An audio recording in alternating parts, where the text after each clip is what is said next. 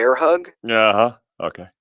Well, we were building a bonfire, and I saw some, dry brush and leaves around, so, I said to move the bonfire somewhere else, and out of nowhere, Smokey Bear shows up and hugs me. So you noticed some wildfire hazards and moved your bonfire to a safer location. Yeah. Yeah, that's Smokey, all right. He likes it when people help prevent wildfires. It hits him close to home. Not everybody gets the hug, my friend. So that's pretty special to get a hug from Smokey Bear. So it was him. Guys, I told you it was Smokey. Okay, well, congratulations, my friend. And thanks for calling. There are many ways to prevent a wildfire. Learn how you can do your part at SmokeyBear.com. Only you can prevent wildfires. Sponsored by the U.S. Forest Service, Ad Council, and your state forester. Hope you enjoyed your meal. And I just want to say, he's lucky to have a brother like you. Lucky? Caring for my brother is far from easy.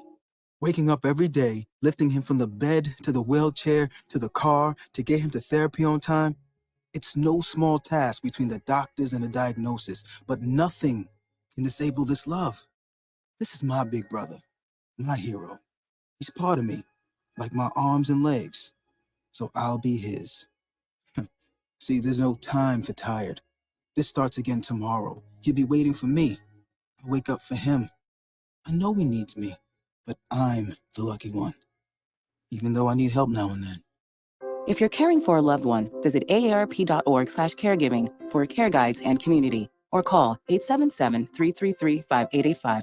Caregiving Resource Center. Support for your strength. Brought to you by AARP and the Ad Council.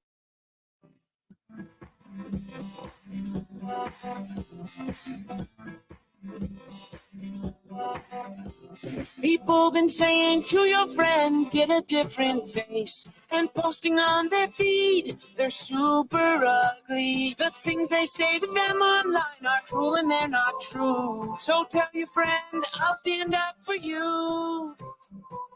Don't worry, I know what to do. Tell the world I see with an emoji to stop the bullies. Know someone who's being bullied online? Send the witness emoji. It looks like an eye in a speech bubble, and it's in the symbol section near the clocks in your phone.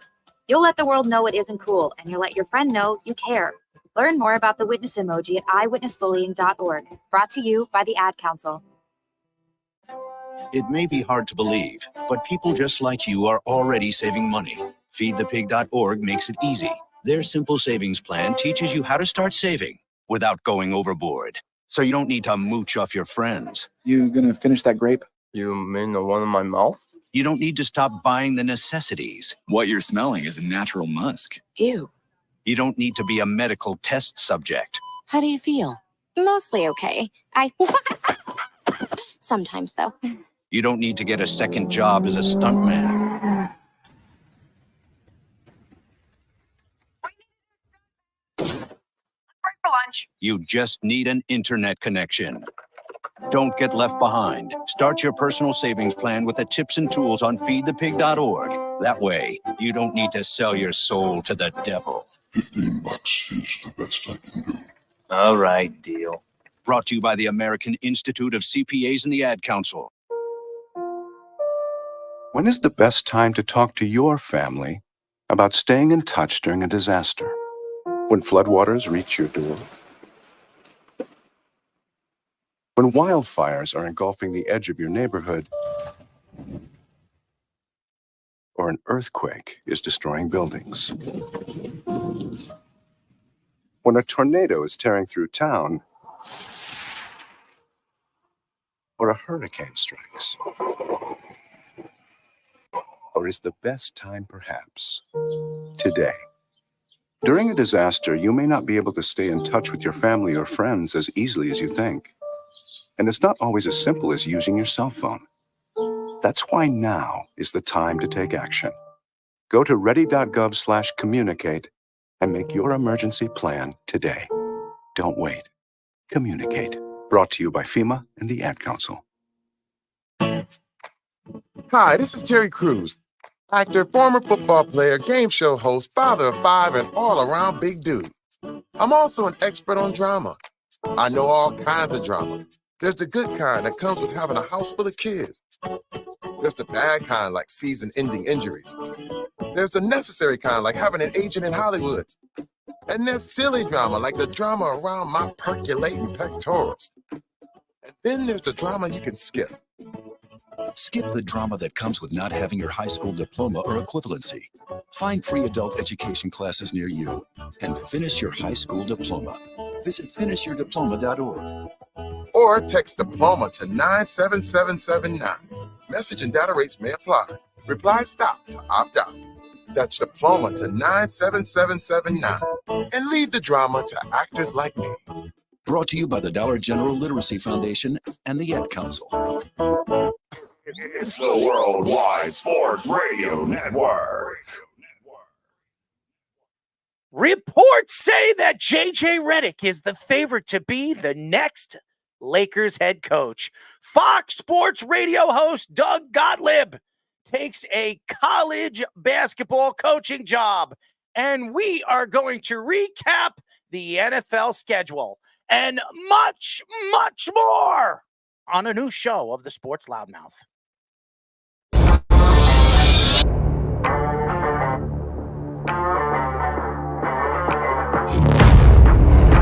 Doc Rivers is going to have Damian Lillard run very fast out of town.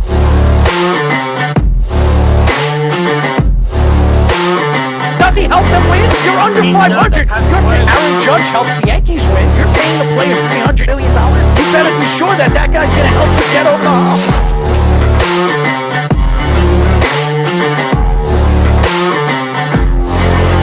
For some reason, this guy is completely lost on calling plays. Maybe he's a therapist.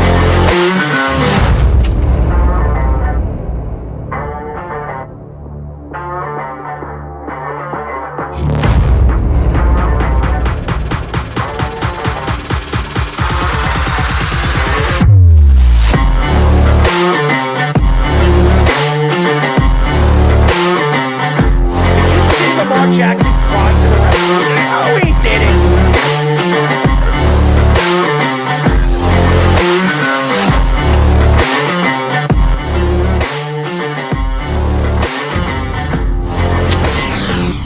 We are back for a new show of the Sports Loudmouth. I'm your host, Errol Marks. My co-host, the Speedster, Mr. Sausage Bender. Do you bend the meat? There you go. We're bending the meat tonight with the Speedster, Speedy Petey. Are you a meat bender?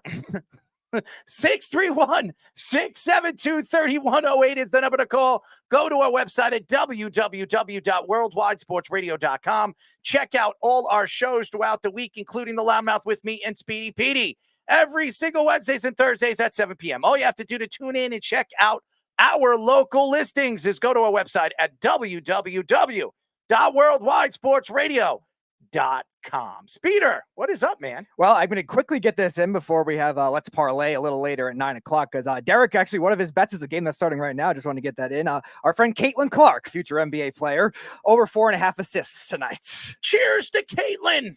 Let's get 30 points so we can shove it down Jeff's throat. Oh, she'll need 40 to cancel out the average we need for the first two games. She had 20 in her debut. Well, I didn't make that bet. So okay, I didn't sell that bet. That is true. Even though Jeff tries to claim that I did. Oh, yeah. I mean, I have no idea why Jeff thinks I'm going to make a bet where he is probably going to pull off a win. So I always win. That's all I'm going to say. Well, we care about Derek's bets tonight. That's right. Is Derek going to be on the show? Derek is the only one that's confirmed right now at 9 o'clock. Around 9:15, we'll get him on. All right. So we will have Mr. Mountaineer joining us a little bit later in the show. So we're very excited about that. At 8 o'clock, we'll be talking to Chat Sports Steelers and NFL analyst, our friend Jack Sperry. He's been on the show a couple of weeks ago, and we said we were going to get him on after the Steelers draft. And I'm sure he's jumping for joy because a lot of these pro analysts believe that they won the draft. So I'm sure he's jumping for joy and maybe having a heart attack at the same time. So we're very happy to have Jack Sperry join us a little bit later in the show. We also will be talking to at 8:30 Oregon Ducks senior left guard Marcus Harper. He will be a draft pick next year, and maybe one of the best guards in next year's draft class. So we're very excited to have Marcus on for the first time on our show. Reports say that J.J. Redick is the favorite to be the next Lakers head coach. Maybe that's why he's doing a podcast with Mr. LeBron James. Selling himself to good old GM himself. Tampering. Tampering. But the NBA doesn't care about tampering, so. What's wrong with you? We ask Adam Silver that all the time, but we never know. Well, that's true. That's absolutely true. Fox Sports Radio host Doug Gottlieb takes a college basketball coaching job. I'm very happy for Doug, by the way. I met Doug a couple of times. Very, very nice guys. Very nice guy. I almost said guys. Maybe I did say guys. Maybe he's 2-1. But congratulations to him. I think he's a great, great basketball mind, and he is going to be very, very good in college basketball. So I'm very happy for him, and I'm looking forward to seeing him as a college basketball coach. Recapping the NFL schedule and releases. So we're very excited to get into that. We didn't do that last night with the Jets and the Giants. We're going to go through the league and give you our thoughts on what's going on in the NFL in the scheduling for this year. I think obviously the NFL is rigged, so they're rigging the schedule. Probably. I don't know. Astros rookie Ronel Blanco becomes the first pitcher this year to be ejected for sticky substances. Very interesting story. I'm very interested to get into this story because it seems like it's a story that probably will never go away in the MLB because it's been going on for years. So we will get into that. MLB investigation on Sandy Alderson for involvement in the Mets faking injury reports in the last 2 years. Very interesting story. And another way to cheat, ladies and gentlemen, faking injuries. Bravo to Sandy Alderson. Well, the Mets have so many injuries, they just add up all the time. So maybe it's easy to fake. Who knows? Oh, that's going to be fun. Former Blackhawks contractor sues the team for fraud and sexual misconduct. Oh, my God. Are we going to hear some more of this crap with the Blackhawks? It seems like it's never going away. So we're going to get into that. And let's parlay with right now just Derek, maybe Wes, maybe Chaz. We will see as we move forward in the show. Who was trying to call? Snug called back in like 15, 20 minutes. I'm sure there's a reason why he's calling up. He's speaking for Jeff because his baby ass can't speak up for himself. So he can call up all he wants. And every time he calls up and says something stupid, we're going to hang up the phone on him. Right. That's what we're going to do. So you can call up whenever you want, Snuggy Wuggy. I'm still going to drop the hammer on your fat ass. NBA insider Mark Stein reports that J.J. Redick is the favorite to land the Lakers head coaching job. The Lakers fired Darvin Ham after there was reports tensioned with him and several players, mainly Anthony Davis. The Hornets also interviewed Redick for their head coaching position, but went with Celtics assistant Charles Lee instead. ESPN's Brian Windhorst reported a few weeks ago that LeBron James was likely to opt out of his current contract with the Lakers. LeBron and Redick recently started a podcast called Mind the Game. Former players that have gone into broadcasting, then coaching recently, include Aaron Boone, Deion Sanders, and Steve Kerr. All right. And I know these guys are trying to call the show. I don't care, Speedy. We're not putting them on until we're done with this segment. Mm-hmm. Here's the thing. Everybody thinks that J.J. Redick could be a good head coach in the NBA. He was fairly a good player. At one point, I think he was an all-star, 1 or 2 years. He was a good player. He's also a Duke Blue Devil. So, of course, my heart goes out to J.J. Redick. And if he wants a coaching job and he wants to coach that crappy Laker team, by all means, he can take over for that garbage Laker team. And more than likely, as LeBron right now is sitting at the combine, watching his son practice and break records and his jumping ability and all that other stuff that he's doing right now because he can't shoot a lick in college basketball. hey, maybe Bronny will be drafted by the Lakers in the first round. Maybe he will be a steal in the first round. Who knows? Because we've seen this before. As we've seen Nikola Jokic, he was drafted in the second round. We've seen this. So maybe Bronny is a better NBA player than he is of a college player. But JJ Redick, I don't know if this is a good position for him.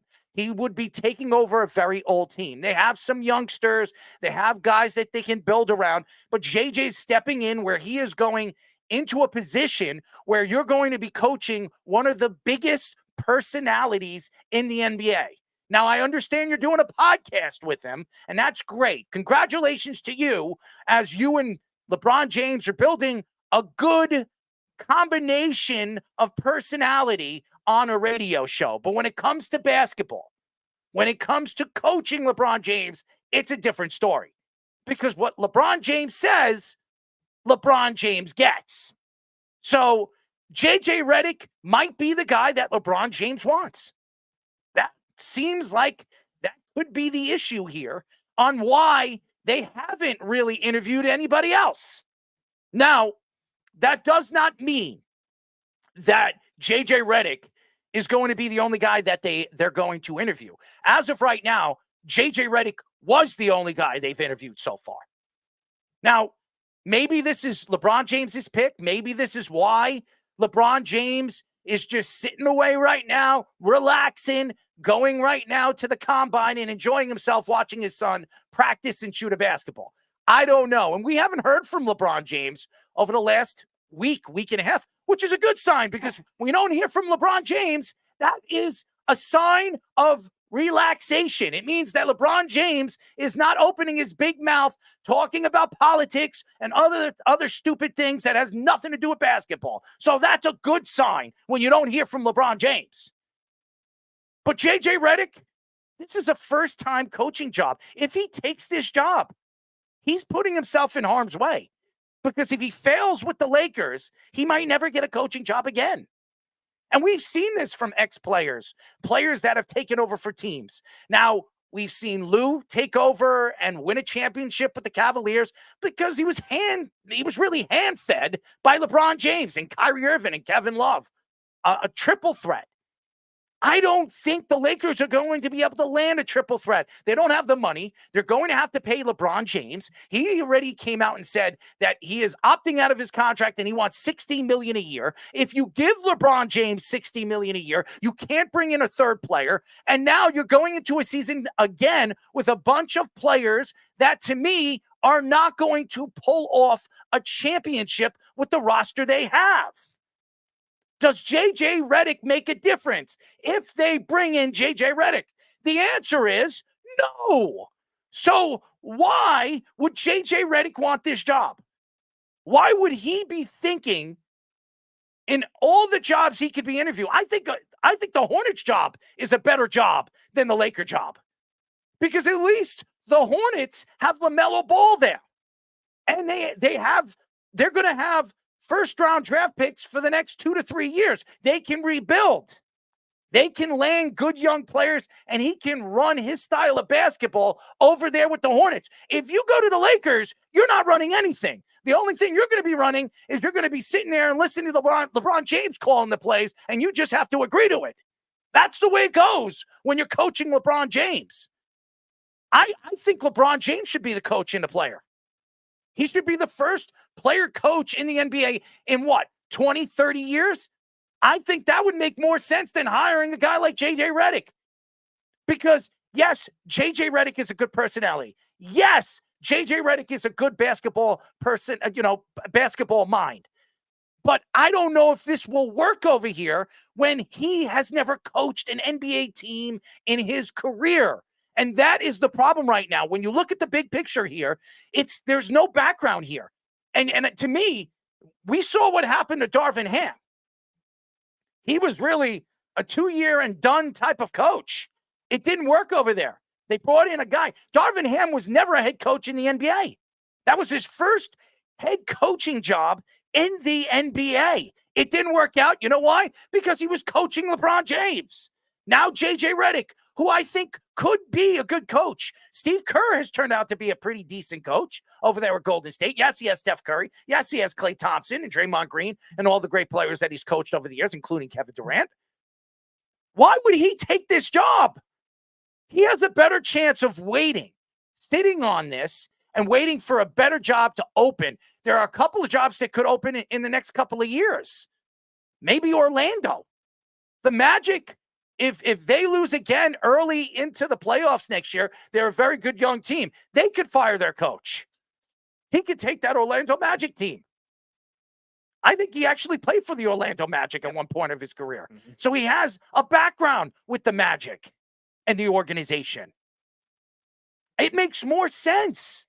Why would you take this job? You're going to fail. Even if you get Bronny James, which more than likely, even though everybody's predicting Bronny James to be maybe a second-round draft pick, maybe an undrafted player, which he's already come out and said that if he's not drafted, he's going back to college. But we all know that LeBron James is going to make sure that his son is going to be drafted. Not because of J.J. Redick if he takes over the job or management. It's because LeBron James says what LeBron James says LeBron James gets. Yeah, and there's a lot of dichotomies to this because J.J. Redick and LeBron James both have links of former teams that could have available coaching vacancies too. And it seems like because J.J. Redick and LeBron are starting this podcast now and there's already this type of connection, they might be attached to the hip of wherever LeBron signs, whether he stays with the Lakers or goes elsewhere. J.J. Redick might follow. You're hearing about this. I've been hearing the Hawks too, another team that's interested in bringing in LeBron, and they're willing to draft Bronny in the first round if LeBron signs with them. That's interesting to think too. Now, there is no connection directly with J.J. Redick or LeBron there, but that is an interesting rumor that could be because Quinn Snyder has not really done great there. They've been kind of mediocre since then, a play-in team every year. They haven't, like we were talking about yesterday with the whole Draymond Green story, the Hawks were ideally a fluke that one year. The 5UC went to the conference finals and they've done nothing since. So maybe that kind of thing has happened, but think about these two destinations too. The LA Clippers, another team like the Lakers, very stuck. J.J. Redick played there. They have coincidentally Tyronn Lue as their coach. So maybe J.J. Redick signs on there with Tyronn Lue. Another old like team. Why would he go there? He needs to go to a young team where he can coach that team. That's what he needs to do. Why take an older team? It doesn't make any sense. When you're a new coach, you're not going to take over veteran players. Are the veterans going to listen to you? He played with LeBron James. He's practically the same age as LeBron James. Do you think LeBron James or Anthony Davis is going to listen to him? Well, no, I'm more judging if LeBron and J.J. Redick are attached to the hip. I think you're right. J.J. Redick could seek out his own coaching job regardless of LeBron being attached to the hip with this kind of coaching decision. If that was the case, then I do think there will be other teams that are younger that are going to be interested in that kind of thing. It just depends on how close this connection with J.J. Redick and LeBron is. That's the only reason I bring up the Clippers, because they are another team that has been kind of stuck, and maybe they're going to lose James Harden. They could lose Paul George. Maybe Steve Ballmer loves flashy moves. They could consider going for after that kind of thing, because J.J. Redick played there, and Tyronn Lue, we all say all the time, is a figurehead coach. And the other one, another coach that could be on the hot seat because they lost in the playoffs, could be Cleveland, and goes back there. LeBron going back to Cleveland. So maybe that kind of thing to keep Donovan Mitchell there, to keep some young players there. He's not going back to Cleveland. I'm just saying that's the only thing that makes sense for. They won't have the money. He wants $60 million a year. If they're going to pay Donovan Mitchell, that means they would probably have to trade away half of their players to do that. It doesn't make any sense for Cleveland to do that. Garland they're going to have to re-sign Darius Garland soon. They have too many youngsters. They have too many young players. Mobley's going to have to be signed soon, unless you're willing to trade away those pieces just to bring LeBron James and Bronny in. It doesn't make sense. So I think it makes sense for the Hawks. The Hawks have nothing. They have Trey. That's all they've got, Trey Young. So if you bring in LeBron James and you bring in J.J. Redick and you bring in Bronny, you can build your team around those three players. Now, are they going to win? No. And honestly, if I was J.J. Redick, I would not want to coach LeBron James. Even though LeBron James has picked his own coaches and helped them win championships. Tyronn Lue, right? It's Tyronn Lue. If Lue wouldn't have another job if he didn't win that championship with the Cavaliers, and it was pretty much hand-fed. from LeBron James. He said, you know what? I want Tyronn Lue. That's who I want. He had one good year as an actual head coach with the Clippers in 2021 when everyone was hurt and they still went to the Western Conference Finals. That was it. Every other year, he's a figurehead coach of star players. It doesn't make sense. If I was JJ Redick, I would sit back, keep doing my podcast, keep building my personality and all that other stuff. Let all these GMs see what I can do as a radio analyst and go on NBA TV, go on TNT, do what I do what Draymond Green is doing right now, even though I think he's an idiot. I mean, he could be doing exactly what Draymond Green is doing. And then when you're ready to take the right job, you jump on it. The Lakers aren't the right job. You're not going to bring home a championship with the Lakers. That's not going to happen. So, I mean, if you look at where some of these teams are going, obviously Miami is not going to be looking for another coach. Houston probably is not looking for a new coach for a while. But Orlando could be. The Hawks could be. I mean, if I look at the list of teams that could be looking for a coach, I don't know. I'm going to bring it up right now. I could say, I will tell you a bunch of other teams that if I was JJ Redick, I would be looking at over all the teams, including the Lakers, when it comes to that. Now here,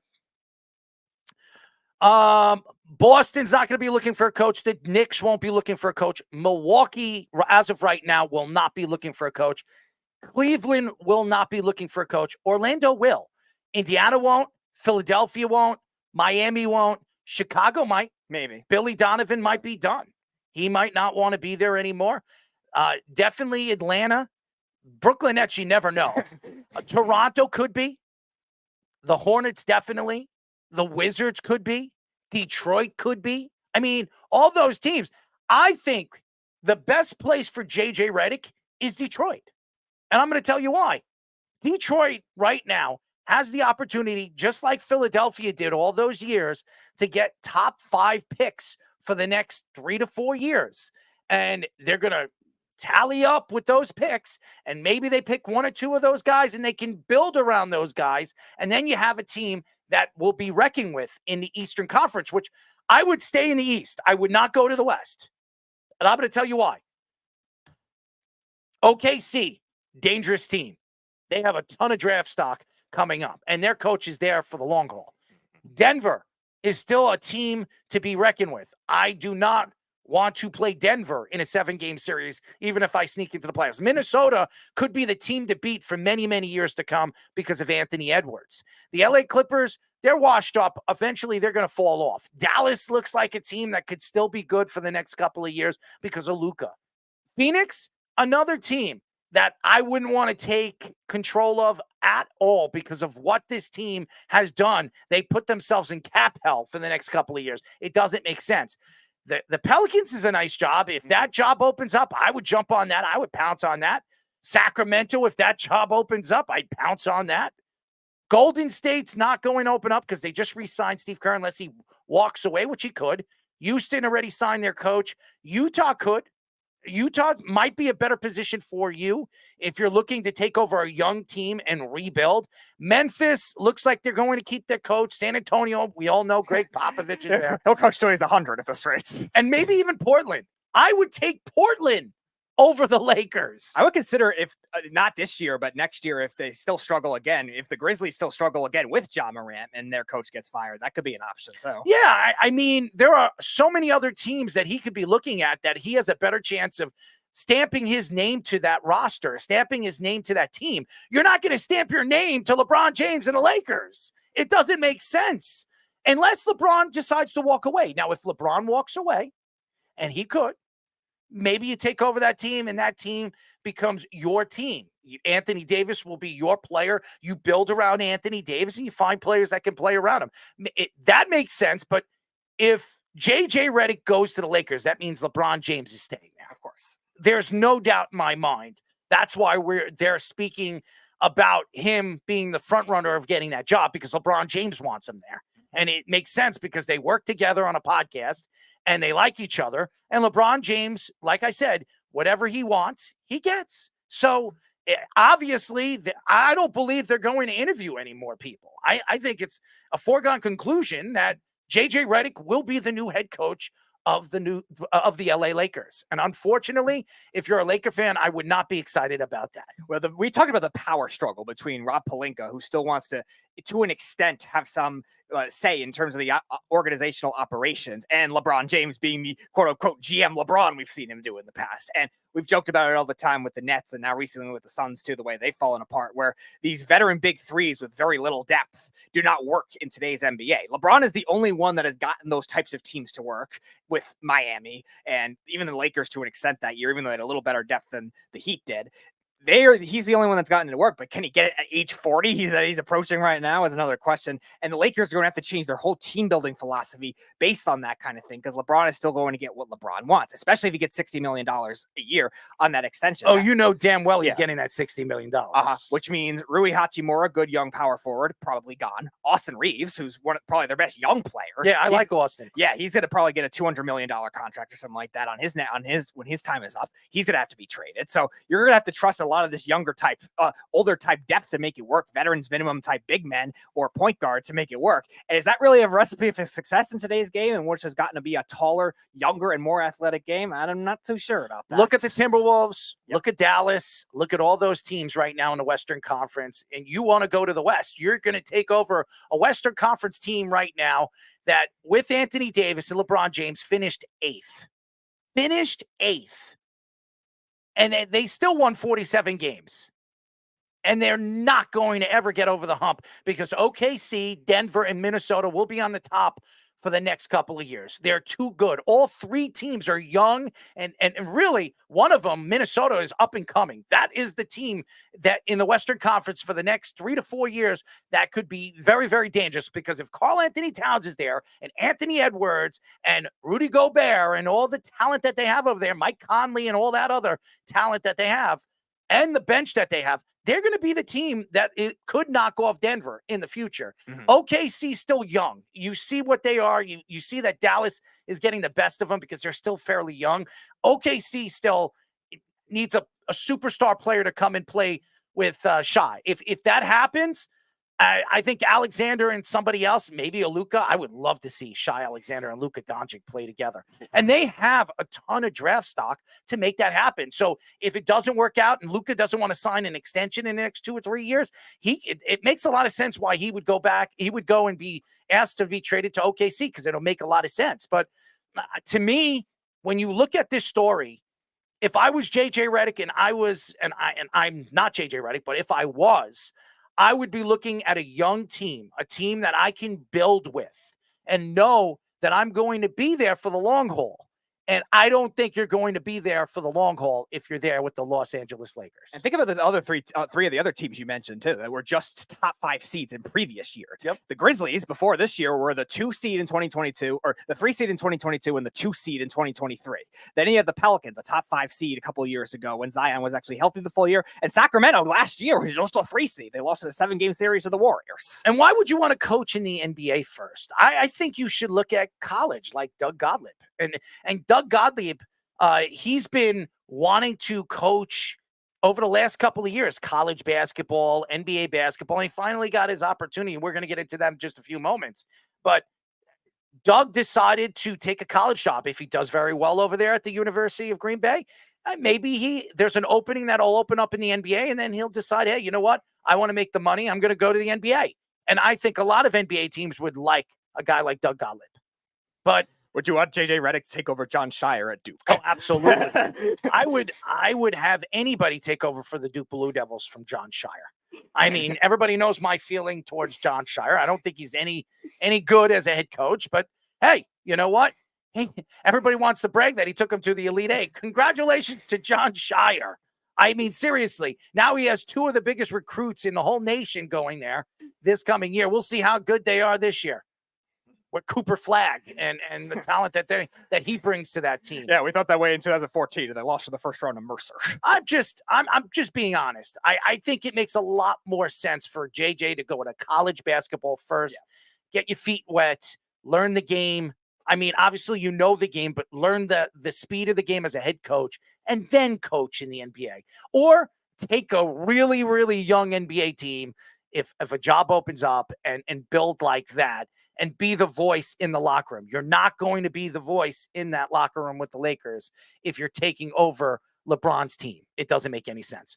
The University of Green Bay hired Fox Sports radio host Doug Gottlieb to be their next head coach. Gottlieb has worked as a Fox Sports radio show host and basketball analyst since the network expanded to Fox Sports 1.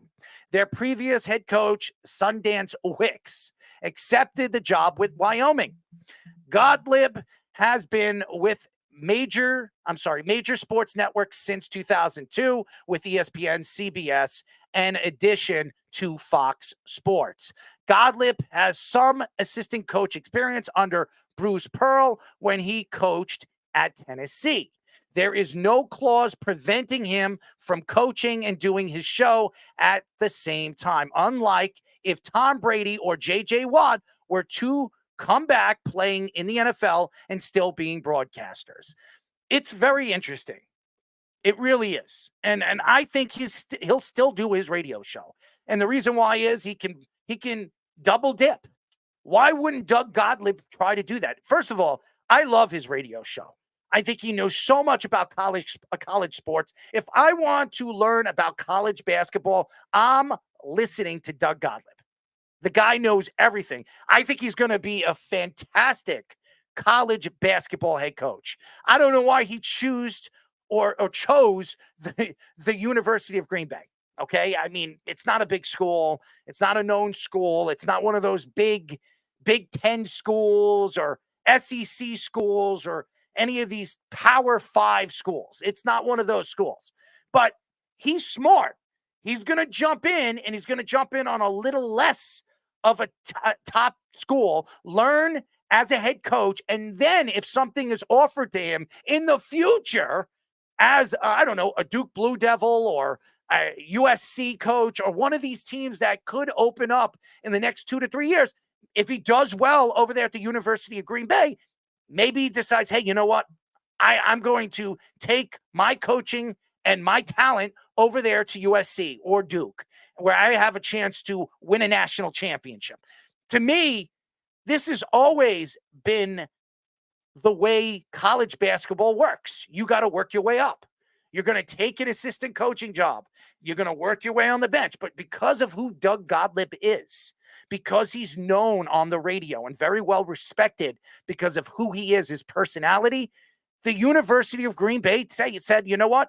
This guy is going to be a sensational coach. I think he fits what we're trying to bring, the talent and the youth that we're trying to bring to our school. He's the perfect face for moving forward with our school and our basketball program. Yeah, you look at the small school sparks that we've seen in recent years, like everything that comes from college basketball for a lot of these either comes on the upset or it comes from like a figure, whether it's a player, whether it's a fan, something like that. Something you saw like with Loyola Chicago with Sister Jean. Sometimes you saw it with a player, like with BYU. It was Jimmer Fredette, that mania that just revolutionized college basketball that year, just as an individual, even though the team wasn't that good. And this kind of thing is even harder for a Horizon League school in University of Green Bay that hasn't made the tournament in a very long time, and a conference that really hasn't had much success even with their conference champions in the tournament, that gives them more national attention, because somebody like Gottlieb is a well-known guy both in college basketball circuits and, like you said, sports radio circuits. Yep. And in an NIL era for college basketball and for college sports,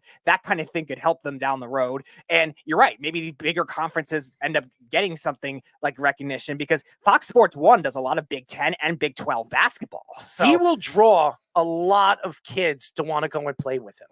I'm to play for him too. Mm-hmm. Not play with him, but play for him. I don't know, Speedy. I'm a little lost there, but I'm just kidding.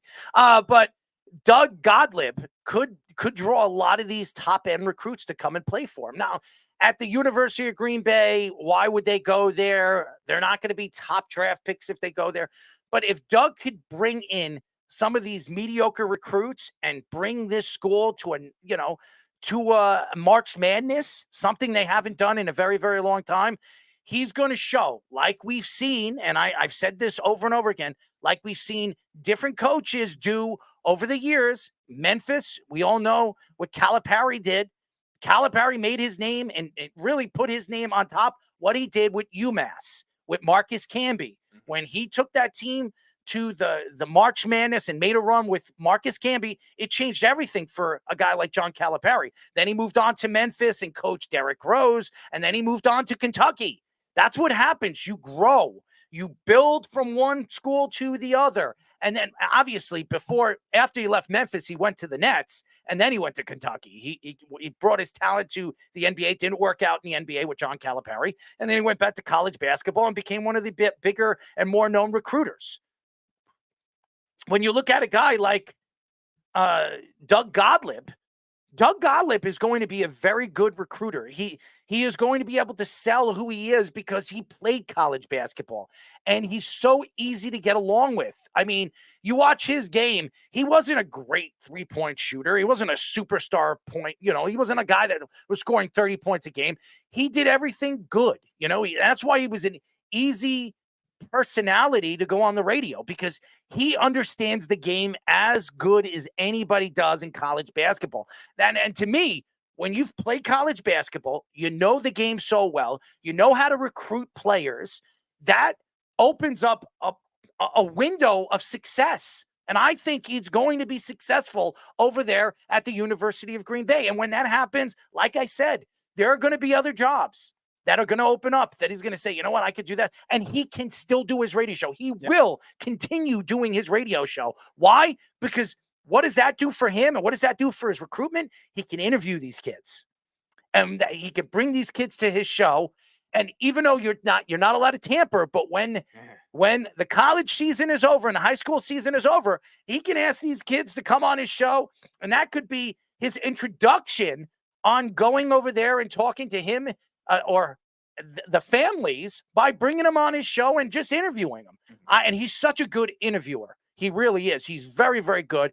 He's very into politics. That's something that Gottlieb likes to talk about, but the man knows the game. And if you see this guy on his radio show and you know the passion that he has for college basketball, he is the perfect hire. Congratulations to the University of Green Bay. It was a fantastic hire, and it's a slam dunk.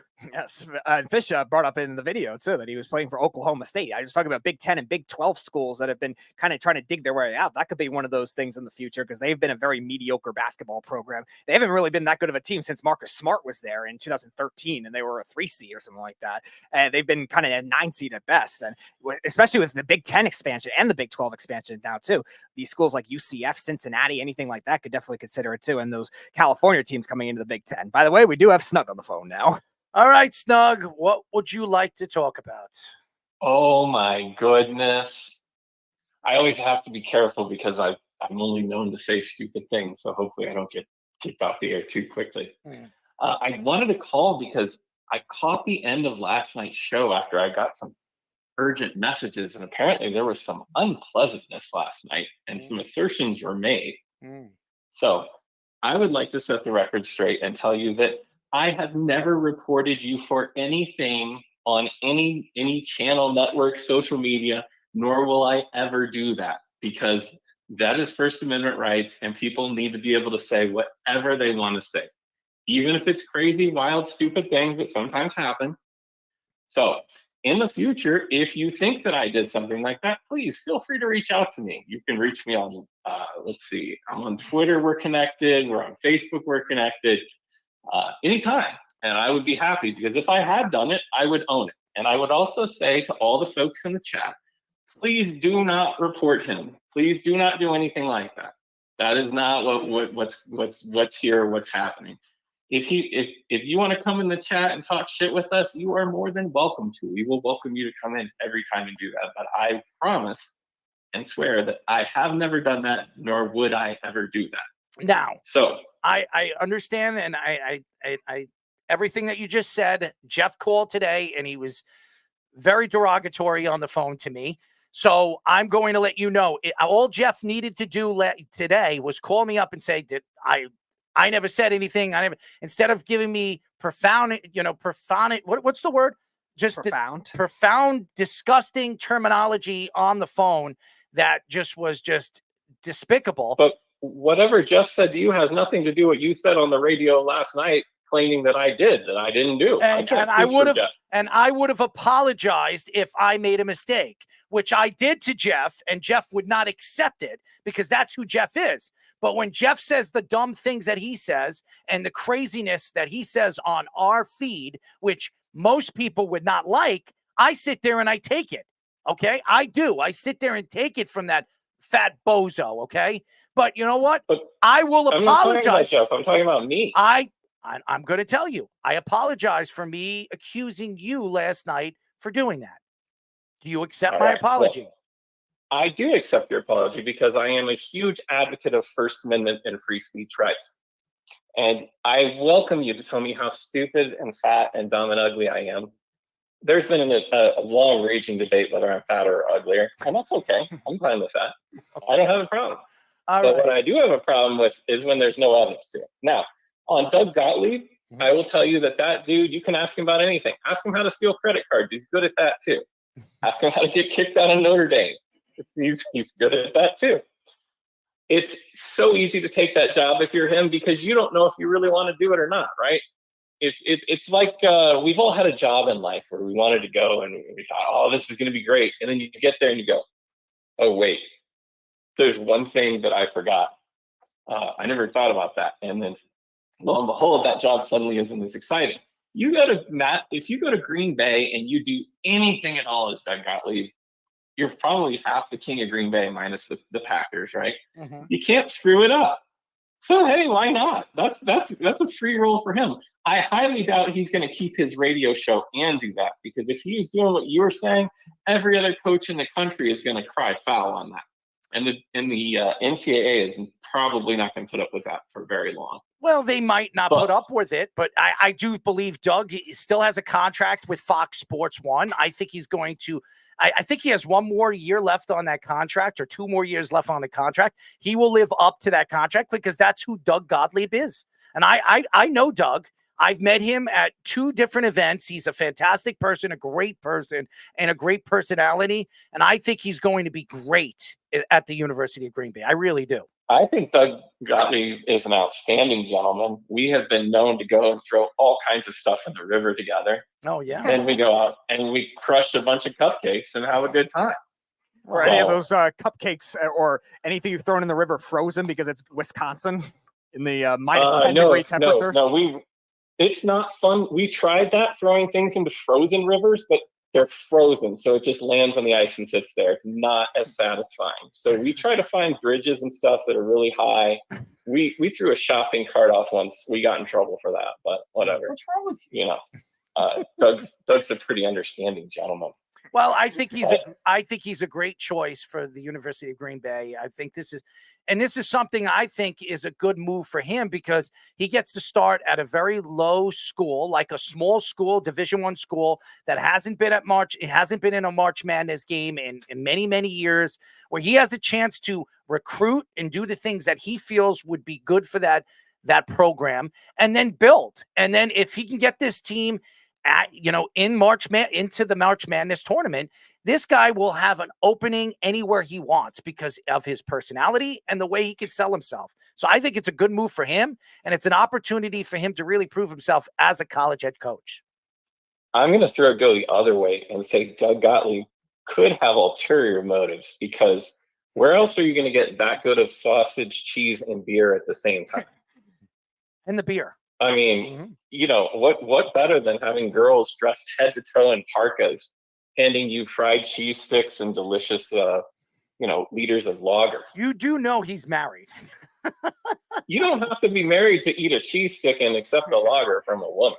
Well, that's true. You probably do that every time you go to Miller's Ale House. Well, I don't drink, so you're not going to see me drink. Or a lemonade, whatever. My lemonade, yes. I drink a lot of those. Anyway, I wanted to shout out to a few people, and I wanted to see if we will be talking Premier League soccer because this is only like the biggest weekend of the year. Oh, Snug. By the way, one of our writers actually posted an article about he interviewed Chris Wise, who's a BBC broadcaster. If you watch Premier League, I'm sure you've recognized him in the past. You can read our article. We also have a YouTube video posted. Those BBC broadcasters are so much better than anything the United States has. Those guys don't talk about themselves the whole time. They talk about the match. It is great.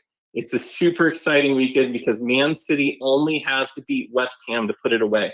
I will also say, if you need someone to fill in for your Let's Parlay, Jeff has been on the street. So take that for what you will. Well, we have Derek tonight, so you can listen to him. Yes. So I wanted to shout out to Jeff. I always want to shout out to Speedy. Shout out to Miami Heat. Who's probably in jail. I want to again. shout out to Mikey C and Nelson in Maryland, even though Maryland doesn't talk to me now, so I guess she doesn't like me anymore, but I still like Maryland. Anchorage man, even though maybe we don't necessarily totally agree on basketball anymore, but I still love him. I wanted to shout out to Cupcakes, Brownies, Special Brownies, Cats, Aqua Teen Hunger Force, and Speedy, one more thing I wanted to set the record straight. You asked last night in the Tyler v. Jeff match that never went down. I believe the Beeve was signed up to be the ring girl. I think we were working on sponsorship for his bikini, sort of like Monster, like they do for UFC. I do not want to see the Beeve in a bikini. So that would I'm just saying what I think. I believe that was the discussion that was had. None of it ever came to fruition. So Beeve, don't get mad. That's just what we talked about. You know, I don't think the Beeve ever wore a bikini that I am aware of. So. Well, we don't know if what he does in did, his God private bless life. him. I don't care. So with those words, gentlemen, I am going to wish you a fine evening and perhaps a little less grouchiness. Well, I just want to apologize if I offended you last night. That's fine. Okay. I'm not offended. I'm just saying, if ask first. That's it. Because that's too far. There's one thing to talk shit. It's another thing to do something like that. All right. Thank you, Snug. Yes. Have a fine evening, gentlemen. Snug the cat, ladies and gentlemen. Sacramento, a Boston-born on bred over there at Rhode Island. I mean, he is a Boston Bruin fan.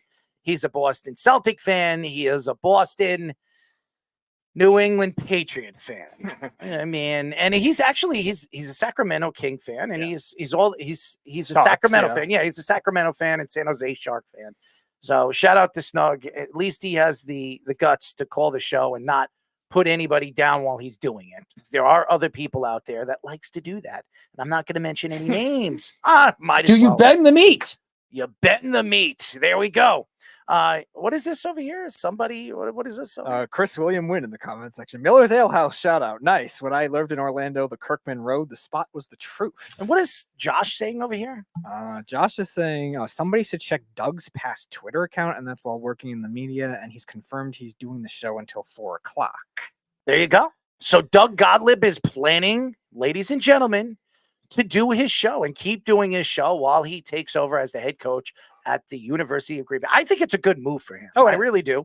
And eventually, I think his contract is up with Fox Sports in 2 years. When that happens, I think it's 2 years. I think he signed an extension of 5 years 3 years ago, and Doug has 2 years left on that contract. So I expect him to live up to that contract, and then he'll walk away and he'll coach. That's what I think he'll do. He's so good at broadcasting. So why would he walk away from something he's so talented at doing?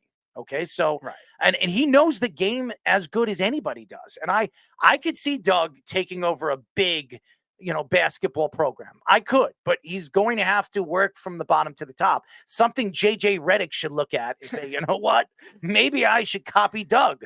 I shouldn't be jumping in with the Lakers. It doesn't make any sense when I have a chance to build from a smaller school or maybe college basketball or maybe a smaller basketball, an NBA team where I can help build that NBA team into a championship contender. That would make more sense. That's supposed to be like the Bash Deion Sanders. He started that way with Jackson State. He went almost undefeated. So I work for that kind of thing in basketball. So yeah, by the way, the Rangers are down 1-0. Yeah, lingering with a defensive lapse. Natchez with a goal. Hey, listen, the Rangers have a chance to still win this game. It's not over yet, but right now, Carolina has their number right now. And if I was a Ranger fan, I would not be excited to go to a Game 7. Oh, no.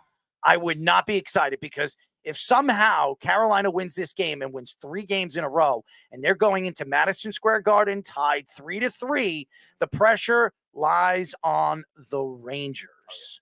So, and to me, Carolina has nothing to lose now. They have nothing to lose. So Very, very interesting. What is Chris saying over here? All right, gotta believe he'll have somebody filling in on his shows during the season. Probably. Guys, have to. Yeah, I mean, with the way college basketball schedules work, there's going to be certain days that are scattered like that, depending on where he's traveling to. But I think for the most part, especially with the technology now doing it a lot of the time is virtually with the broadcasts even too, I think they can still try to make something work on a lot of the days still even during the season. I think it makes a lot of sense on why he decided to do this. And also, he could still do what he likes to do, and that's broadcast. Now, yes, I agree with you, Chris. I think he'll have somebody fill in for him here and there, or he will be, channeled somewhere else where he can come on the show and maybe not host, but co-host the show when he's done with practice or whatever the heck he's doing right there, or recruiting or coaching or whatever the hell he's doing over there at the University of Green Bay. So I think it's a good move for the University of Green Bay because the team is trying to make a spark and have a spark. And I think a guy like Doug Gottlieb is going to give them that spark. And it's going to draw recruits to come and play there. Because right now with the NIL deals, and nobody's going to want to go to the University of Green Bay because there are USC and there's Duke, there's North Carolina, all these schools, these big Arizona, these big schools that will pay you under the table. I don't know how much the University of Green Bay is going to be able to do that. So, and actually offer some of these players under the table. So that's why I think it makes a lot of sense. You bring in a big name like Doug, that he can draw some of these mediocre recruits and maybe get these guys into that tournament. And if he can do that, it opens up an opportunity for him moving forward in his career as a coach. So I like the move. Congratulations to Doug Gottlieb. I think it makes a lot of sense. I want to get into this baseball story because this is a story that it's crazy. Astros pitcher Ronel Blanco became the first pitcher of this MLB season to be suspended for violating the league's sticky substance policy. Umpires found a mysterious substance on his glove and also found rosin on his non-pitching hand, which is also very illegal. In the Yamamoto most recent start of the Dodgers, umpires were suspicious of a substance found on his glove, but was allowed to stay in the game. He was told to change his glove by the umpires, but looked like he came back with the same glove and got to stay in the game. Former catcher AJ Pierzynski, said that Major League Baseball needs a better system for identifying and testing sticky substances. Rob Manfred has proposed the idea of baseballs with some kind of tack already on them, but says that the MLB doesn't have a good model on how it would work. So I don't know why you put all this, Speedy. It doesn't really make sense. To me, it really, the guy Blanco got caught. This isn't the first time this has been going on. This is not going to be the last. This has been going on in baseball for years, forever. I've said this on, if you ever watched Major League, they talk about it on Major League. I remember when Charlie Sheen sitting down and I forget who he was talking to. I forget the old guy. The old guy. And he was telling him, I got to put snot. I got to put, all this stuff and Vaseline. I have it all over my body. And this has been going on in baseball forever. So this isn't something new. This isn't something that is not going to continuously keep happening. So whatever they do, if Rob Manfred decides to bring in a new baseball that has a different tack on it, it's not going to change the way this game is played. These players are going to find a way to cheat. That's the way the ball game, this is the way the professional sports go. You're trying to find that what is the word? You're trying to find an opportunity to get an advantage. You're trying to find that boost. Yeah. You're trying to find the opportunity to cheat. Steroids, everybody thought it was cheating, but it keeps you on the field. I never thought that steroid was cheating. So you're trying to find that opportunity where you're going to be the better guy. You're going to be the pitcher that's going to out pitch the better hitter. That's what it is. And if you grab the ball, you grab the seam and you're putting rosin on it, or you're putting snot on it or Vaseline on it, it's going to make the ball dip more. It's going to make the ball spin more. The spin rates, obviously, the spider tack with obviously as you said, Garrett Cole, Kermit. I mean, every single thing that you see in professional baseball and professional sports, you're always trying to find that opportunity where you're going to be the better guy in the field. What is that? What is that called? I'm sorry. It's not a niche. It's you're looking for that competitive advantage. A competitive advantage. You're trying to find that competitive advantage. And right now, and we've had different players on this show. Mm-hmm. We've had many different baseball players on this show saying that, everybody's trying to find that advantage, as we saw with the Astros batting, banging garbage pails in their dugout. I mean, that was a form of telling the players what pitch is coming, So, and then there are teams that are using cameras. There are teams that are using iPads, aka the New York Yankees and the Boston Red Sox. Baseball, and not just baseball, in all sports. Now, I don't know if you could do that. Yes, loopholes. Yeah, there you go, Chris. You need to find those loopholes. And baseball, I don't know if you could do that in hockey, because I don't know if there's a way of cheating in hockey. But I think with your stick, you can try to make it a little easier to release with it. But I don't think you could do anything with. I don't think you could cheat in hockey. Yeah. I don't think you could cheat in basketball. I think the only sports that you can really take advantage of is football and baseball. As we know, Tom Brady and Bill Belichick. If there are no rules in the book, or there are rules in the book that obviously you can work around, that's a form of finding a way to have a loophole. And find an advantage that you have in that particular game or that particular sport. Obviously, in baseball, I think there's so many ways. And I think baseball is the hardest sport to play. Mm-hmm. And the reason why is it's really one-on-one. It's the pitcher and the hitter. You're going up to the mound, you're going up to the plate, and you have to guess what this guy is going to be throwing. And that's not even the hardest part. You got to guess, and then you got to have to guess the speed, and you're going to have to see it and hit it. And there's no guarantees that you're going to hit it in fair territory, or you're not going to hit a blooper. So before you can hit a home run, a double, a triple, or a single. So, I mean, obviously, Ronel Blanco, him getting caught with this substance. Obviously, baseball is going to drop the hammer on him this year. And baseball is trying to clean this up. I don't think there's any way cleaning this up. This is going to continuously keep going on. It's not going to stop.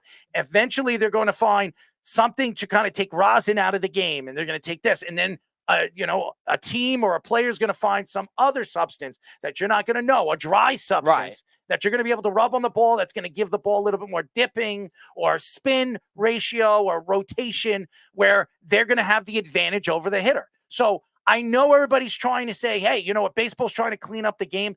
It's been going on forever. Why try to clean up something that's been around forever? Pete Rose said it. I remember when I never spoke to Pete Rose, but I saw him in an interview. And Pete Rose said, you should not change baseball. Baseball is good the way it is. And he said, baseball's been around for hundreds of years, over 100 years.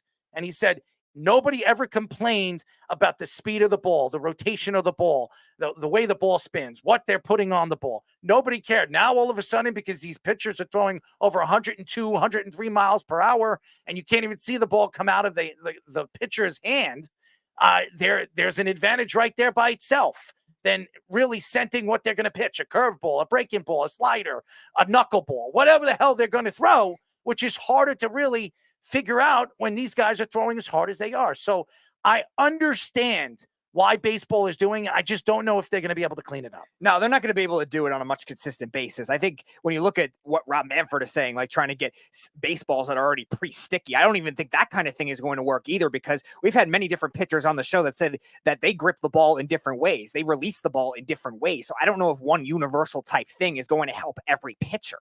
You're going to have to find some kind of formula that works for. You're talking about on a major league roster, 13 pitchers usually on a team with 30 major league teams. That's over 100.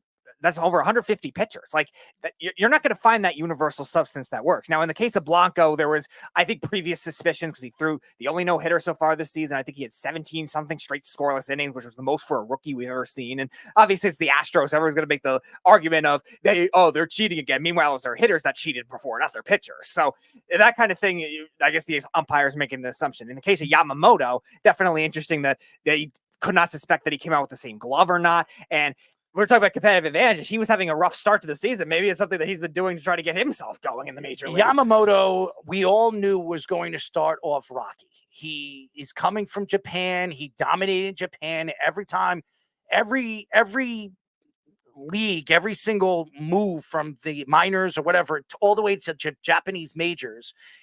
When he moved up, he was always the best pitcher. Now he's going into the major leagues where all the pitchers are great. They come from different countries, different places around the world, and they're all the best player. And now Yamamoto is now just mediocre. So he needs to find a competitive edge. That's what these guys are trying to do. Find that competitive edge. And now Yamamoto is trying to figure out who he is as a pitcher in the major leagues. Is he going to be the dominant force that he was in Japan? Probably not. He might be mediocre. How many times have we seen these Japanese pitchers come into the major leagues, except Ohtani? And even Ohtani as a pitcher, has he been dominant since he's come into the major leagues? Not really. He's a dominant power hitter. There's no question. Shohei Ohtani is a great hitter. He's one of the best hitters I've seen in the last 25 years. But as far as a pitcher, I'm not going to say he's mediocre, but he's not a top 10 pitcher in the league. He's not. So he's coming into a league where obviously there are guys like Garrett Cole. There are guys like Justin Verlander. Well, he's not where he was, or Max Scherzer and all these other pitchers that have been dominant their whole careers from the minor leagues all the way to the major leagues. You're competing against the best. So you're trying to find that competitive edge. And I do believe this is going to continue happening. I know Rob Manfred's going to be here for another, I think, a year, and then he's going to retire from MLB baseball. I don't know who's going to take over. Is it going to be Theo Epstein? I know he's a partial owner of the Boston Red Sox now. He's helping out the Red Sox. Could he step down from that position to take over for baseball? I think it makes a lot of sense. I think Theo Epstein would be the perfect fit for Major League Baseball, but maybe not. Maybe Tony La Russa. I was just going to bring that up. You know, he might be a guy. He was working with baseball for a while, but he's getting old. What is he, 80 years old? So I was saying, like, is he going to be there for more than just a 3-year deal? I know Joe Torre has been working for baseball for a while. Maybe Joe Torre's the guy that could take over and run the league.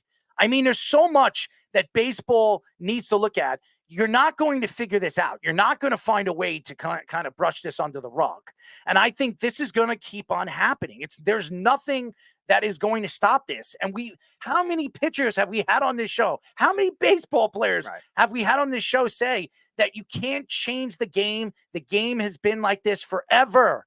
And Pete Rose was interviewing, again, Robin Yount. I heard a Robin Yount interview, what was it, a year ago? When Robin Yount was talking about, all this stuff, all these sticky substances that have been caught on pitchers. And he said, listen, I've been a hitter for over 15 years in baseball. I was one of the best hitters in baseball. And some of the things that I saw these pitchers do, I mean, would obviously get them kicked out of the league. But you know what? That's baseball. It's been going on for 50, 60 years. Why are you going to change what the game has been doing for all these years? So I think it's a big mistake. And by the way, what is it? Bob Costas should be the guy? I mean, what does he mean, Bob Costas? Bob Costas should be the commissioner of baseball? That's I never heard that take before. I don't know if they would give it to a No, I don't think Bob. broadcaster. He's a good broadcaster. Yeah, I don't know about that. He would be all for the Boston Red Sox because he's the Boston Red Sox broadcaster. I don't know if that would be a good pick. I mean, hey, listen, if Chris thinks that he'd be a good he'd be a good a commissioner. I keep saying GM commissioner, then maybe that'll work. But I don't think Bob Costas. I think they should bring in a guy that's been around in baseball for a very, very long time. I think a Joe Torre, a Tony La Russa, or one of these guys, one of these ex-managers or maybe bring in two guys that can help out and be a dual threat for as a commissioner in Major League Baseball, because Rob Manfred has not done a good job. And I don't think I've ever seen a professional league take on two commissioners to help out each other to kind of rebuild this sport. And the sport's doing well. I mean, the numbers are up right now, so you can't really attack a guy like Rob Manfred. And what is he saying over Costa? Absolutely is not a Red Sox broadcaster. Are you sure? Because I've seen he does national stuff too, but I've seen him do a lot of broadcasting for the Red Sox. I have seen. That was again, he's not the main Red Sox TV guy, but he has done a lot of broadcasting for the Red Sox in his past. And now he's a national broadcaster. I think he's now in the Bay Area type thing doing. Last year, I think I watched 15 Red Sox games, and out of 15 Red Sox games, 10 of them Bob Costas was the broadcaster. He was doing a play-by-play. So I don't know why There's you're definitely laughing, ties Chris. there. Yeah, there's I don't know definitely why you're laughing, ties. Chris, because as a matter of fact, Bob Costas, I think, is a Red Sox fan. So I don't know why you're laughing about it. So whatever. That I Anyways. can't confirm, but I know he definitely has ties there. He has a lot of ties over there with the Red Sox. Yeah, he does. But anyways, why don't we go to our sports minute? When we come back, we will have our first guest. We will be talking to, again, Chat Sports, Steelers and NFL analyst Jack Sperry. But first, our sports minute with Tommy Scoops. This is the Sports Loudmouth Sports Minute Are you ready to get loud?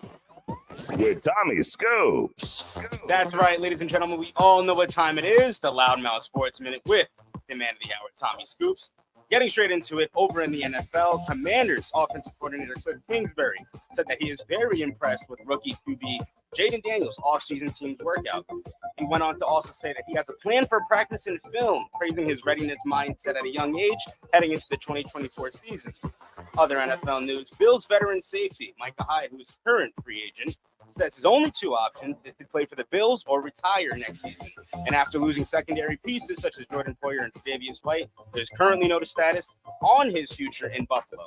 Switching over into the NBA, the Timberwolves point guard Mike Conley is set to return tonight versus the Nuggets. Conley, who missed game 5 with a calf strain, will suit up in his elimination game tonight. And for lastly, the 76ers guard Tyrese Maxey wins the 2024 Joe Dumas Sportsmanship Award.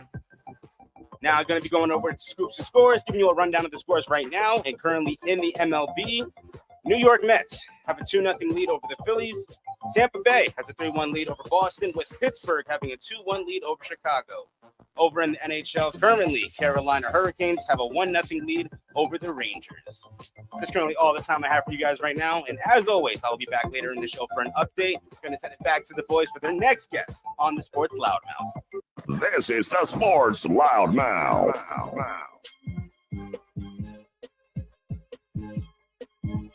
631-672-3108 is the number to call. You're listening to the Sports Loudmouth. I'm your host, Errol Marks, my co-host, Speedy Petey. Remember, you can go to our website at www.worldwidesportsradio.com. Check out all our shows throughout the week, including the Loudmouth with me and Speedy Petey every single Wednesdays and Thursdays at 7 p.m. All you have to do to tune in and check out our local listing is go to our website at www.worldwidesportsradio.com. I don't know. I thought Bob Costa was a Boston Red Sox fan, but Chris is saying he's a Yankee fan and he grew up a St. Louis Cardinal fan. I don't know. I thought he's done a lot of Red Sox games. Last year, I saw him do 10 Red Sox games, and he did the playoffs too. Not with the playoffs. He was doing, what's the wild card? It was one of the Amazon games or something like that, Apple TV. No, it was 2 years ago. It was 2 years ago. Whenever the Red Sox was in the playoffs. That was 3 years ago. 3 years ago. The Yankees, yeah. Yes. Okay. He was doing the broadcast for that too. Okay. So, and he did all the broadcasts for them that year, I guess. I don't know. Whatever. We're not here to talk about the Red Sox or Bob Costas anymore. We're now talking to Chat Sports, Steelers, and NFL analyst Jack Sperry. Jack, what's up, buddy? What's up, man? Good to see you guys. Absolutely, man. And you should be smiling. You should be excited because your team actually, on a lot of people's boards, did the best in the draft. Your thoughts for the Pittsburgh Steelers first round pick? Yeah, so they took Troy Fautano, offensive tackle out of Washington, and he was the number 3 overall tackle on my board. I only had Olu Fashanu and Joe Alt above him on my board, and he was actually my number 1 draft target for the Steelers heading into the night. He was kind of my best case scenario, and the Steelers are actually reportedly trying to move up for him, and he ends up just falling to them at their selection. So that worked out great for them, and it looks like they're going to play him actually at right tackle. It looks like they're going to move Broderick Jones back over to the left side where he played in college, and it looks like the offensive line is really starting to shape up here in Pittsburgh. Yeah, you mentioned at the end of the last time we had you on, you had some interesting quarterback takes with this draft. So what are those quarterback takes, and has it changed with the landing spots that they ended up in? So it was interesting, right? Because I think everyone was shocked with the Michael Penix selection there at number 8, and everyone's like, "Oh my God, what the hell are we doing? We just paid Kirk Cousins $100 million." Now we're bringing in a new franchise quarterback in Penix. So that was interesting to me. I actually had Penix ranked 4th on my rankings this year of quarterbacks based on my film study and what I did pre-draft. I just thought Penix, because it's just a little bit better than J.J. McCarthy personally. I thought McCarthy had some accuracy issues, particularly down the field and throwing to his left. I thought Penix could make some really, really difficult throws down the field. And you could see rotating safeties, all these different things you want to see franchise quarterbacks do. Now, Penix doesn't really create much for you outside of structure, and that's kind of what you see from superstar quarterbacks nowadays. So I think Penix is actually kind of more like a Tua, where if you put the right offense around him, the right weapons, he can be a very functional starting quarterback in the National Football League. But I think Penix is somebody that is probably never going to be a superstar, but is going to be pretty darn good. But I really wish he would have gone to a place where he had a chance to play relatively early in his career. But there with Atlanta, it seems like he's not going to get a chance for at least the first 2 years of his career. Jack, we look at what Pittsburgh did in the 7 rounds in the draft, and they, like a lot of teams, went after offensive linemen, rebuilding the line. They went in the first round for an offensive lineman.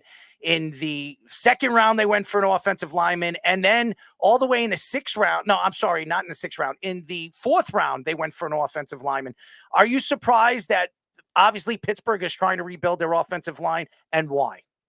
No, I'm not surprised whatsoever. Arthur Smith, their new offensive coordinator, he preaches physicality up front along the offensive line. And really, his offense really centers around the run game and protecting the quarterback. So if you can't do those two things are going to start crumbling under your feet really quickly. It's kind of what happened there with Atlanta a little bit. And I think that Mason McCormick, who they ended up drafting in the 4th round, a guard out of South Dakota State, somebody I was very high on. And, he played a lower level of competition there with the Jackrabbits.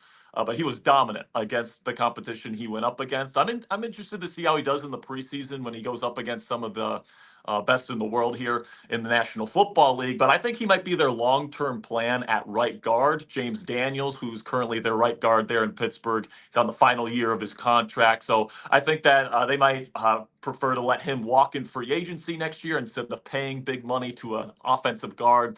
Might want to spend that money on a quarterback, either Justin Fields or Russell Wilson. We can talk about those two again if you guys want. But I do think that the Steelers have a very good offensive line right now, and they're actually injury-proof along the offensive line because you got Dan Moore Jr., who started at left tackle for them last year. He's going to be their swing tackle. So you got a swing tackle with lots of starting experience. Then Mason McCormick is somebody that I think is one of the best backup guards heading into the league, and he can play center as well. So I'm really excited about that. And then also Zach Frazier, who they drafted in the 2nd round, their center out of West Virginia. He's just a mauler, man. He's obviously Pittsburgh has a tradition of really good center play. And I think Frazier, being a former wrestler, super physical on tape, he's going to fit right in with the Steelers culture.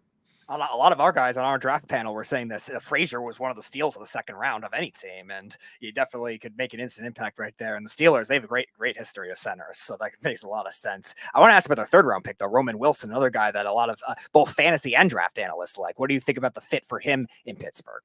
So it's interesting because right now, I kind of figured the Steelers would go out and get another wide receiver because you have George Pickens on the outside. He's your true number 1 receiver heading into the year. And a lot of people kind of tabbed Roman Wilson as like a true slot wide receiver. He's a little bit smaller, but he's really good on those crossing routes from the slot. That's what Michigan did with him a lot, and he was fantastic at that. But I think right now the Steelers' plan for him might be to be the true Deontay Johnson replacement at the Z spot because you got George Pickens, who's a really good X receiver. You still need that true route runner on the other side, on the outside. And I think Roman Wilson's a really polished route runner. Now, is he going to be able to handle press? I guess we'll have to wait and see on that. But I know the Steelers are very high on Roman Wilson. I was really high on him coming out. He's a really good run blocker, too. So that's going to fit what Pittsburgh wants to do here with Arthur Smith. And, they want their wide receivers to run block. And one of the things I loved from Roman Wilson in the pre-draft process is he said his philosophy when it comes to run blocking is no block, no rock. So, I absolutely love that philosophy there from Roman. I think he's going to be a really good player, and I'm excited to see him in a Steelers uniform. We are talking to Chat Sports Steelers and NFL analyst Jack Sperry. Now, Jack, You look at what the Steelers did, but the Bengals, some people said, did pretty well in the draft.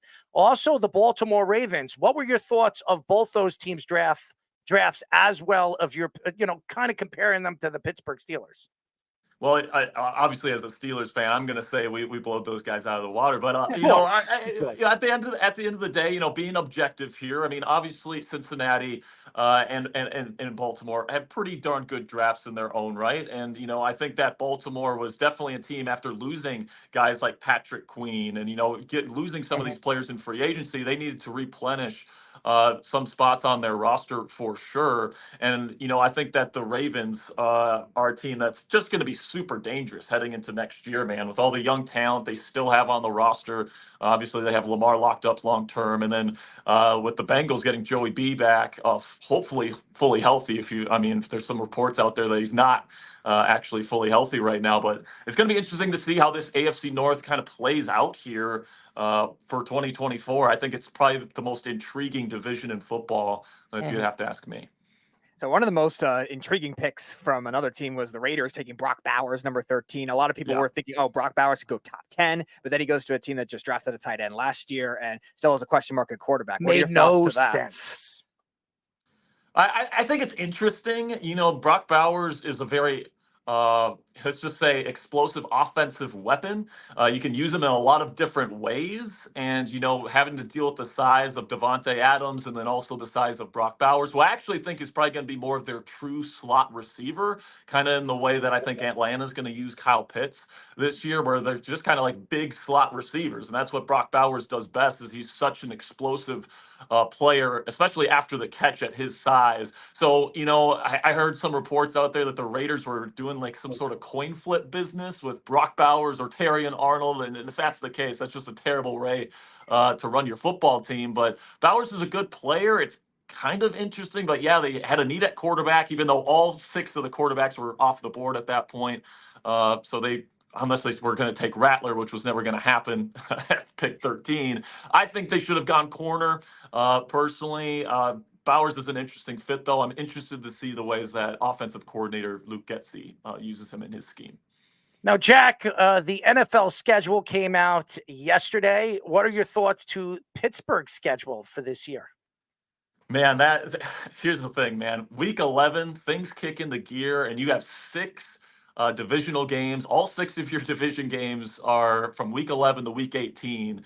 And we know how physical these AFC North games get. So they are going to take a pounding during that final stretch. And then the 2 games in that final stretch that aren't in the division are on the road in Philly, another physical opponent. And then you have to play the former champs on Christmas with the Kansas City Chiefs at Acrisure Stadium. So that's just an absolute gauntlet, especially if the Browns are good this year again, if the Bengals get back to what they've been doing with Joey Burrow, fully healthy, and then if the Ravens once again pick up where they left off last year, it's going to be an absolute gauntlet towards the end of the year. So Russell Wilson and the Steelers really going to have to take advantage of the first half of their schedule.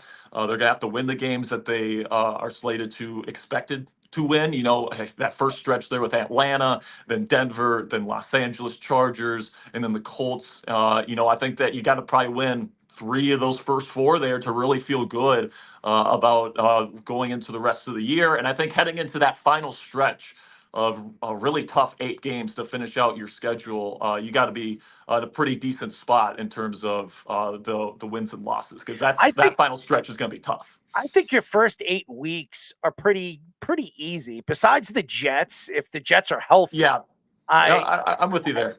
I would say Atlanta. They're a young team. They're rebuilt. I know Kirk Cousins is there, but I don't know how good Atlanta's going to be there in week 1. Denver is rebuilding. They have Bo Nix as their starting quarterback. Los Angeles, they have a new coach. It's going to take him a little while to figure things out. Indianapolis, they're a good team, but it's a hit or miss. We don't even know if Richardson's actually going to be healthy this year. Right.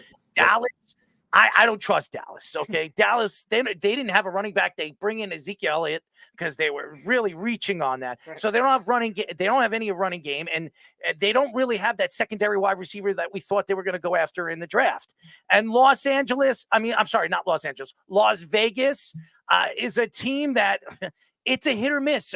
Is Antonio Pierce going to have a job by the end of the season? And we know what the Giants are going to be this year. It's really the Jets. If the Jets are actually healthy and they can keep Aaron Rodgers on his feet, that might be the hardest game they have in the first 8 weeks. So they really can go 6-2, 7-1. I mean, they could be really, really good going into the bye.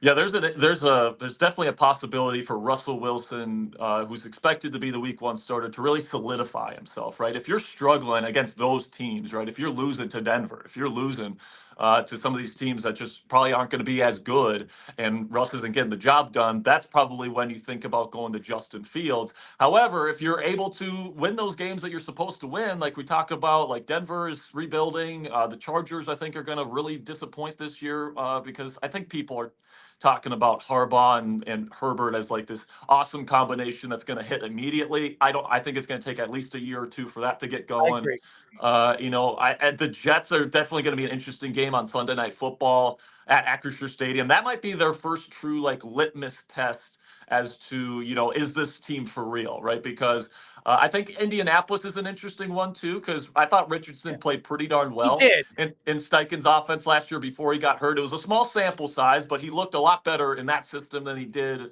in Florida, where they just asked him to throw it 40 yards down the field on every single play. But he did hurt his throwing arm, so it's just throwing shoulder, isn't it? So we don't know how strong his arm is going to be this year. And what the things that I'm hearing from the Colts building is that the kid looks amazing. The kid looks like the next star quarterback in the National Football League. And I mean, I can't confirm or deny. I'm not at their practices. I'm not at their mini camps. I'm not at anything there. But I have some connections there with some people in the Indianapolis building, and they're very, very high on Anthony Richardson, and they're really excited about Adonai Mitchell too, man, who they got. And that was a huge steal for me. I'm really high on Adonai. Compared him a little bit to CeeDee Lamb. I don't think he's quite as good as CeeDee was coming into the league, but he's kind of similar play style. And then you still got Michael Pittman Jr. You still got Jonathan Taylor, good offensive line, great offensive head coach in Shane Steichen. So I think the Colts could be a really good football team this year if Richardson hits. We've seen guys like Lamar Jackson, Patrick Mahomes. We've seen guys really come onto the scene in year 2. Richardson has the talent to have that kind of year. It's just going to be a question. And I think he has the infrastructure around him to have that kind of year. It's really just going to depend on if he has really done the work in developing his game heading into his second year. So we talked about Arthur Smith with the use of the wide receivers, but the 2 running backs and the 2 tight ends with Najee Harris, Jalen Warren, and then Darnell Washington, who I really liked out of the last year's draft, got hurt, unfortunately, and never really recovered. And Pat Freiermuth was pretty good, too. So what do you think will be the usage for him, no matter who starts at the quarterback? Yeah, so what Arthur Smith really liked to do, especially in his days there in Tennessee, is have 2 receivers on the field, 2 tight ends. He actually went to more 2 running back sets when he was with Atlanta, but he's somebody that uses 2 receiver sets more than just about anybody else in football. So I think that might be why the Steelers haven't added another big name receiver this offseason. I actually heard a rumor just 30 minutes ago that the Steelers have actually been in talks with Michael Thomas. So watch out for that potential news coming up here. I think that's an interesting fit. But I think they really like Roman Wilson. I think he's plug and play, and they really like George Pickens, obviously. And then Darnell Washington is a very interesting kind of mauling run blocker type tight end that I know Arthur Smith is going to love to use in his offense. As everybody knows, we are talking to Chat Sports Steelers and NFL analyst Jack Sperry. Jack, we look at obviously the schedule, the NFL schedule, and we're going to get into it a little bit later in the show. And you look at some of these teams, Kansas City, obviously I looked at their schedule. This schedule is not hard. I mean, seriously, for a team that won back-to-back Super Bowls and is going on possibly to winning their 3rd, and that they would be the first team in NFL history. When you look at their schedule, is it a schedule for a 2-time championship team? No. Do you believe that the NFL is rigged when it comes to this? I do believe that the NFL sets it up. They want to see Kansas City be the first repeat type of championship team. Do you believe that the NFL had something to do with this?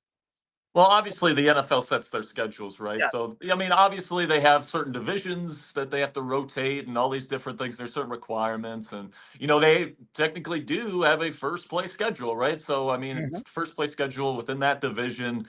I mean, it is what it is. I mean, I'm not really Did you look too at the worried about schedule? that, but it Did you is a look? pretty easy schedule for a reigning champion, though. It's I a will have to say really that. easy schedule. And I'm looking at Kansas City, and I'm actually a little bit disappointed with the way they've addressed the wide receiver position this offseason. I'm not really that high on Hollywood Brown, if I'm being honest with you, and I'm You don't actually like not. Xavier Worthy? And Worthy's fine. I thought there was better receivers on the board where they were drafting, especially because they traded up to get him. And honestly, he's pretty similar to Marquise Hollywood Brown, right? They're both kind of slighter guys that win down the field. Now, I think Worthy might be a little bit more complete, but I did have some concerns with drops and and all these different things in Worthy's game. Is he going to be able to handle press coverage with how skinny he is? There's definitely concerns with Xavier Worthy, and I'm not sure if their wide receiver problem has really been addressed. I remember saying after the Super Bowl last year, I mean, it's just a matter of time until they get a legit number one receiver this offseason. And I think for all of us hoping that they don't win another Super Bowl this year, I mean, it looks like they haven't really accomplished that so far this offseason, at least in my opinion. So one team that you thought won, besides the Steelers and the AFC North teams, one team you thought was a winner, one team you thought was a loser in this draft. It's a good question. I mean, it's hard not to pick the Bears. I know that's chalk, but whenever you get Caleb Williams, who I actually think Caleb Williams is the most NFL ready to be a star quarterback in his rookie season ever in the National Football League. I think he is the most polished, most star ready quarterback to ever enter the league into his rookie season. Super polished footwork, some of the cleanest throwing mechanics I have ever seen. Obviously, we've seen the highlight plays. You guys are playing them right now. I mean, the absolute bazooka of an arm, really great instincts, both inside the pocket within structure and outside of structure. And also, he's got great instincts as a rusher, and he's just got the complete package, man. And, maybe you can talk a little bit about to be that guy. And all these different things. But, I think that in terms of his ability to throw the rock, and he's going to be throwing to Rome Odunze, who's going to be fantastic, DJ Moore, who I think is a legit number one receiver, and then Keenan Allen, who's one of the best slot receivers in the game.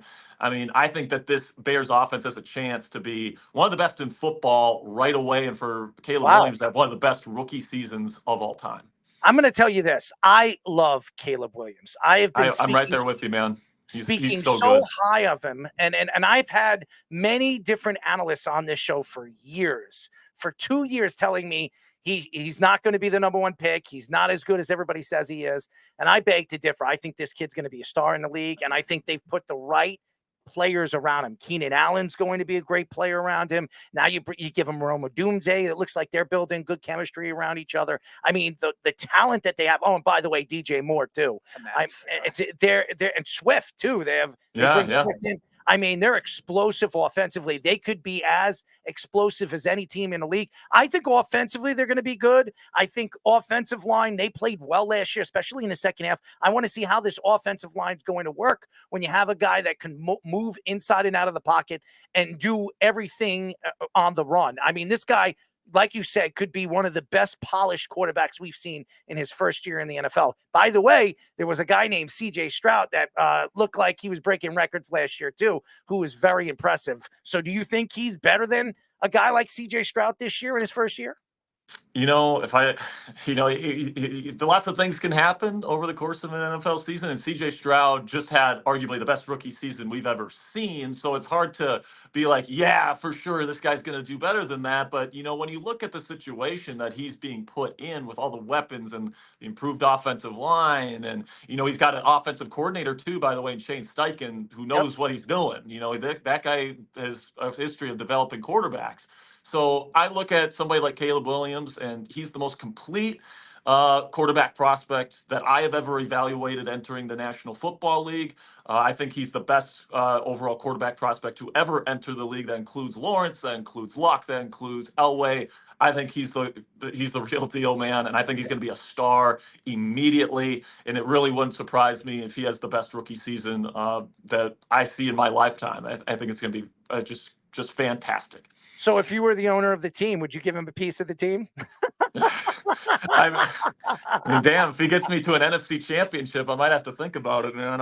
I mean, it'd be unprecedented, but, sometimes unprecedented players get unprecedented terms. Well, we have a player that played against Caleb Williams last year who's going to be joining us in just a few moments. So I'm sure, Jack, you're going to have a lot of fun this year with your Pittsburgh Steelers. We're definitely going to get you on when the season begins because I definitely want to know your opinion. I think the Steelers have a very good chance to go 6-1 in their first 7-8 games this year. I think they're that good, and their schedule works in their favor. I'm not going to trust Indianapolis. I have to see what Richardson's going to be this year with that arm. Yep. But the only team that I think they're going to be challenged against, and that only because, I'm not saying because I'm a Jet fan, because I see the talent that the Jets put together this offseason. As long as they stay healthy, they're probably their biggest challenge in the first 7-8 games. That's it. So I do believe that by week 8, if Pittsburgh is not in first place in that division, there's a problem because I think their schedule works in that favor for them. So yeah, absolutely. And by the way, you have your bye week in week 9, and then you get the freaking Commanders in week 10. So it's like once you enter that final stretch where it really gets difficult, like you should be sitting at like 8-2, at least 7-3. Yes. And if you're not sitting at that spot, then you might have a problem at the quarterback position, and you might want to consider a change, especially if you're losing to teams like Denver and Los Angeles, and these teams I think are going to struggle early on. I'll actually put out my official 2024 schedule prediction on the Steelers Talk YouTube channel today. So if you guys want to check that out, it's Steelers Talk by Chat Sports on YouTube. Well, it'll be fun, man. I can't wait to see what Pittsburgh's going to do this year. I like the Pittsburgh Steelers. I've always liked Mike Tomlin. I always root for him. Obviously not against the Jets, but everybody else I root for him. So I like the Pittsburgh Steelers. I like what they stand for, and I like their fans. I believe the Pittsburgh fans are really the America's team. I think the Pittsburgh Steelers they're are the real America's deal, man. team. They're crazy. They love football. They know football too. They're super intelligent, and they know their players. And they know their team. So I think they're the real America's team. Everybody keeps saying the Dallas Cowboys, but over here in New York, I see more Pittsburgh Steeler fans than Cowboy fans. So, and everywhere I've gone over the years, I see more I see more Pittsburgh fans and those, what do they call those? Terrible towels. Those terrible towels. Oh man, those isn't that a beautiful sight when you see all those towels at an opposing arena? It's just beautiful. It's not, especially when I go to a Jet game and I have to see this. Well, at least the Steelers and Jets are playing at Acrisure this year, so it won't be too embarrassing for you then. Well, thank you. Thank you for giving me that hope. And by the way, I actually predicted the Jets to beat the Steelers in my prediction video today. I think that Rodgers I think it'll be a good game, but I think Rodgers will deliver a game-winning drive. I do. I think I think that's their only loss in their first. I think their first 8 games. I think Pittsburgh could win their division. I predict Pittsburgh could win 13 games this year. So yeah, I projected 12 wins for the Steelers this year in my final projection. I think that they won 10 games with Kenny Pickett, Mitch Trubisky, and Mason Rudolph last year, man. And yeah, that final stretch is going to be tough on you, but also that's going to build character, man. You're going to have 8 games in a row against potential playoff opponents to finish out your season heading into the playoffs. So you're used to playoff intensity. You're used to playing these playoff caliber teams. They're going to be battle tested and ready to go come playoff time. And if Russell Wilson's up to the task here, and I think he might be, Steelers might be dangerous come postseason time. Well, let's not hope it's Russell Wilson and it's Justin Fields, because I can't stand Russell Wilson. Well, if you want to see Justin, then they're going to have to lose games. Well, I want to see Justin. Or he's going to have to get hurt. Yeah, one of the two has to happen. I don't want to wish anybody getting hurt, but let's hope Justin Fields is on the field week 1. Anyways, Jack, we love you. Keep up the good work. We'll talk to you soon, buddy. Absolutely. Happy to come on anytime, guys. Appreciate you.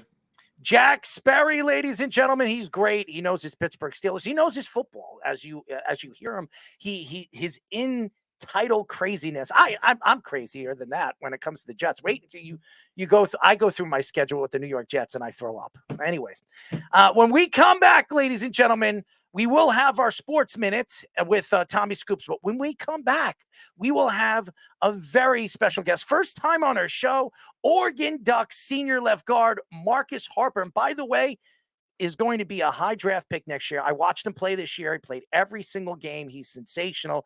We will have him here on the Sports Loudmouth when we come back here every single week on Thursday nights. But first, our Sports Minute with Tommy Scoops. This is the Sports Loudmouth Sports Minute Are you ready to get loud? with Tommy Scoops.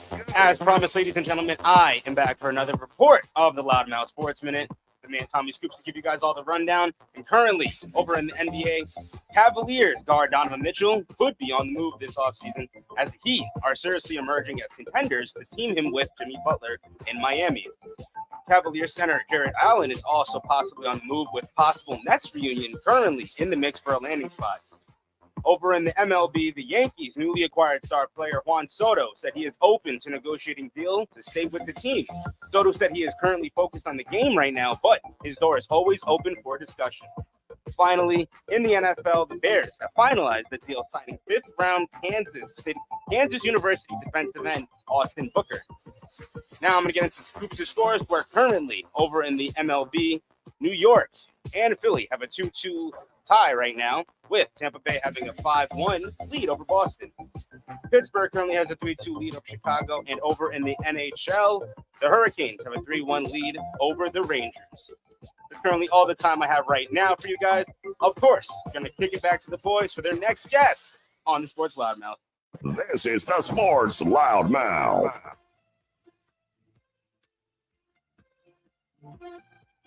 Six 631-672-3108 is the number to call. You're listening to the Sports Loudmouth. I'm your host, Errol Marks, my co-host, Speedy Petey. Remember, you can go to our website at www.worldwidesportsradio.com. Check out all our shows throughout the week, including the Loudmouth with me and Speedy Petey, every single Wednesdays and Thursdays at 7 p.m. All you have to do to tune in and check out all our local listings for all our shows is go to our website at www.worldwidesportsradio.com. Oh, man, Jack Sperry, fantastic. As always, Speedy, he's fantastic. He knows his Pittsburgh Steelers. He knows his NFL. But this guy, he's never been on our show. We've interviewed how many players from his team? Two of them. And this is the third on the Oregon Ducks. We're very happy to have him on. We are now talking to Oregon Ducks senior left guard, Marcus Harper. Marcus, what's up, bud? What's up? How's everybody going? We're good, man, and we're healthy. You're healthy, and we're looking forward to watching the Ducks play this year. I mean, like I said, we've interviewed a bunch of your guys, and you guys this past year. By the way, you have one of the best coaches in college football. He's fantastic. I love his halftime, speeches, and even before the game speeches, especially when when you guys dominated against Deion Sanders and that that Colorado crap. Okay, that's just my opinion. I am not a Deion Sanders fan, especially some of the things that he has sent off the field. I'm sure you're a Deion Sanders fan, but I'm not going to get you in trouble. But let's get into the Oregon Ducks going into this season. It's a new season. You have a chance to win a national championship. You guys, obviously, you don't have Bo Nix there anymore. He gets drafted, but you have a good young quarterback, and you have an opportunity again this year to be one of the best teams in the country. Tell us what to look for, what we should be looking forward to this season with your defense and your offense in a very new season for the Oregon Ducks. Yeah, I mean, you're going to find the same old Oregon team with a different little flavor to it. The same team that you've seen the last couple of years with Coach Landon coming through, that hard-nosed, flashy football that we like to play. You're going to just see more of that just on the bigger stage. I mean, it's going to be the same. It's going to be the same goal, just a different team. And I'm just excited to get it started. I'm going to lie. So Bo Nix, what have you seen from him like in your time there? And what do you think? How do you think it'll translate into the NFL with the Broncos? Same. I mean, Bo, he's been the same guy. Like, if you listen to Ted's talk, his younger brother, he said he was like this, like the way he was in high school and how he was at Oregon was a pro. Like, he was my locker buddy. So, like, we talked every day, was joking around all the time. But when it came to being on that field, that man was, he was about his business. So, when it came to that, he was, it'll translate over to the field. And, I mean, it was just great to just have a guy like that I'm looking at some of these plays, man. I remembered all of these moments. It was cool to block for a guy like that for 2 years because, I mean, I probably said this on a different platform, but like I get so desensitized to having like great guys around me. And, you know, like I said, Bo went 12 to the Broncos. That big guy, 58 jogging down that field, 58. Jackson Powers Johnson, you know, went to the Raiders in the second round. So you're gonna see a lot more guys from Oregon just do our thing on a big platform. And I mean, again, I'm just excited for it because, you know, I was here when we were we've always been good. But to see us take new heights and new leaps, I'm excited to be a part of this team again. As everybody knows, we are talking to Oregon Ducks senior left guard Marcus Harper. First time on the Sports Loudmouth. We've interviewed a bunch of his teammates, and they're fantastic. They have a great program right now. Tell us a little bit about your head coach. I mean, we've heard a lot about him and Coach Lanning. He's got a great personality. He really shoots from the hip. That's what I love about him. Some people thought he was on his way to Alabama. I mean, there were some people thinking that he was going to take that Alabama job, but he decided to stay with the Oregon Ducks.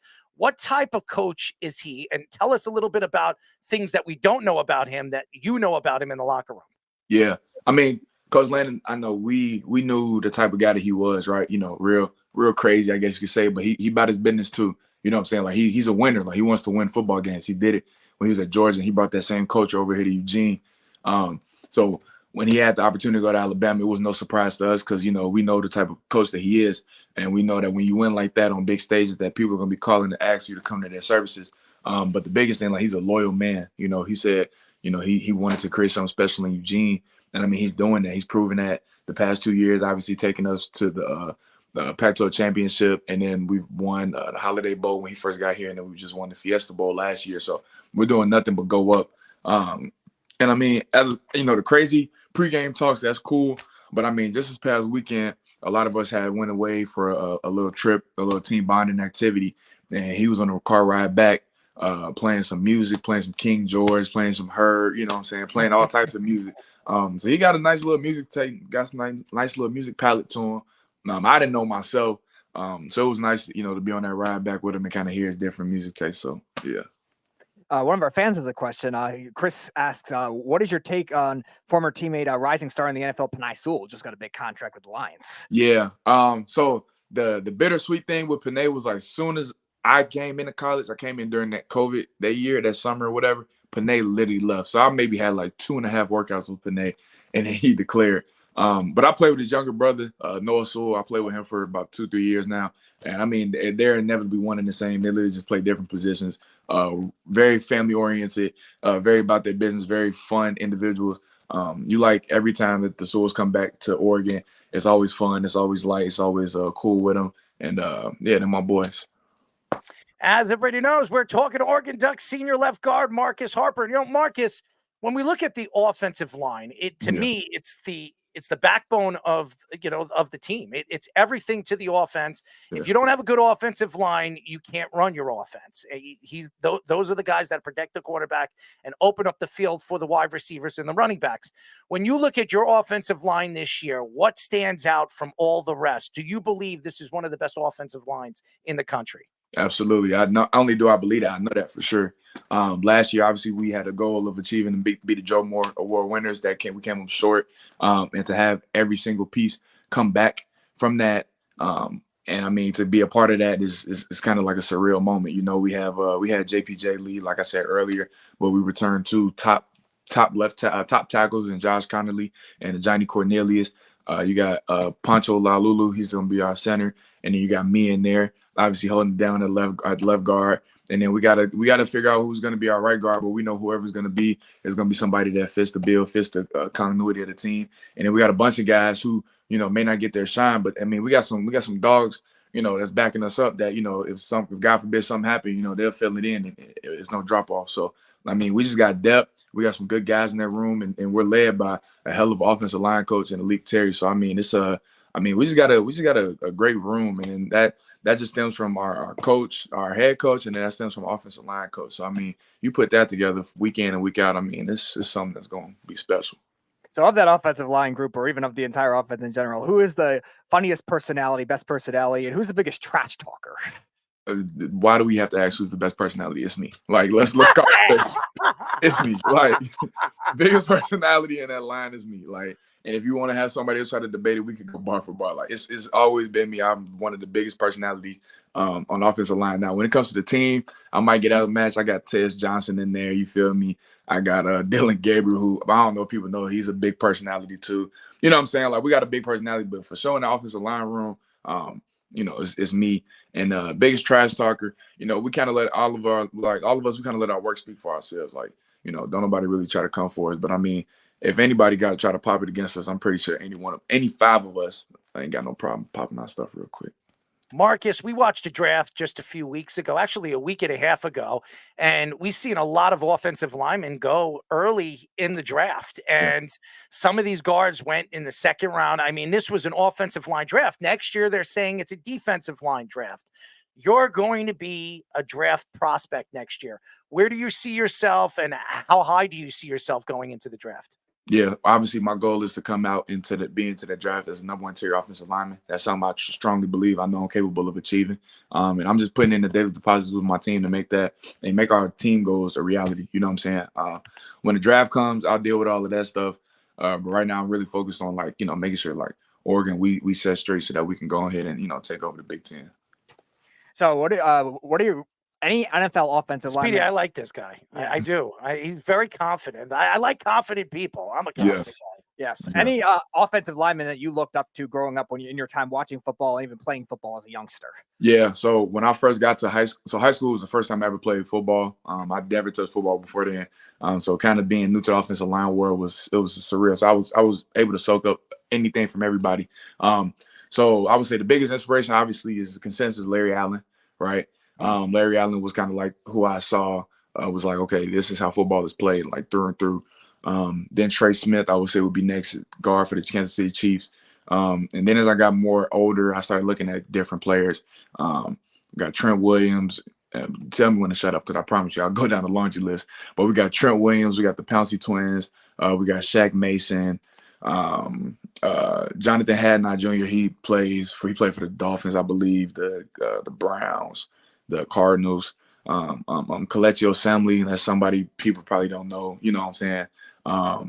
Rodney Hudson. So I kind of went down and went through everybody, you know. And as I see like offensive linemen just go in these drafts, like I remember it was such a surreal moment. I remember when Cesar Ruiz got drafted. I think it was in the COVID draft. And I think maybe 2 years ago, I went down to Dallas to train, and I actually got to, you know, meet up with him and just talk to him. And that was such a surreal moment, because I remember back in high school, I was watching his IMG highlights. You know what I'm saying? So I've always been an offensive line sponge. I've always been like a football sponge ever since I got introduced to the game. So, yeah, I just look at offensive linemen year in and year out and just see, you know, get to enjoy and see good offensive line play. Well, I got a chance to watch you play this year. When Speedy told me that we were going to have you on the show, I was like, I know who Marcus Harper is. And I watched a couple of Duck games this year. I don't really watch a lot of college football until the end of the season. I get that. I'm a Seminole fan, okay? I'm a Florida State Seminole fan. So, and my Seminoles finally had a good season, and they got screwed, okay? I'm just going to say it. They got screwed. Thank you to the board of, whatever, the NCAA, whatever you want to call it, those old bastards. They didn't have my Seminoles in the playoffs, but whatever. Yeah. I love your team. I love your jerseys, by the way. And you guys have so many different jerseys. It's unbelievable. I actually have 2 of them. I've ordered 2 of them from you. Yeah, I love your jerseys. I absolutely love it. I mean, you have the Jordan sign on it. I'm not a Michael Jordan fan growing up, but I love his stuff. I buy the 20 combinations, though. I mean, if you see my sneaker collection, I've got practically every single Jordan known to man. Oh, we're going to have to talk then, yeah. Because we got to talk, man. Yeah, I'm a big sneaker collector. I am a sneakerhead. I'm as real as they get. Sneaker and hat collector. I am the crazy one. But anyways, when we look at Oregon and tell us a little bit about your school that people wouldn't know about Oregon. Obviously, the girls are pretty hot over there. I won't lie to you there. But what is it about Oregon that draws people to go and want to play over there for that football team? You got to come over there and fill it up for yourself. I'm not gonna lie to you, but I mean, it's really the atmosphere. It's the atmosphere and it's the people. Like when you come over there, like it's a real family like feel. I'm from Chicago, so like I'm big on family. You know what I'm saying? When I came over there, obviously I was recruited by different staff, but that same family feel, that's through and through. You know what I'm saying? Like you always get to know the person to the left, the person to your right. Cool with the janitor. Cool with everybody. You just get cool with everybody. So I mean, however long you're there, like you feel like, okay, I know who this person is. I know who this person's mom is. Whether they're from Florida, South Carolina, Antarctica, France, it don't matter where they're from. You come to Oregon, you're gonna feel like it's gonna be family automatically. That's crazy, man. Yeah. I love the sound of that. I mean, just don't be like Eli Apple's mom, okay? I mean, God, no. That woman is out of her damn mind. I mean, when he was drafted, I mean, he was the 8th pick by the New York Giants? Number 10 after they couldn't get their 8th. There you go. And she was speaking for him. I mean, as long as the moms stay outside and just be a mom, don't speak for your son. I'm loving the mom thing. I'm loving it. But anything outside of that, I'm going to be one of those guys. Mom, could you just let me speak for 1 second? Or in the case of OBJ's dad. Oh, yes. That's good. How about Jamal Adams, his father, when he was crying and he doesn't want to be with the Jets anymore? I want to be a Cowboy. No, I'm not embracing it. Oh, man. So we mentioned we had 2 of your teammates on the show in the past. Terrence Ferguson was one. It's been a while, about 2 years since we've had him on, but he's been on 3 times. And then recently, as much as 2 months ago, Marko Vidakovic. We love Marko. Big Giants fan. And that's the only reason why I don't like him. So any interesting stories? What are they like as teammates? I mean, Ferg is really he's more quiet than what you think. You know what I'm saying? Like, you got to really get to know Ferg on a personal level to really get, obviously to have him open up. But he's a great, kind-hearted individual. One of our leaders on the team. Everyone's always looking at Ferg.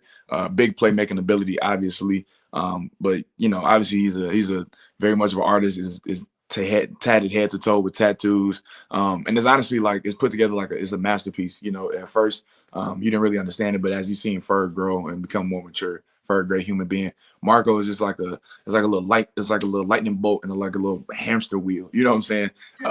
When we first got to college, Marco's been like that ever since I met him. You know what I'm saying? Very passionate about whatever he's talking about. But yeah, they're both very, very, very great teammates. Oh, you said masterpiece, and I got a song for you. Every time when you go into the locker room, you ever heard that song? I found a masterpiece in you. He'd probably think, what? Come on, Harper, what are you doing, man? What are you doing? Marcus, now I'm starting to worry about you. I mean, serious.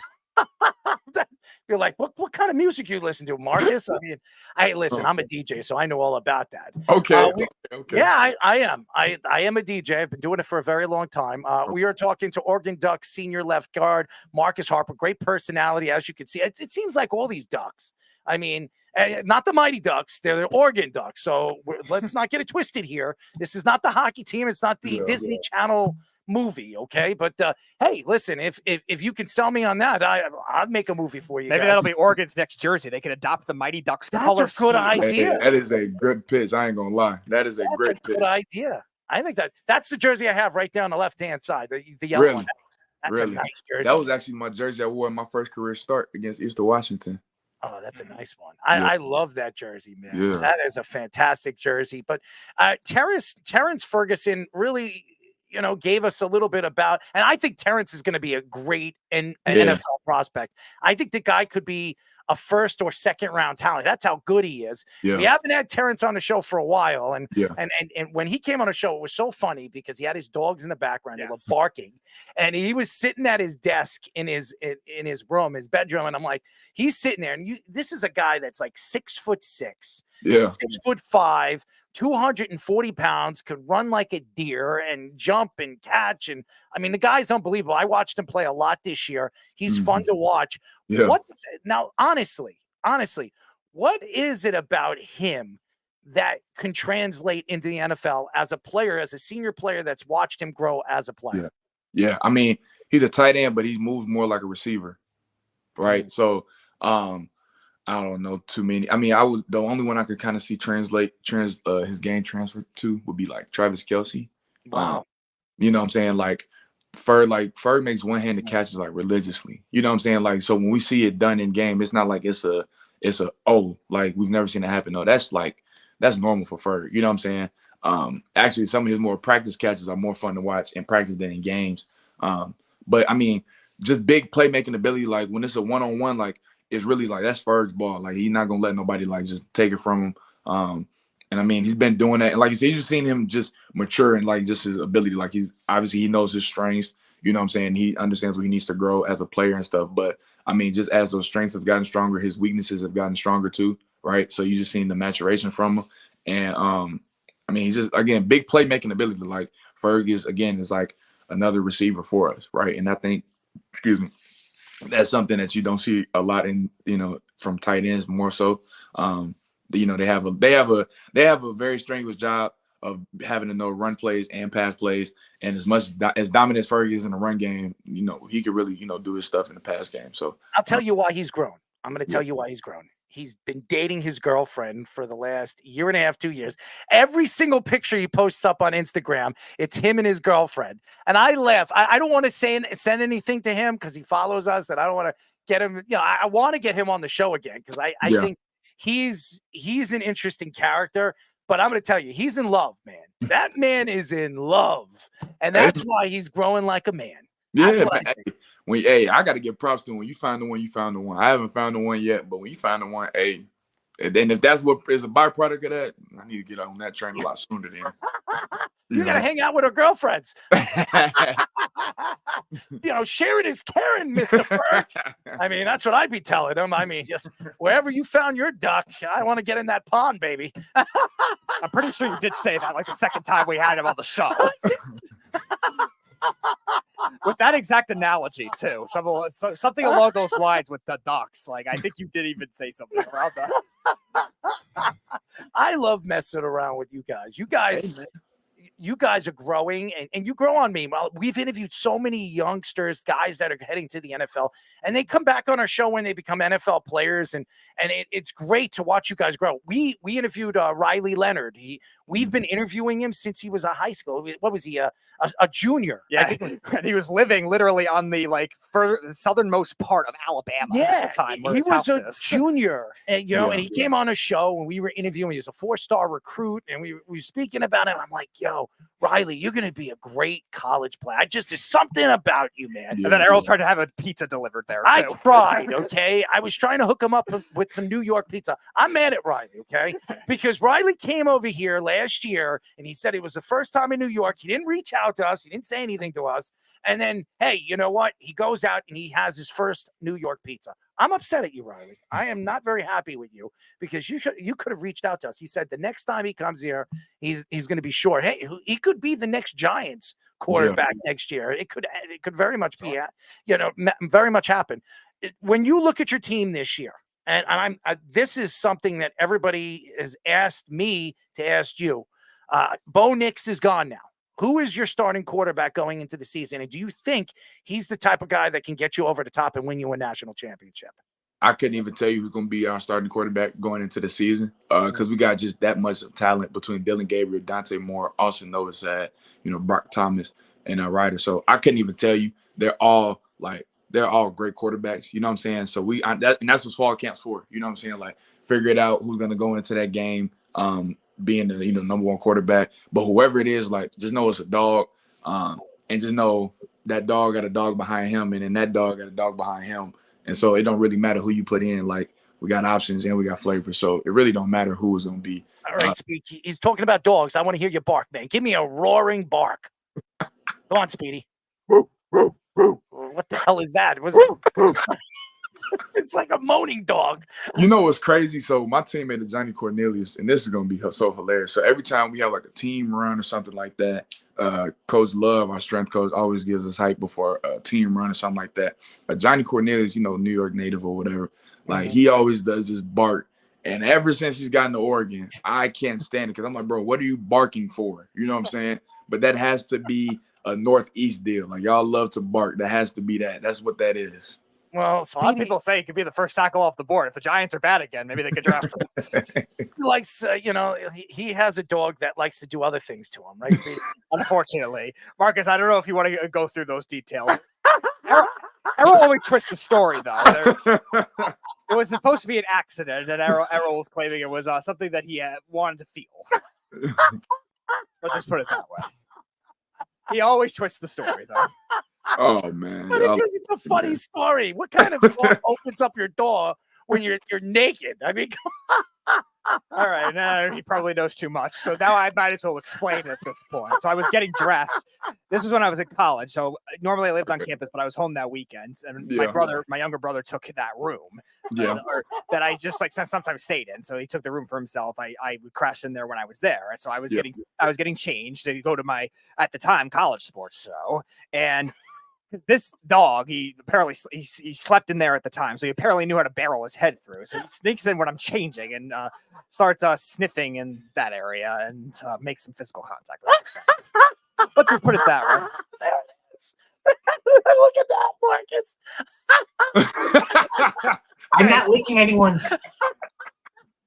Yeah, that's now you heard the sound. I'm not licking anyone. So now you heard the sound. I'm not licking anyone. Marcus. So now you got pretty much the whole story on that. So he just likes to exaggerate it a little further, a little more than he should, especially in front of our guests. Oh my God, I'm gonna have a heart attack. Willie Whopper, Speedy. Willie Whopper. Now you've also gotten a bit of our soundboard too. That he just likes to take a bunch of these crazy things. Oh my God. Oh, Marcus. Sorry, Speedy. I'm sorry, Speedy. At this point, I'm used to it. Again, it was brought up 5 years ago. Who knows? And it hasn't died down since. It hasn't. No, it's the opposite. It's been further exaggerated. You know how it was brought up, Marcus? We were just hanging out on the show, and I said, "What is the craziest thing an animal's ever done to you?" And you would think that nobody would actually say anything like this. Yeah. Speedy would tell the story, and I'm sitting there, I'm like, "Are you serious?" So Speedy, you wear it with a badge of honor, really? That's what I'm hearing. Yeah. Allegedly, that's how he's going to make it portrayed, I guess. Oh, shit. All right. I don't think that's the issue, Scoops. I think it's more of what's wrong with my dog at that moment. Well, your dog likes to do other things, right? Unfortunately. You said you're good for you. Oh, that's true. Good for me. And the answer is him. Well, your dog likes to hump you. Yeah, I know. Thank you for noting. Well, here's the thing, Marcus. You don't ever want to go to Speedy's house. That dog might do things that you never imagine it to do. I'm okay. All right, man. Well, there you go. You're a big guy. You can throw him off. Right, you're big enough to fend him off. Don't worry. Anyways, Marcus, listen, this is the first time you're on the show. You're fantastic. Great personality. We'd love to get you on during the season when you have your break. Speedy will reach out to you. Let's talk. I mean, you're a big sneakerhead. I'm a sneakerhead too. I'm a big Jordan head. Let's talk, man. Yeah. Absolutely. Right now, what's your favorite Jordan that you have right now? I have a limited edition sneaker, a Jordan sneaker that was made. Only 3,000 of them made. It's a $5,000 sneaker. Okay. I've wore it twice. Okay. It was the 9s. It's gold. It's gold. Gold. What is it? I guess it's blue and it's like gold plated, like 14-karat gold. Okay. And I have it, and I've wore it once, and everybody told me, "Why are you wearing it?" But I wore it. You got to wear your shoes. Yeah, I got to wear it. And it's about $5,000 right now, and it's going to go up every single year. I bought it a couple of years ago, and it was rare. Only 3,000 or 2,000 of them made. So that's the sneaker that really stands. I mean, I have a loaded Jordan once. Yeah. I mean, what size are you? Hey, listen, sharing is caring. That's not even that, though. I think the biggest thing is I'm a size 14, 15. So anybody you're too big. You're too big. Yeah, I'm saying anybody with some good sneaker plugs that got bigger shoes, just in the DMs, just send them my way, because that's the real hard part about trying to be. I'm going to help you out. We have a lot of NFL players or ex-NFL players that have been on the show that owns sneaker companies. So anytime, I mean, Speedy, you know who I'm talking about. I do, and he's traveling right now, but he says he wants to join again in June. So I'm going to hook you up, my bro. Okay. I am going to hook you up. I'm going to talk to him, and I'm going to have him send you a couple of pairs. He is fantastic. And Speedy, what's his name again? Antoine Harris. He's a safety. Oh, okay. And he has this. He's known with his brand as Sneakerhead, and that's the way he brands it. And he's done a lot of different events with all these different sneakers that he's done, and he has a whole collection. Like one time he was on our show, I think it was the first time he was on our video feed because the first time we had him on was only audio, and he had he had a shelf, about like 20 shelves of sneakers. He had a room of, it looked like a back room of a sneaker place. Okay, it was ridiculous. That's the dream, honestly, just to have a whole room just dedicated to sneakers. See what I do. Okay, I'm gonna. I can't show it to you right now, but I have a whole closet. I have like 40 pairs in the closet, and I have about Scoops is over here. I have a big studio over here. I have about 100 sneakers, stacked up. I don't keep them in the boxes. I get rid of the boxes. Okay, okay. I'm like that too. I don't keep the boxes neither. It takes up too much. Takes up too much space. Okay. And they're stockpiled over them like 4 deep. And you could go around. I've got Jordans, I've got Air Zooms, everything. So I love collecting sneakers, and I don't wear really any of them. So everybody says, "Why the hell do you have them?" I don't know. I like to look at them. But I wear them once in a blue moon. I mean, you got to wear them when you got a nice event. You going out, you know what I'm saying? And you just pull up a fresh pair of kicks. We're right here. I get it. I've been like, listen, we got to talk. We got to talk. Absolutely. He'll reach out to you. We'll swap numbers. We'll have a conversation, buddy. And I'm going to hook you up. We're going to get Antoine Harris to hook you up with some sneakers, maybe some of your teammates. I think he'd love to do that. So. Yeah, that'd be nice. Yeah, because I know we got some guys on the team. We got some drip. Tez Johnson going to be one of them boys that's going to really, just love this. Oh, I'm telling you, we'll hook you up, and don't forget us, my friend. I got you. I know. And don't forget about what happened. What happens if you go to Speedy's house? Okay, don't forget. What's your dog's name, Speedy? Jake. Jake. Stay away from Jake. All right, I got. All right, Jake and the Fat Man. You ever see that show? He's far from overweight. Oh, that's true, but he's a pretty big dog. He's a pretty big dog. He likes to jump on your back and hump you, right? Yeah. Jeez. And the worst is in the summer if I have shorts on too, and scrape my legs. Summer's terrible for you. I know summer. You just gotta walk in with some protection. Eric's face. No, he'll literally just scrape my legs and just do fast. Y'all need therapy. Yeah. Who admits to this? We're in too deep already. At this point, honestly, Speed, just keep digging that hole. You're already in there. Just keep digging. Oh, he likes to dig. That's for sure. I didn't say that. I didn't say I was encouraging it. I would say we're in too deep already that I might as well just. I love that movie with LL Cool J. Omar Epps and LL Cool J, In Too Deep. Great movie. Marcus, you're fantastic. We'll talk to you soon, bud, and we'll be in touch, buddy. All right, cool, for sure. Appreciate you guys having me. Absolutely. Marcus Harper, ladies and gentlemen. Fantastic. Another Oregon Duck who's been on the show and a great personality. All these Oregon Ducks, they have great personalities. And you know what? They stand by family, and that's something that I like about a lot of these young football players, because when you get to that next level, it's you're trying to be the best, and you want to learn growing in college football. And I think that's what Lanning is doing. That's what Coach Lanning is doing, is getting these guys to understand family is as important as winning. So that's fantastic. Thank you to Marcus Harper for joining us. And when we come back, Mr. Mountaineer himself, Derek Mountain, for Let's Parlay. But first, our Sports Minute with Tommy Scoops. This is the Sports Loudmouth Sports Minute. Are you ready to get loud? With Tommy Scoops. No wasting time, guys. We all know what time it is. The Loudmouth Sports Minute with Tommy Scoops, as always. Getting straight into the NBA with trade rumors circulating around guard Donovan Mitchell possibly leaving the Cavaliers. Mitchell said that he is happy where he is in Cleveland. Mitchell also called out reports about frustration in the locker room and against his own teammates. Other NBA news, the Jazz are apparently expressing interest in Bronny James as the team to possibly select James with the team's 32nd pick in the 2024 NBA draft.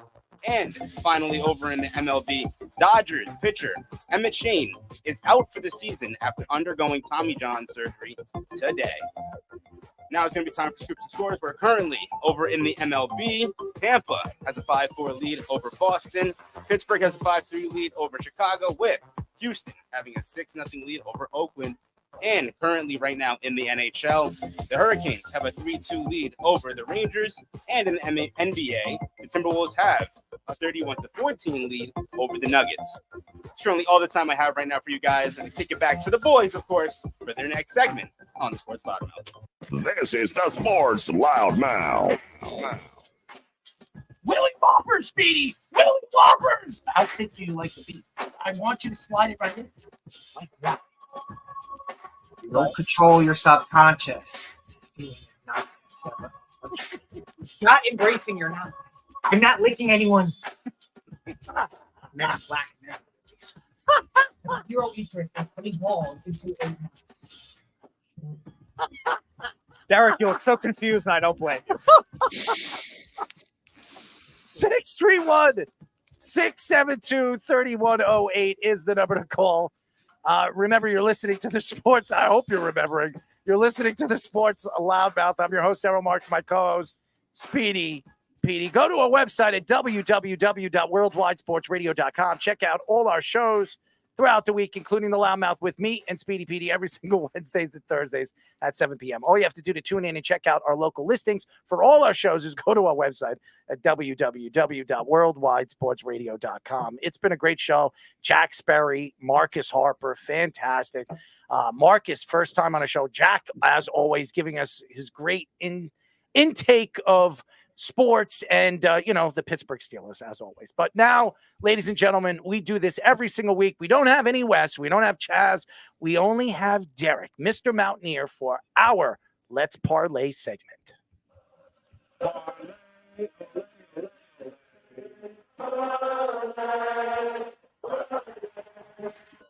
It's time for Let's Parlay.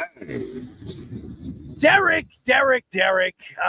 Man, you look good, man. You look healthy. You look like you just woke up from your nice little nap. No, it's just I was watching the Nuggets. Good start for the T-Wolves, but watching hockey. I mean, can you imagine if Carolina comes all the way back here? I think it's going to happen. Don't give me nightmares. I think it's going to happen. I mean, could you imagine what kind of stuff they're going to be talking about on sports radio tomorrow if the Rangers lose this game? It's going to be very, very funny. And I'm going to have a smirk on my face because all the Ranger fans want to jump off a bridge right now. Yeah, 10th time in New York. I have a New York buddy that I've been talking to, this whole playoff run between the Knicks and the Rangers. But yeah, he's been a little bit quieter this week with Carolina coming back. Yeah. So. And the funny thing is, Derek, I actually picked him to lose initially. I didn't expect him to go 3-0 and collapse. I was going to say, I don't think anyone, even New York fans, expected them to go up 3-0. But I mean, every game was pretty much close too. New York was just so much better in high leverage situations. Sturkin's unbelievable. He's probably the best goalie left in the playoffs, but yeah, Carolina, they're finding a way now. Yeah, they are, and that's why they're a good team. Rob Brindamore is a good coach. He's done it before. He's had a very good NHL career. I mean, he played for how many years in the NHL?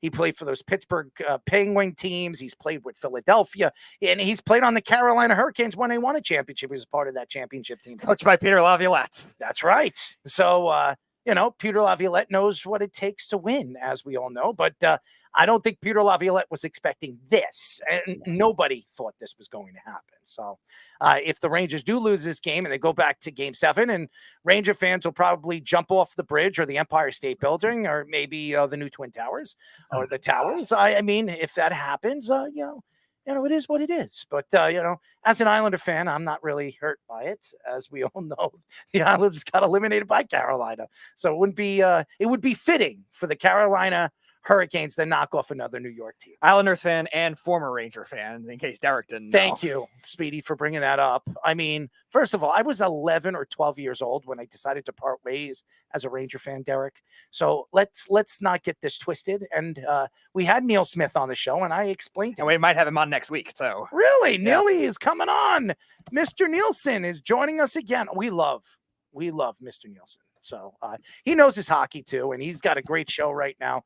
Airing, his hockey show. So it's fantastic. But anyways, you had a bet and you had a pick. Speedy, you actually said it before the show. Yep. I made sure to get your Caitlin Clark bet in. Is that going well for you right now? Cashed at halftime. Nice. There you go. So Even though they're down by like 30 points, I think we'll take it. It's fine. So I don't think she's shooting the ball very well, but that's okay.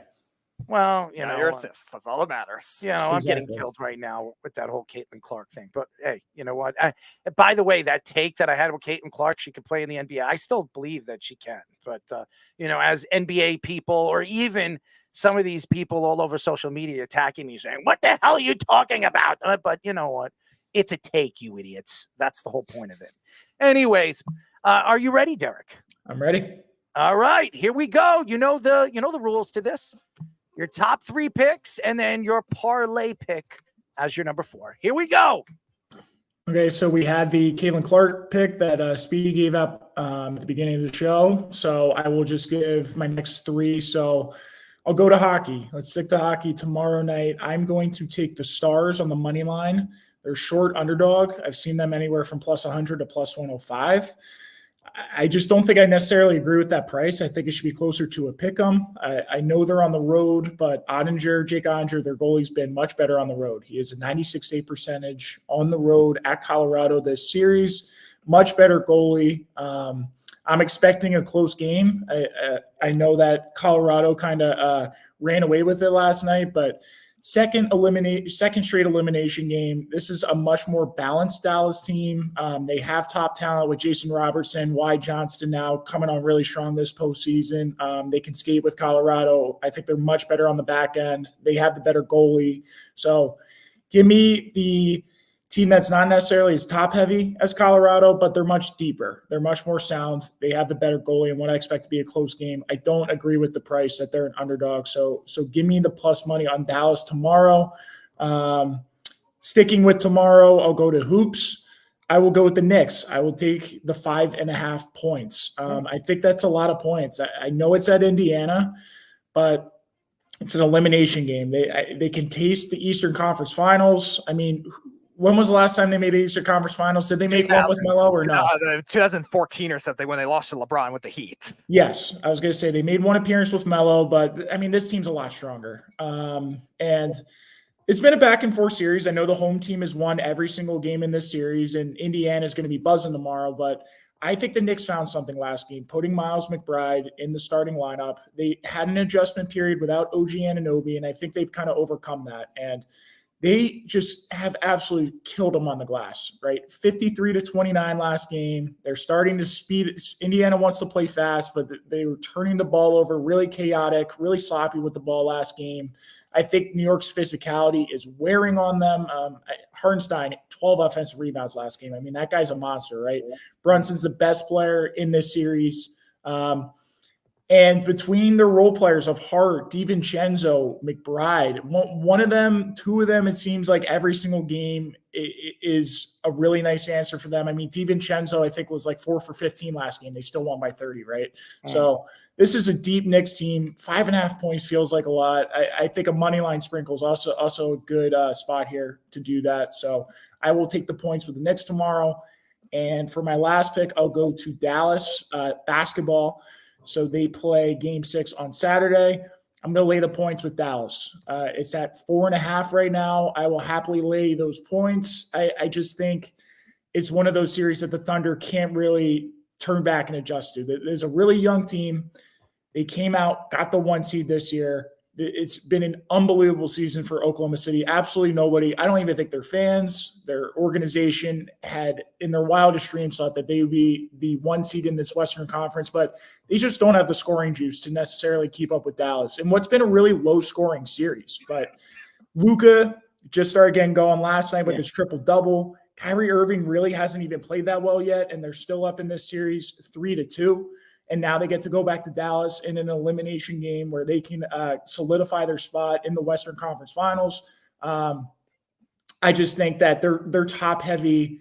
Their 2 superstars are going to be too much in this elimination game. They have that experience to lie back on, right? Dallas was in the Western Conference Finals 2 years ago. Kyrie has played in countless big spots in his career. And now you're seeing role players like PJ Washington, who was not good for them when they initially acquired him in the regular season. He's been unbelievable for them in the postseason.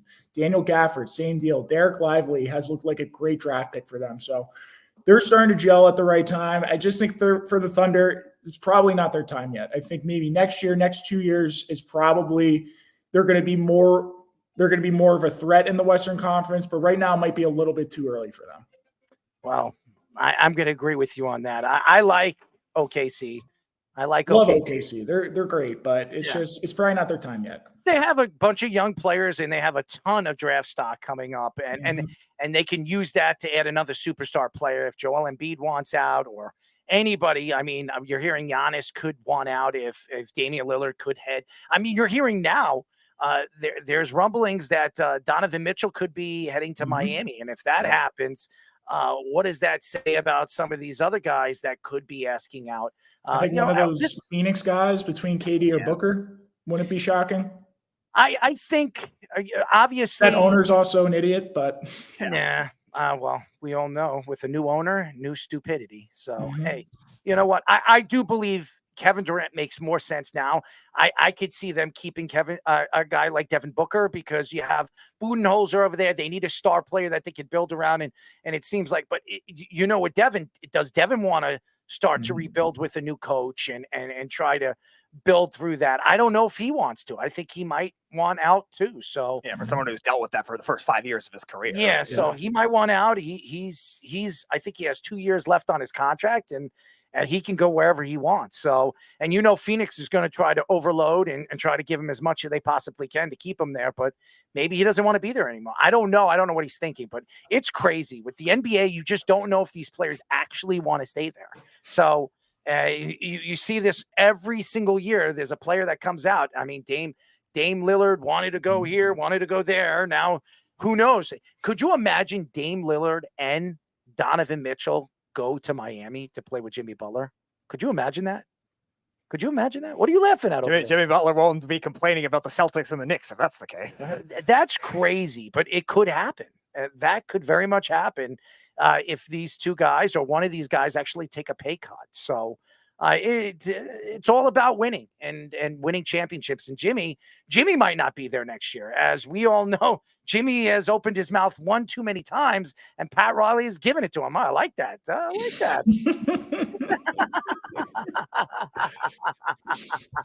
Look at that fish giving Derek and all the mountains. I like that. That's funny. Don't worry. At least I'm not stooping so low to just do what Jeff said and just say you were from Atlantis and your name is made up. That's right. Zero interest in putting balls into a mount.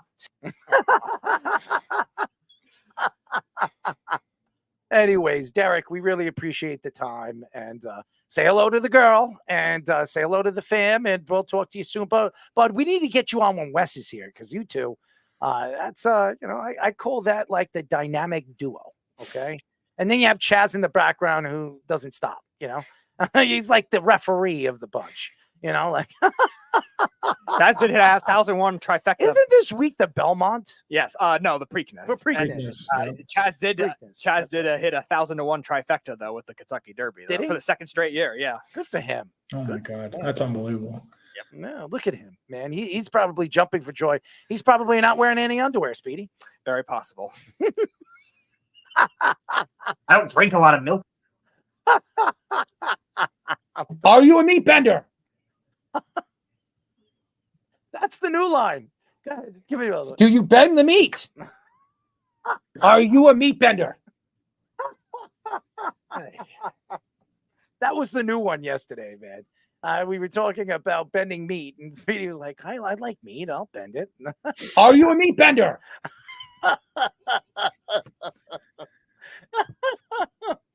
Anyways, I'm right now content with the fact the Rangers tied it up to be annoyed at all this other stuff. Ooh, wow. All right. I'm gonna go watch the end of it. Thanks, boys. All right, man. It's a pleasure. Thanks, Derek. Derek looks like he's rooting for the Rangers. It seems like it. I'm sure the Rangers. Now you have. Oh, there it is.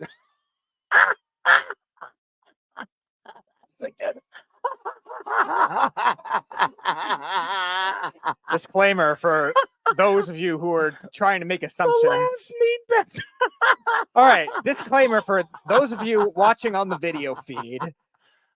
That is not my dog. There's no GIFs of my dog out there. But you did find a good look-alike fish. Oh, man. I'm not licking anyone. He would not be that well behaved at any type of building like that. Let's get through these two stories, and then we'll get through the schedules. We'll get Fish involved with it. We'll get Scoops involved with it. We'll go through both the Giants and the Jets and make our predictions. Major League Baseball accused former Mets president Sandy Alderson of being involved in with former GM Billy Epler faking injury reports the last 2 seasons. The New York Post, Joel Sherman and John Heyman said they found letters of proof of him being involved in those operations in 2022. Alderson said he denied writing those letters and denied tipping off Major League Baseball for investigating Epler. Alderson stepped down from the Mets in 2023 and has not got another job since then. Epler was banned from baseball for this season for falsifying injury reports and creating IL spots that didn't exist in order to create more roster spots. Mets players had 28 IL stints last season, tied for 11th in the MLB last season, but only were 15th in amount of time spent on the IL. Listen, I don't know what's going on with the New York Mets. I don't know what's going on with this story. I do know if there's a letter and Sandy Alderson is denying it, makes him look really, really bad. Because if there is physical proof that he has his John Hancock on a paper and he signed it, it makes him the bad guy.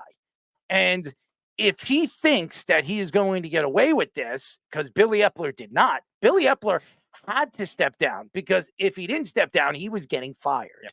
Okay. So, and Sandy Alderson obviously has a good relationship with Uncle Stevie, and we all know that. That's why he decided to rehire Sandy Alderson to take over the team for the 2 or 3 years before he decided to bring Billy Epler in to be his successor. It didn't work out, and it hasn't worked out. And we'll see if Stearns is the guy that is going to take the Mets to that promised land, give them a chance to win that championship. But right now, this doesn't look good for the New York Mets. It really makes them look like they were trying to cheat, trying to get that higher draft pick. That's what it seems like. I mean, if you look at this, if you're a losing team and you're one of the worst teams in the league, you have a better chance of winning that lottery. And over the last couple of years, the Mets have drafted pretty well. At least that's what we think. Unless they leave the team, a.k.a. Kumar Rocker. Yes, that's another one, by the way. But the fact is if Sandy Alderson is coming out and saying and trying to ignore the fact that this story is going to grow legs and they're going to investigate it, and when they do investigate it, what are the fines going to be? Are they going to lose a draft pick? I mean, I don't know how baseball is going to work with this. I think this is a first of a kind. I've never heard this before. No. I've never heard of a team trying to fake injuries. I've never heard this before. Are they betting? I mean, is this a betting scheme? I don't know. I mean, we just heard Jonte Porter. I mean, him sitting out claiming that he's hurt because to make sure that he comes under his numbers for the game so he can win millions and millions of dollars or hundreds of thousands of dollars. Mm-hmm. Who knows if Sandy Alderson and Billy Epler were part of a ring of money laundering through betting when it comes to this? I don't know. I don't know what the story is with this, but it doesn't look good for the New York Mets. And Uncle Stevie took over this team, what was it, 4 years ago, promising that he was going to win a championship in 5 years. It hasn't worked out. How many GMs has he had now? This would be 3 now. 3 GMs in 5 years. That's not a good sign for the New York Mets. And this is an organization that's trying to rebuild, trying to bring in superstar players to want to play here. Now you hear Juan Soto come out and actually say that he is willing to sign in the middle of the season with the New York Yankees, which pretty much tells me, which we've heard Scott Boras come out and say that his client won't do that. Right. Now, all of a sudden, you're hearing Juan Soto come out and say that he will do that, which tells me he wants to stay a Yankee. So this is not a good sign for the New York Mets. It's not a good sign for the league, because now the Yankees have brought in a player that wants to stay here and wants to be here and move forward with an organization that has a chance to win every single year. Yeah, and what you mentioned to me, what you mentioned before that was what I'm most worried about with this whole scheme. Sandy Alderson is not technically with the Mets organization anymore. He stepped down last year, and Billy Epperler obviously has been banned for baseball for this year. And granted, he wasn't that good of a GM anyway. He was kind of that last resort pick when they first got him in 2021. What he did with the Angels was not enticing as it was, but upper level is what I'm more worried about, because Steve Cohen, before he bought the Mets, was being suspected of some kind of Ponzi scheme in the past. And while I don't think they ended up charging him for anything, he was being investigated with some of his other companies. So you would hope that kind of thing is not being manipulated from the upper management with Steve Cohen and the rest of the ownership group. And that kind of thing could be passed down to these other This GMs. game is over, by the way. The Rangers just scored. Very nice. But you look at... That was a horrible goal, by the way. That was a lot like game 2. But you look at the Mets, like you were saying, dealing with all these GMs and all these like backlash of the off-the-field issues. You know, one that was drunk driving. You had Mickey Callaway doing perverted things when he was a manager there, when he got fired, and then they eventually went with Rojas before Buck. But all these things prove that the Mets have not transformed that team culture. We talked about it with the Knicks all the time. Like, they've been dysfunctional for a while, but they finally have James Dolan stepping away from the team, and it transformed their team culture. Where are you going to see that kind of thing from the Mets? Regardless of Cohen versus the Wilpons, one spend money, the other is cheap. Where is that team culture thing going to lie? And that's what worries me about this upper management part. And David Stearns, the Brewers, you're talking about the Mets being like middle tier on that list. The Brewers are actually very high on that list in terms of manipulating IL too. So he's not afraid from falsifying that if the front office is at this point, which worries me too. Keith, we know that the Rangers took the lead. I just said that about 5 minutes ago. Okay. So, yes, we know that the Rangers took the lead. I just said the game is over. There's 4 minutes left. I think Carolina really screwed this up. They had a 3-1 lead. All they had to do was play defense, and they choke. So, and yes, Fish, he's saying in the private chat, great pass by Lindgren. Yes, making up for him messing up on the first goal. Yeah, so I don't know what's going on with the New York Mets in this organization. But, again, with the whole John Heyman thing, if John Heyman's coming out and saying that this letter was found and his John Hancock was on it, I don't know how you could deny this. Yeah. I mean, I don't know how you can just like brush it under the rug. And now the MLB is going to investigate it. I don't know how much is the league going to suspend, or, well, he can't be suspended because he's done. He's retired. So right. What are they going to do? Are they going to drop the hammer on the Mets? Are they going to take a draft pick away from them? Are they going to make them? The money doesn't matter to a guy like Uncle Stevie. He's got the money. And it might have to be a harsher penalty than the draft picks too. I think if this story is true, I think you have to take away a draft pick or two. You have to. I mean, there's nothing else you can do. I mean, Uncle Stevie's not going to care if it's a $350,000 fine. Right. That's not going to hurt him. Or do some kind of like spending restriction for the players at some point. Yeah. Like, so they have to find a way to make that money where it can't be spent. I think the Mets are in a lot of trouble. And when you hear a story like this is not a good sign. CBS Chicago reports that former Blackhawks contractor Nina Sanderson filed a lawsuit against the Blackhawks, accusing the team of fraud and sexual harassment. She also accused them of breach an oral contract, which includes inappropriate sexual behavior and sending her explicit videos. I'm watching the Ranger game too. Sanders is of a Native American heritage and was hired to help improve relationships with Native American communities. She accepted the position in 2022 with the belief that the Blackhawks would change their logo, which they never did. The Blackhawks have been involved in similar conflicts in the past, including with Corey Perry this season, violating their HR policy. The most notable scandal came in 2010 involving video coach Brad Aldridge sexually assaulting several players, which cost many people their jobs, including Joel Quenneville. So, here's the thing. I don't know much about this story. What I do know about the story with the sexual harassment, I'm not surprised that the Blackhawks are behind it. Yeah. I mean, we all know about the Brad Aldridge situation. Over the last 8 years, it's been a big story, and we're still wondering what the NHL has done with that. I mean, again, the NHL has brushed this under the rug. Now, Joel Quenneville lost his job, but then took the Florida Panther job, right, and pretty fast took the Florida Panther team to the top, and then got fired for some stupid reason again. I'm not surprised. This is an organization that obviously won the draft last year, and now they have the second pick in the first round. I think the NHL wants Chicago to be one of those top tier teams, because when Chicago has a top hockey team and the New York Rangers or the New York teams have a top hockey team and Detroit has a top hockey team, it helps, and it really helps the NHL, and it brings the NHL to the top. So again, I don't know anything about this story, but the fact that they haven't changed their logo, I didn't expect them to change that logo. I've never heard that the Blackhawks were ever going to change their logo. Now, obviously, we've seen the NFL try to do that. Well, they have done that with the Washington football team or whatever, the Commanders, the Redskins, the different names that they had over the years. I don't know what happened with this oral contract. And again, if they signed it and they said that they were going to do this and they breached the contract, well, then she's got something to argue about. And that's something that she can sue them for and make millions and millions of dollars off of. And again, Chicago is not the organization that you can trust, because the Blackhawks, again, have been doing this for years, brushing things under the rug and not really standing up for their organization and players, and obviously executives sitting there and really just not doing the right thing for their players and for some of their employees. So this is a horrible story. I think the NHL is definitely going to have to look into it and look more into it.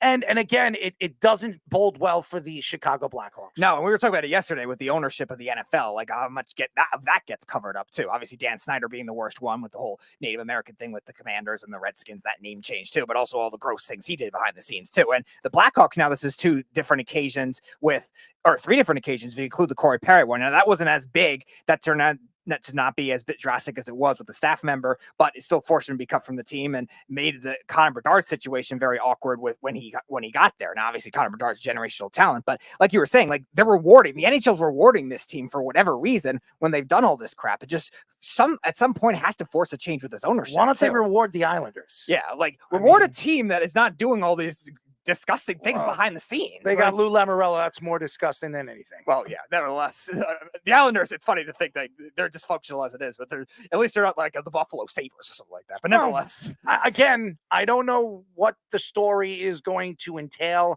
I did read a little bit of this story. Nina Sanders, she definitely has a lawsuit. She'll probably sue for a couple of $1 million, be very, very rich. She can walk away from the Chicago Blackhawks and join the Detroit Red Wings or the New York Rangers and live happily ever after. But this is not a good sign for the Blackhawks. That means if this story is true, management again could be fired. And again, if I was Connor Bedard, why would I want to stay with an organization or be with an organization that can't be fair or even stand up for their players or again, the employees?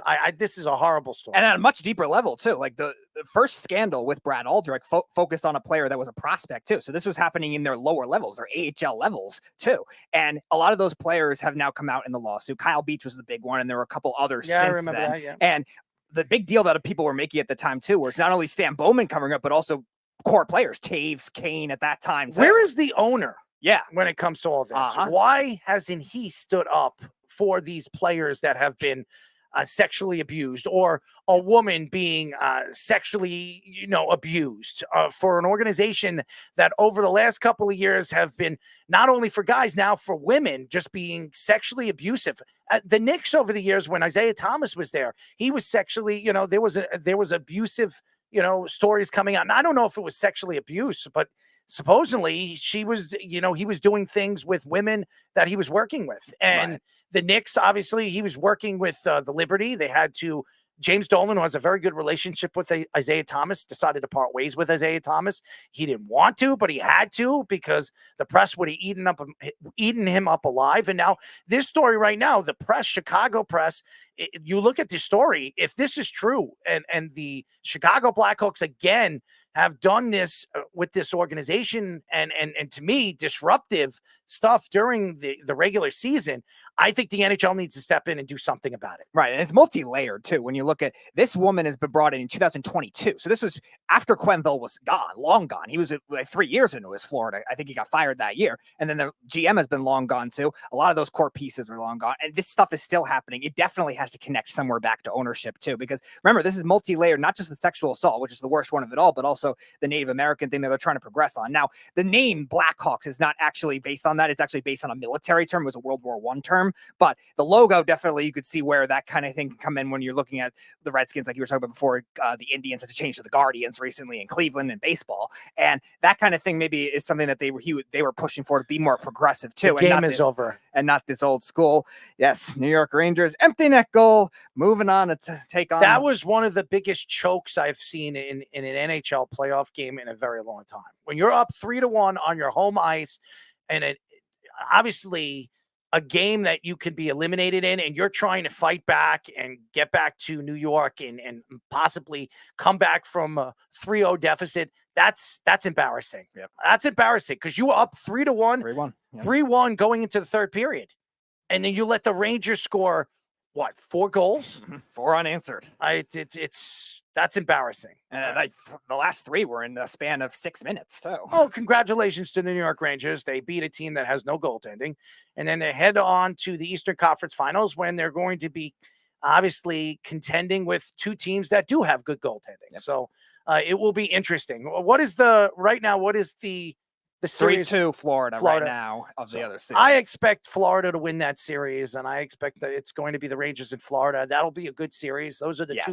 I think those are the 2 best teams in the Eastern Conference, and that's what I wanted to see. And if you're a Ranger or a Florida Panther fan, that's what you want to see. You want to see the best teams play against one another. And then Dallas, who has been the best team in the Western Conference, probably the second best team in all of the NHL this year, they look like they have a chance. Colorado winning yesterday, but they have a chance to knock off the Colorado Avalanche tomorrow. Mm-hmm. So, Dallas could be heading off to the Western Conference Finals. And what's the other game? Vancouver and Edmonton are 2-2. That series has been very I back want to and see forth. I want to see Vancouver. I like Vancouver. They're a young team. They're a scrappy team. And even though Edmonton has, obviously Connor McDavid and the talent that they have the 2 best players in the world. Okay. There's no question that they do, but they have no good goaltending. And that's the difference. And look, Peter Laviolette needs to lose some weight, man. I mean, he looks like he wins the cup and you get all the pizza he wants. I don't think they're winning the cup. I know that's what Josh said thinks. I know that's what Josh thinks, but I don't think that's going to happen. But I just watching this series would tell you that it's probably not going to happen. I'm just speaking the truth. I mean, they played against a team that doesn't have good goaltending, and they almost choked. I know the B's probably jumping for joy out of his pants. So, and if he is, good luck on that. Keith says Igor making 6 saves. Kreider with a hat trick as well. Yeah, Kreider, who is the Rangers' all-time leader in playoff goals, continue to add to that. Well, listen, it's good for New York to see the Rangers head to the Eastern Conference Finals. I'd like to see the Knicks go to the Eastern Conference Finals, and we can ride the wave. Because, here in New York, for New York sports, it's always good to see our New York teams move on, and we have something to talk about. So, and the Yankees are playing great baseball right now, too. I mean, the Yankees have been unbelievable. By the way, has anybody watched Schmidt pitch this year? I mean, he's 5-1 with a 2.46 ERA. He's been unbelievable. 8 scoreless innings today against the Minnesota Twin team. So they swept them now, and the Twins are one of the hottest teams in baseball. Yep. I mean, I don't think Juan Soto is blind right now. He has a chance to be with a team and an organization that can win every single year now. And he has never been on a talented team, on a talented roster like this before in his career. As good as Bryce Harper was and those Nationals were, this is a completely different team. So what do we have? I think we have Josh. I believe this is Josh's number. Oh, I can't wait to hear this. Errol, you jinxopotamus, I love you so much. Thank you for saying Carolina is winning the series. Thank you. Well, I'm glad you're happy because thank you so much for saying that. That was the greatest thing. Between you saying that and guys in my fantasy league saying the Carolina's going to make the comeback. It was great. I loved. I screenshot. Don't everything. worry. Don't Thank worry. you so much. I've got Florida winning the series against the Rangers. Congratulations. Have Florida all you want. I don't care. I'm going to enjoy this moment. You can't ruin it and be a sour sap. Oh, I am a sour sap. Listen, if you want to, jump on. And listen, if the Beeb wants to jump out of his pants and have whatever you want to have that he calls it, let him do whatever the hell he wants. His hockey team won tonight. All right. Are you a meat bender? Are you a meat bender? Oh, it Do was you great. bend the meat? Are you a meat bender? Do you bend the meat? I mean, you could probably have me go outside and jump off of my roof. I'd probably say I would probably do it at this point. Oh, look at that. He's that happy. Look at that. Good for me. Yeah, well, I mean, listen, like I said, whoever they play, Boston or Florida, it's going to be a very tough series. It's not going to make a difference. I'd be surprised if the Rangers won the next round, considering how they played. But listen, I had them winning the Stanley Cup. I'm not going to jump off that ledge now because that would just be silly. But, I mean, all they had to do was just get shots on net against Freddie Anderson, and they couldn't do it, and they found it in the third period. Yeah, and he stinks. Freddie he does stink, but like I said, here's the thing. I understand you don't. I know you don't want to give the Rangers credit, and that's fine. You don't I have didn't say to. that. I did. No, I I'm just said saying. congratulations to the New York Rangers. What do you want me to do? Jump on the bandwagon? No, I mean you could do whatever the hell you want. I mean I don't give a damn what you do. You could go kick your nose on the air. I could give a damn. No, listen. There's no place like home. I was. Hey, listen. Like I said, if where's my ruby slippers? Yeah. You're funny. No, but seriously, dude, listen. In all seriousness, Rangers win tonight. Hopefully, the Knicks can close that bad boy out tomorrow. Let's go. Come on. Come on, guys. Come on. Listen, what's going to happen tomorrow is I'm going to be emceeing a wedding, and I'm going to be back and forth watching it on my phone. It sucks. I'm not going to get a chance to sit in front of it. Well, by the way, so I'm not even going to see you tomorrow. That does stink. But anyway, besides that, in all seriousness, I know we were all. I mean, I know Speedy's ecstatic about the Rangers right now. But going into what could happen if the Knicks win the series, listen, I'm not counting my chickens before they hatch because we all know what could happen. But if they play Boston, that's going to be a very intriguing series. Yeah, well, because I want to look at that coaching matchup, Missoula versus Tibbs. I mean, that's a drastic, a huge advantage for the Knicks in that one. That's the key. And also the Celtics, listen, they have a lot of scars from the past, man. So they do. So, and I want to see this Celtic team, who, by the way, has had the easiest path. Let's call it like it is. I'm not taking anything away from them. But they played a Cleveland Cavalier team yesterday. What was it? 85% of their lineup wasn't even playing. Mm-hmm. That's it. I mean, and let's call. And also after Game 2, did we all not think this could be a series after Game 2 when Cleveland won in Boston? Yep. After the way Mitchell played, I thought that could be a series. Boston tends to play down to their competition. Mm-hmm. The Knicks are. I'm not saying they're going to win the series, but damn, they're going to give the Celtics a run for their money in this next series if they beat Indiana. Which I think I actually think they're going to. I think that hurt their spirits last game, Indiana in Game 5, and clearly putting Deuce in. Well, you know how I feel about Deuce Arrow. We dropping a Deuce and Deuce McBride. Yeah, we all know how we I all love both dropping of them. that Deuce, baby. Well, we love it's like giving birth to a baby, my man. That's right, how we man. rock and roll. That's right. Letting that go, nice little juicy juice. Especially when you land a ginormous keister. Oh shoot! But anyway, going back to what we were talking about. Mama Dukes. But I am very interested to see the matchup with Boston and New York. I want to see if the Celtics mentally and physically can stay up to par with this Knicks team. Can they stay up to par? Dude, with the you're guys losing that your Josh voice. Hart Were and all you that? screaming after they won? Oh, no. No, I'm Get good. away, Caleb. That's exactly what it is. I don't want to wake up my son. 2.5. Can you, bro, wait for 2.5-year-old? He probably went outside. He was howling. It's so funny. I actually have on my doorbell camera outside the blink. I went outside the door and it was recorded. I screamed outside my house. Yes. And then I walked back in the house. What are you doing? Like some kind of dance? Because here's the thing, dude. I got a 2.5-year-old. If you wake him up, you're screwed till 4 a.m. And then I got my wife who's pregnant. You wake her up, she's going to have a conniption on me for the next hour and a half. So I have to be like as subtle as possible. Well, she'll find your hockey stick and shove it up your ass. That'll be good. I got to go get my old equipment, dude. If it's at my parents' house, I tell you, man, if I could just get back and play again, that would be awesome. But anyway, I want to keep listening to your guys' show. I don't want to take up all the time because, of course, game on tomorrow at 6:00, which is perfect because we're not going to miss any of the Knick game. That's on at 8:30 tomorrow night. But I'm very, like I said, we could talk all the hockey but I'm very intrigued by if the Knicks, and I think the Knicks have to win this game. Here's what the Knicks need to hope for. So if the Knicks win tomorrow and Minnesota wins, the Knicks series would not start against Boston until Tuesday. That's what is that? That's 3 days off right there for these guys. Well, they That's need huge. OG back. They need OG back. So of course, if OG, everybody keeps worrying about it. OG is a big factor if they want to beat the Celtics. Well, yeah, because he could basically he could take off Tatum. The thing about OG is going to be with the hamstring. Is he still going to be the big defensive prowess player that he's been with whatever hamstring issue that he's had? Is he going to give you that, or is it going to be kind of a 60 to 65% effort? Which, if that's the case, that's not going to be enough. Now, Tatum didn't have a good postseason, right, until what was it, the last game, the closeout game against Cleveland. He's had a iffy playoff. Yep. Brown's been inconsistent. They've gotten it's the role players for Boston. It's what they do. It's so crazy. And without Porzingis, dude, their team doesn't have much length. That's the thing. But again, we keep saying it. The Knicks should out-rebound these guys, right?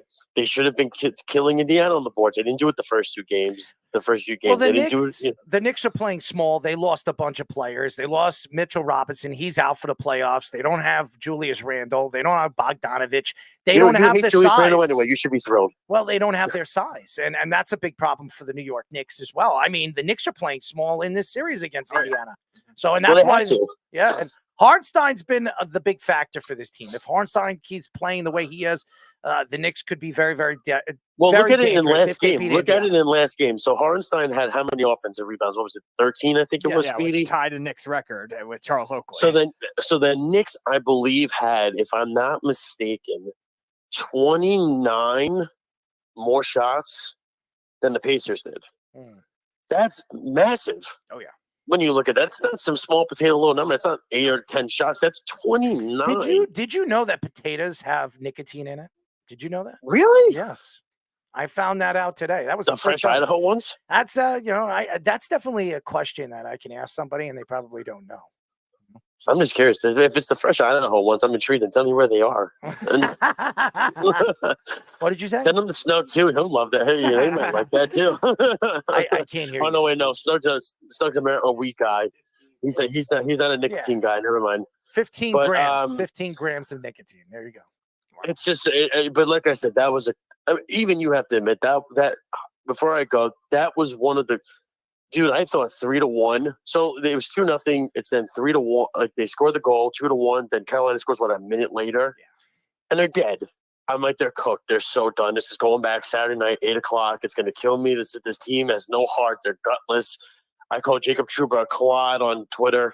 There he is. There he is. He's doing the interview right now. Jacob Trouba. Yeah, well, it's funny because honestly, I look back at Ryan Callahan and Ryan McDonough, and I say, God, do I miss those two as captains? Because those guys had heart and passion and put their bodies on the line. This guy is a gutless clod who can't even skate forward. He walks like Tiny Tim from Scrooge. That's how he skates. It's embarrassing. But they got through it. Now the only problem is going to be now, Speedy, and you know this. He's going to keep Keandre Miller with Jacob Trouba now. Unfortunately. Keandre Miller was fantastic with Braden Schneider. Yep. All right. Stop with the Rangers. We got to go through our scheduling right here. Here we go. Win, loss, win, loss, win, loss. Right. Goodbye, okay. Josh. Goodbye, everybody. Have a good night. Josh, happy about his New York Rangers. Let's bring Fish in. Let's bring Scoops in. We're going to go through the Jets and the Giants. We're going to make our picks. Where do we think this season could go with health? That's the most important thing. Let's go Giants first. Are you ready, Speedy? All right. So they begin with the Minnesota Vikings. Minnesota got some music? I'll get the music. Hold on. Yeah, well, there you go, Speedy. What's going on with you today? Are you have you lost your mind, or are you just losing You're lost in translation. I think you're lost in translation. I don't know about that. So I'm not trying to translate a different language altogether. Oh, I think you're just lost. You're just Speedy Petey, the lost wonder. The lost wonder of them. Yes, the lost wonder of us all. There you go. Thank you for getting the Giants one up. I was trying to. All right, I got it right here. It's the regular season, week 1, Minnesota. Go ahead, Speedy. So yeah, that's gonna be JJ McCarthy's debut for the Vikings, and then whatever quarterback situation the Giants are gonna have to deal with. So you would expect a low-scoring game. That would definitely be a closer one, you would think. I think this would be a tight one. I would probably still say a loss. I think the Vikings still have more talent right now, and the Giants receiving depth is still a question. But like tight, close, low scoring. Fish. So I don't really know how to handle this because last year I thought the Giants were going to be dominant, and I made a wager before the season, $100 that they were going to be better than the Cowboys, and then it was 40-0 or something Cowboys within like an hour. So I feel like I should say the opposite of what I think because that's probably better. So I think that the Giants are going to lose by 70 against the Vikings. Who's the quarterback? It doesn't matter to me. It could be Drew Lock with his, rapping to himself in the middle of the play. That's fine by me as long as he gets the ball out into Neighbors' hands and the man can run and run and run. And then, maybe Wan'Dale Robinson has a little bit of isolation because they're paying too much attention to Neighbors. I think that we can do something against them and their secondary. So I'm going to give the Giants a loss by 70. I'm going to go with the Vikings. I know that JJ McCarthy is going to want to prove why he deserved to go in the first round in the NFL. So I think JJ McCarthy is going to play his mind out.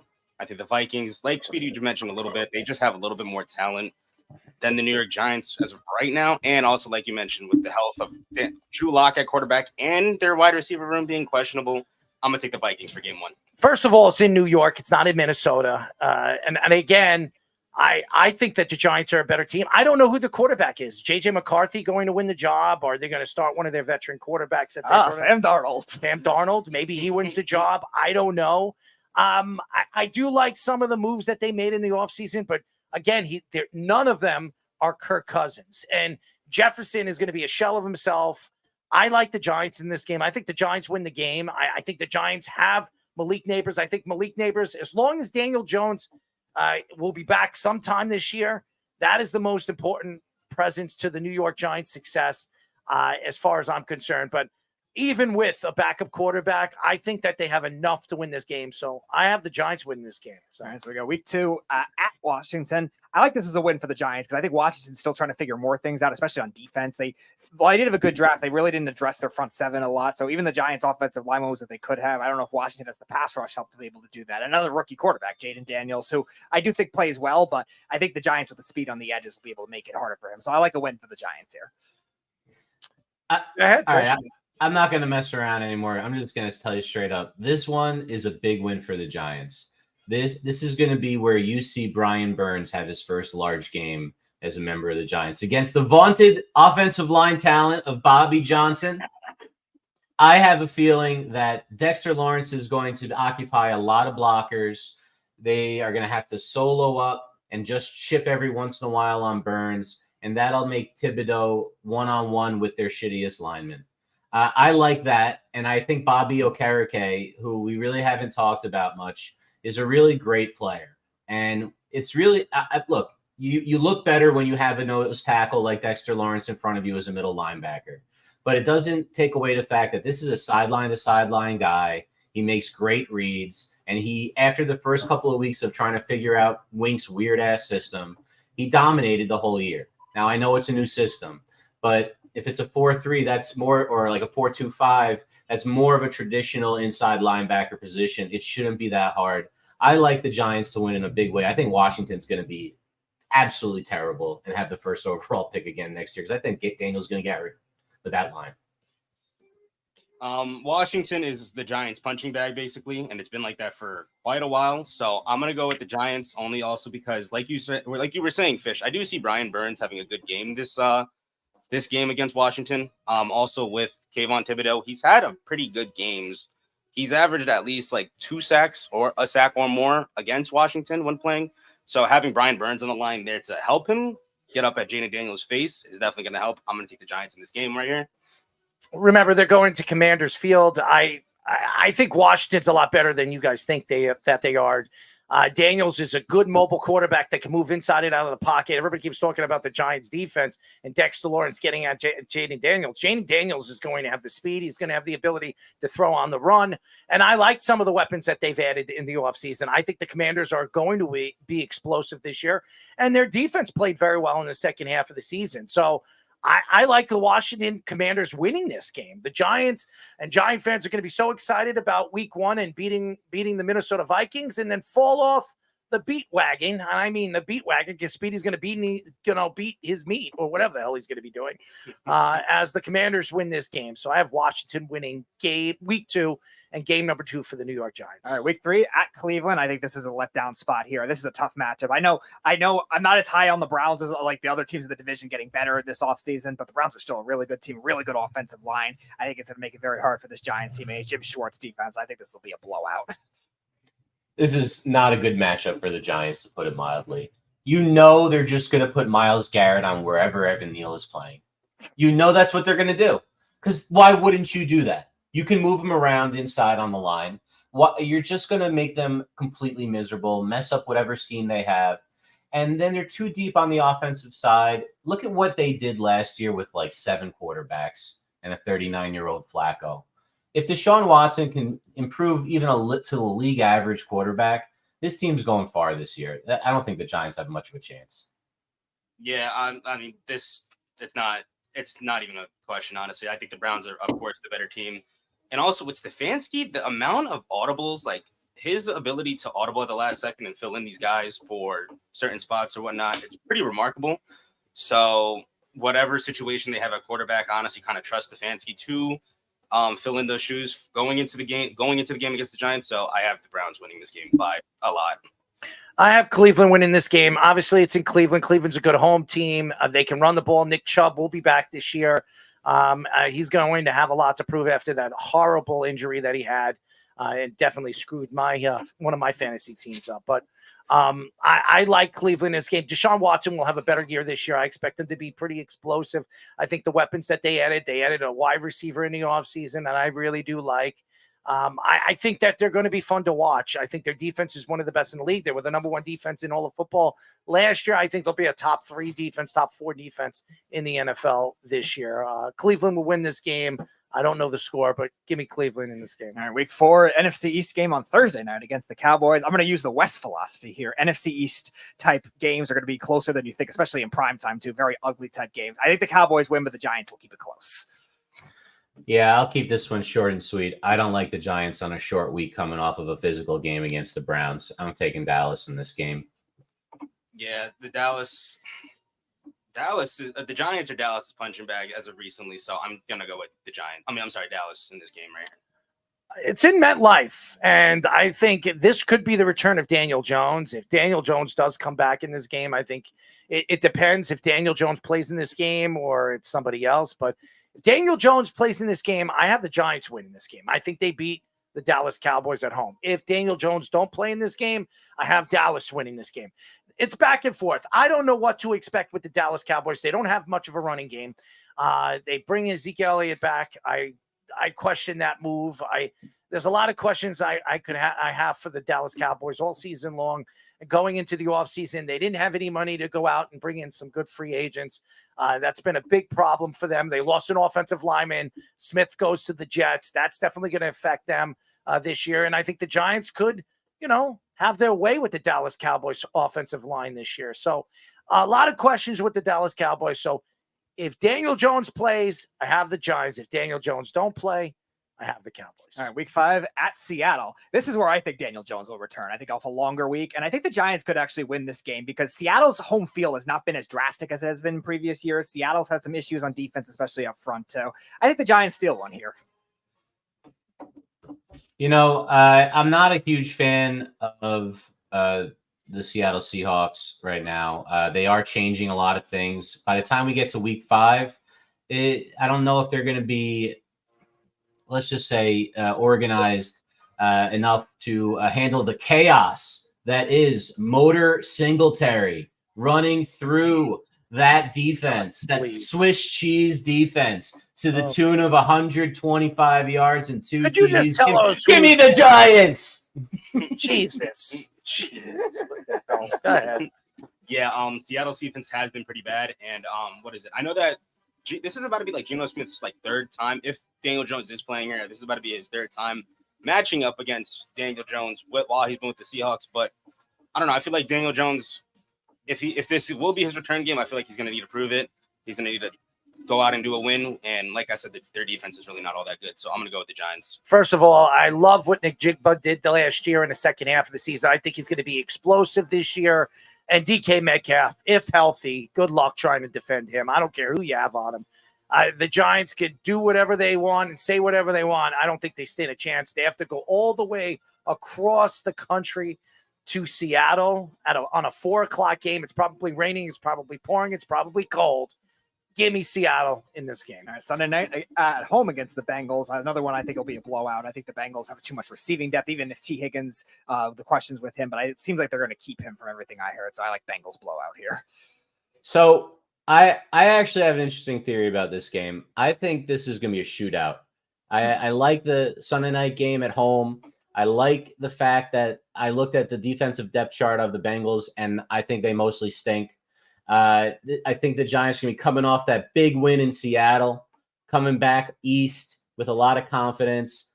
I think it's going to come down to the last possession, and let's go with the Giants with a victory.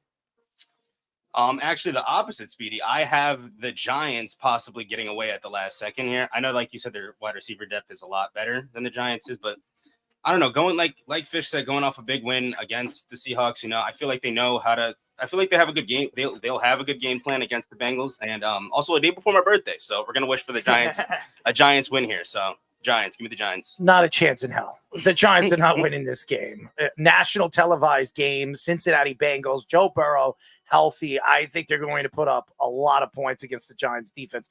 The Giants secondary is young. They're going to make mistakes all season long. And I think I could see Dable getting fired early in the season. I don't know if he's going to be able to control this team and the personalities on this team.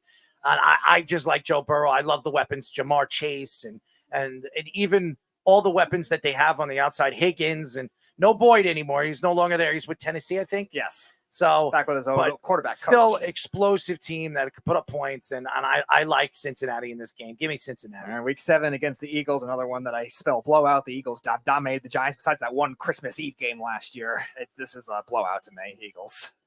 So this is the first game, if you're watching, I have circled on the schedule because this is the return of Saquon Barkley to MetLife Stadium. And, this is kind of like the last game I want to watch this season. It's going to be ugly. Saquon's going to run for like 200, and it's just going to be devastating for all of us. I'm going to go away that weekend and just not watch the game. Eagles by a lot. Yeah, this is definitely not a game I'm looking forward to. Our beloved Saquon out of here. First game against him and everything. I feel like the Giants need to win this game. They should want to win this game to prove they don't need Saquon Barkley, which of course they did. But I'm going to have to take the Eagles in this one. I have the Giants win this game. I do. I think Saquon Barkley will put up his points, but I think the Giants will find a way to win this game. I think Malik Neighbors is explosive. We're still questioning what type of secondary the Eagles are going to be this year. They have a bunch of young guys that they drafted. They could be good. It's going to take them a little while to figure out the defense, and they have a new defensive coordinator over there. I don't know, man. I have the Giants sneaking and winning this game, as crazy as it may sound. I have the Giants winning this game. All right, week 8, Monday Night Football against the Steelers on the road. That doesn't bode well for all those combinations. Let's be honest. They don't have a chance in hell. Yeah, Russell Wilson's primetime experience, Steelers primetime experience doesn't bode well. Steelers blowout. So I have Russell Wilson having a blow up on the sideline in the middle of this game with Sean Payton, and it's going to be I'm sorry, not Sean Payton, with Tomlin. Tomlin. I was about to Tomlin say, is just going to stare him down. Tomlin's just going to stare him down and point to Fields, and Fields is going to go off, and he's never going to come out of the game and off the field for the team, and they're going to go straight to the playoffs and be a contender. Giants have no chance in this game. I'm going to be the difference. I'm going to say the Giants could possibly take a pretty late lead, maybe get a last-minute field goal to get a win. But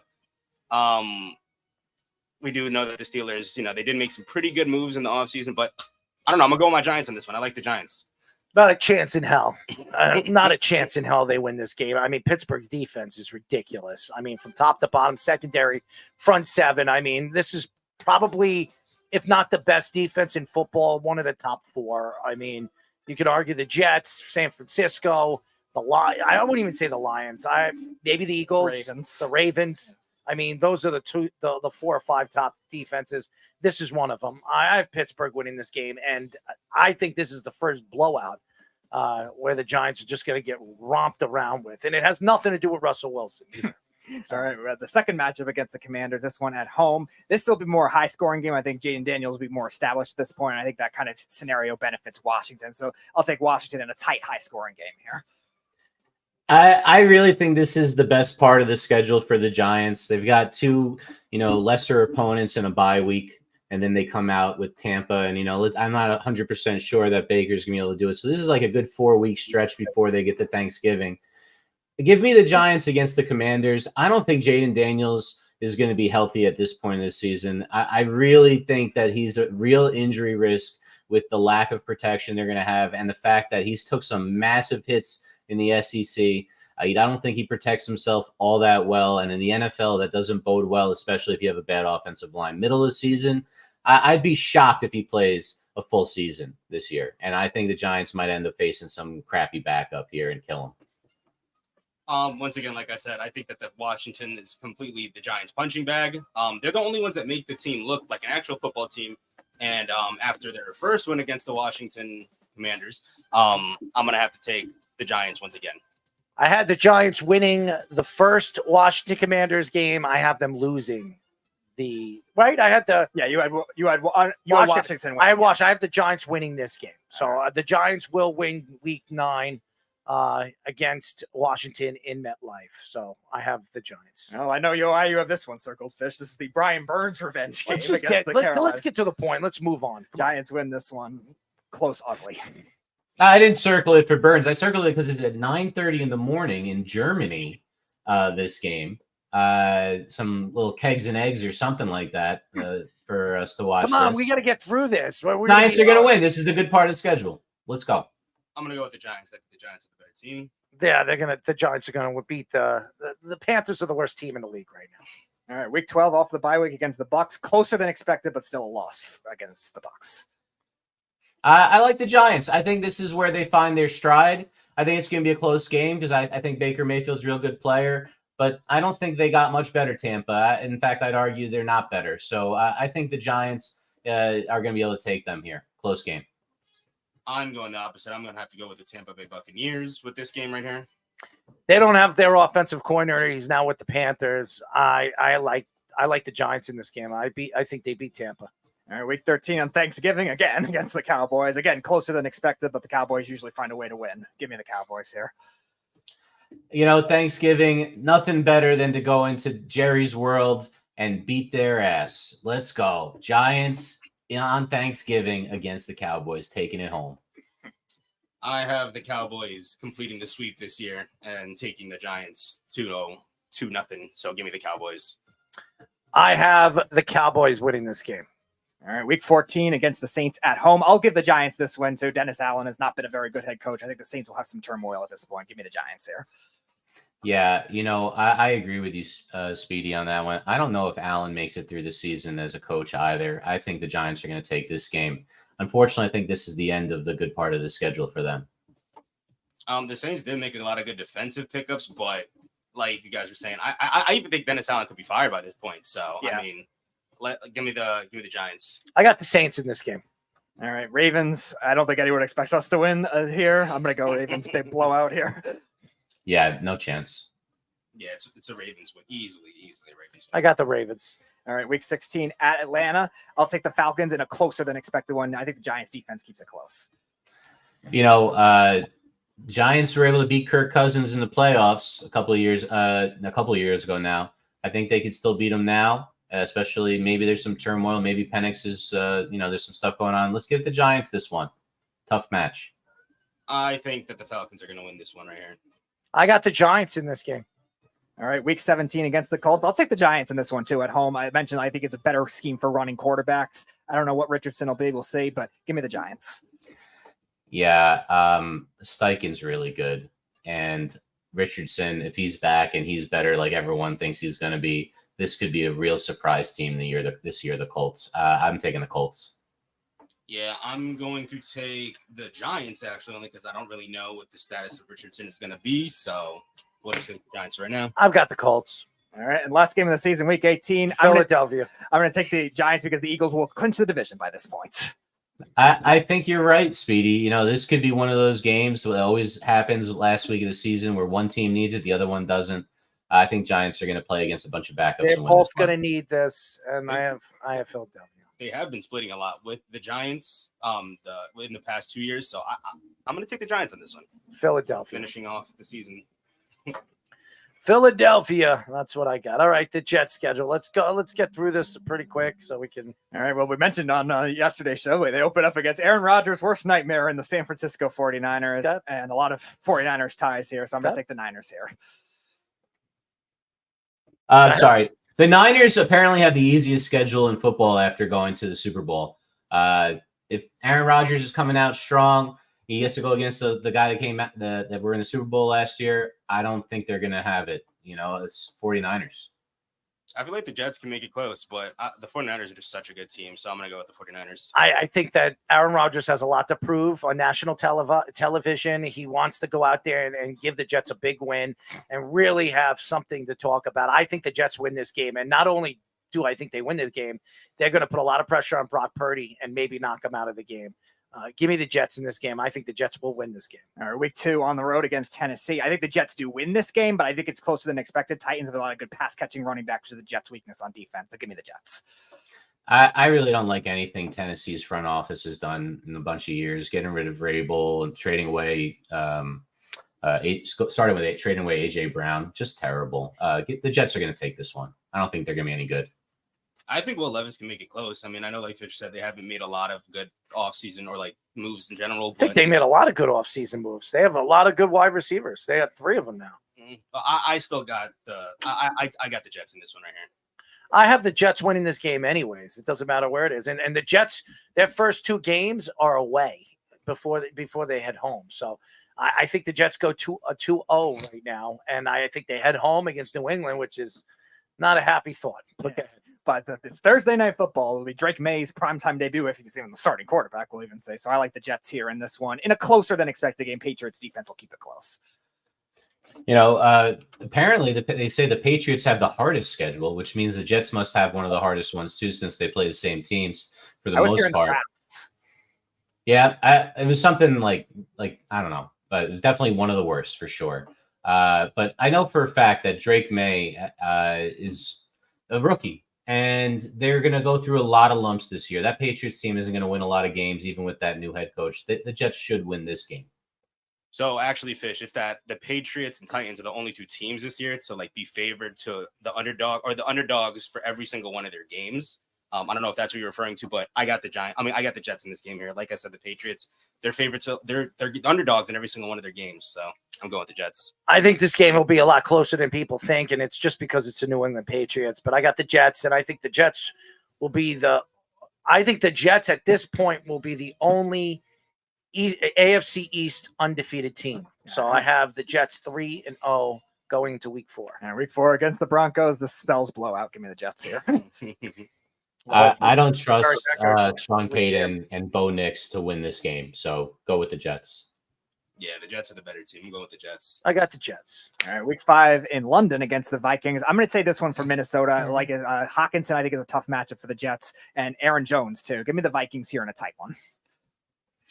I think that when you go overseas, it's anyone's game. It's really, you never know how guys are going to hold up with travel and everything. For some reason, it's always just a crapshoot. I think this is a game that they might have a letdown. I'm going to go with the Vikings as well. Yeah, I'm gonna go with the Vikings also. First loss of the season for the New York Jets. The Vikings win. All right, Monday Night Football against the Buffalo Bills. I'll take the Jets here. I think they bounce back after that loss. Bills still trying to figure it out on defense. Yeah, this is a good matchup for Rodgers. I think they're going to throw it all over the place. It's just, Josh Allen's one of the best players in the world. I think they keep it close, but I think they pull it out in the end for the Jets. This is actually my birthday. No, my birthday matchup. So for you, Errol, I'm going with the Jets. I'm wishing for a Jets win. I think the Jets sweep Buffalo this year. I have Buffalo winning. All right, Sunday Night Football against the Steelers on the road. I'm going to go with the Steelers here. You have that short week for the Jets. It's going to be tough. You notice they have 6 primetime games in like the first half of the season. That's pretty remarkable. They're tied for the most in the league with the 49ers and the Cowboys. It's just because it's Aaron Rodgers. That's the only reason why. Well, that's great. Yeah.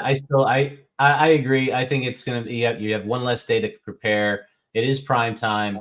It is the Steelers. I'm going with the Steelers. I'm going with the Jets on this game. I'm going to go with the Steelers in this game. I think it'll be close, and I wouldn't be surprised if the Jets win this game because Aaron Rodgers does play well against the Pittsburgh Steelers. But I have Pittsburgh winning this game. All right, now on the road against the Patriots. This one will be close, just like the first meeting. I think higher scoring. Sweet. I'm going with the Jets as well. Jets are going to kill them. Yeah, it's a sweep. It's a jet sweep. It's a clean sweep for the New York Jets, and at this point, the Jets will be 6-2 going into Week 9. All right, Halloween night on Thursday against the Houston Texans. The Jets blew up the Texans last year with Zach Wilson at quarterback. Imagine what they could do with Aaron Rodgers. Give me the Jets.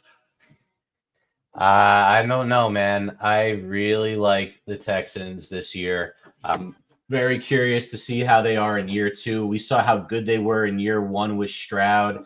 They had offensive and defensive rookies of the year. I mean, come on now. I think they're going to be great this year. I'm going Texans. I actually think this could be a shootout. They both have pretty good wide receivers, like wide receiver depth. So I think that the Texans could possibly edge it. It's really who has the ball last, I think, who would honestly win. But I'm going to go with the Texans on this game because I like CJ Stroud. It's in MetLife. It's going to be a cold night, and Aaron Rodgers loves these Halloween nights. Give me the Jets. All right, Cardinals on the road. This is a blowout. The Cardinals are still trying to find their way, even though Kyler Murray will rush for a lot of yards. They might have had a chance, but Kyler Murray is going to play 3 straight days of video games instead of preparing for the game. So the Jets are going to take this one. Yeah, the Jets, like you said, I think this is a Jets blowout here. Jets.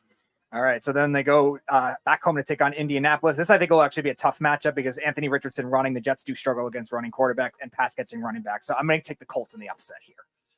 Yeah, I said it before. The Colts are my sleeper team this year. I really think they're going to be great. I'm going to take the Colts here. I'm going to take the Jets on this one. I've got the Colts. All right, so they go on the bye. Then they go stay home to take on Seattle. I think this is going to be a closer, higher-scoring game. It's not going to be close. I'm going to take the Jets in a very tight one. I don't think the West Coast teams traveling east, to face Aaron Rodgers off a bye is a great look for them. I think the Jets Aaron Rodgers loves to play Seattle. He loves it. He loves it. He puts up crazy numbers against Seattle. I don't think it's going to be even close. Yeah, like you guys said, I think it's Jets win. All right, then they go to Miami. I think this one is going to be a tight, high-scoring loss. I got Miami. Yeah, I got Miami too. Yeah. They don't play Miami until December, and they have to play them twice at the end of the year. That's interesting because Miami, they had such a potent offense the first half of the year, couldn't stay healthy. I don't know if this is a team that can stay healthy. Give me the Jets. All right, Jacksonville net right after that. Which Jags are you to get in the second half of the season? I'm going to take the Jets here. I think it's the Jets. Yeah, I'm going to go with the Jets. I got the Jets. All right, then they go back home to take on the Rams. Fish, you mentioned West Coast teams traveling to the East. The Rams are actually one of those teams that actually do pretty well. I'm going to take the Rams here. Well, McVay is a great coach. So I disagree.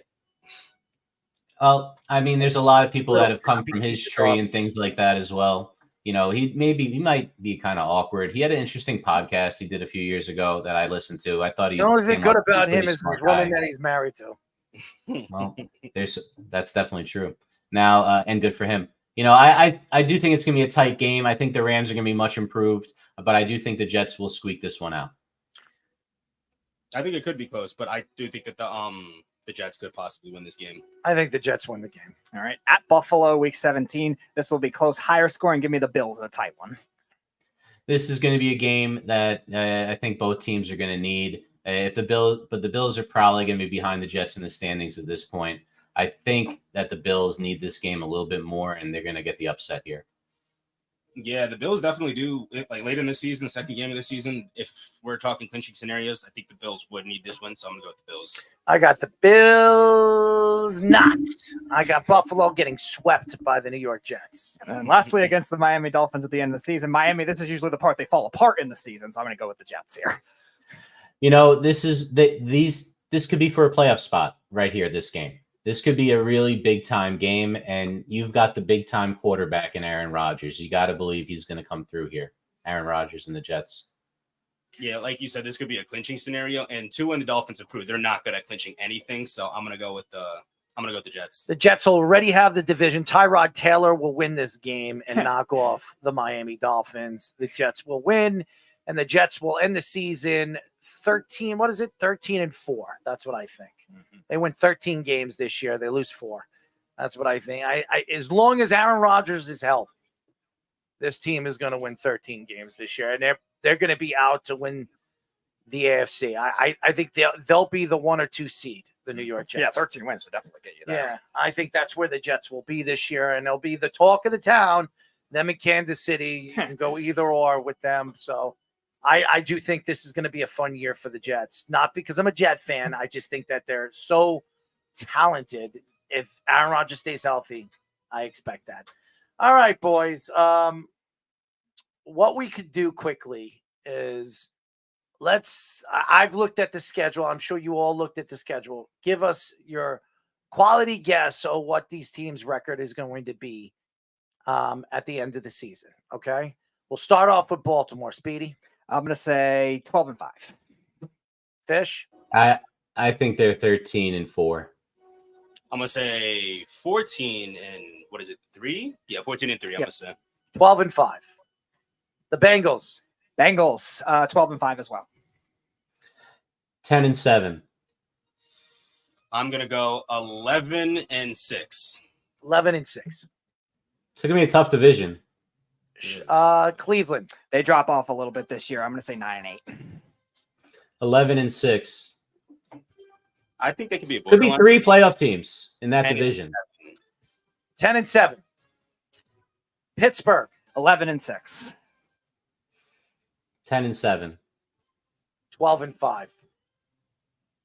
All right. 12-5, yeah. Miami. 9-8. Still stuck in that realm. I agree. 9-8. I'm going to say 9-8. 10-7. Buffalo. 10-7. I think they're going to be 9-8 also. I'm with Speedy on this. I'm 10-7. 10-7. New England. 6-11. 4-13. I was just going to say that. 4-13. 5-12. Jets. I have them also 11-6. I think 12-5. I'm going to say 12-5. 13-4. The Texans. 10-7. Same as last year. I think they get one game better. 11-6. I think they could go 12-5. 11-6. Indianapolis. 11-6. I think they leapfrog the Texans. I like their draft. I think they leapfrog them also, but I'm going to give them like 12-5 here. I'm going to say 11-6, but I have them like behind the Texans. 10-7. Jacksonville. Also 10-7. 9-8. Yeah, I can see them finishing 9-8 again. I think they're a lot better than people think. I think they win 11 games this year. So I'd say they're 11-6.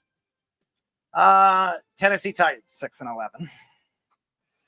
5-12. I'm going to say 7-10. I think that was a record last year. 9-8. Mm-hmm. The Broncos. Worst team in the league. 2-15. Wow. Yes. I'm gonna say 6-11. I'm going to say 7-10 again. 7-10. Kansas City. 11-6, just like last year. I'm going to say 12-5. I'm going to say 13-4. Their schedule's pretty easy. 12-5. The Raiders. 6-11. Yeah, 6-11. 8-9. 3 wins. 3 wins, huh? Antonio Pierce will be fired early in the season. I'm just telling you the truth. I think they're the worst team. The Chargers. I'll say 8-9. Harbaugh. I'm going to give him 10-7. I'm going to say I'm borderline like 8-9, 9-8. I'm going to say 9-8. They're a borderline playoff team. Harbaugh will make this team that much better with Justin Herbert. 10-7. All right, the NFC, the Bears. I'm going to say 9-8. I think they're still a year away from that peak. 8-9. Yeah, similar to the Chargers, I'm going to say 8-9. 9-8. Lions. 12-5. 13-4. The Lions are going to be one of the better teams in the division, or best teams in the conference, actually. But I'm going to go with 12-5. 12-5. Green Bay. 9-8 as well. I think they're going to have a little too much expectations like the Texans. I don't know, man. Love looked pretty damn good last year, and he's just getting started. I'm going to give him 10-7, fighting for a spot. Sorry, Fish. But I think the Packers got it. I think they're going to be a wild card team. I'm going to go with 10-7. I think the Packers won 11, so 11-6. Minnesota. 8-9, kind of in that middle fringe, but I don't trust JJ McCarthy. I don't think JJ McCarthy's playing much. I think it's going to be Sam Darnold's show this year. I don't really think he's a great quarterback. So I think it's going to be a 7-10 season. I think McCarthy will have a good season. I don't think he'll have that good of a season. I'm going to go with 6-11. 7-10. Washington. 5-12. This is my worst team. 2-15. Quinn goes back to being a DC wherever he wants to be.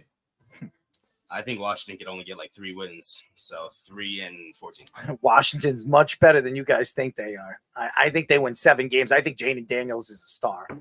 Okay, so I think they're 7-10. The Eagles. Eagles 11-6. They win the division. I hate them. 14-3. Best record in the league. Wow.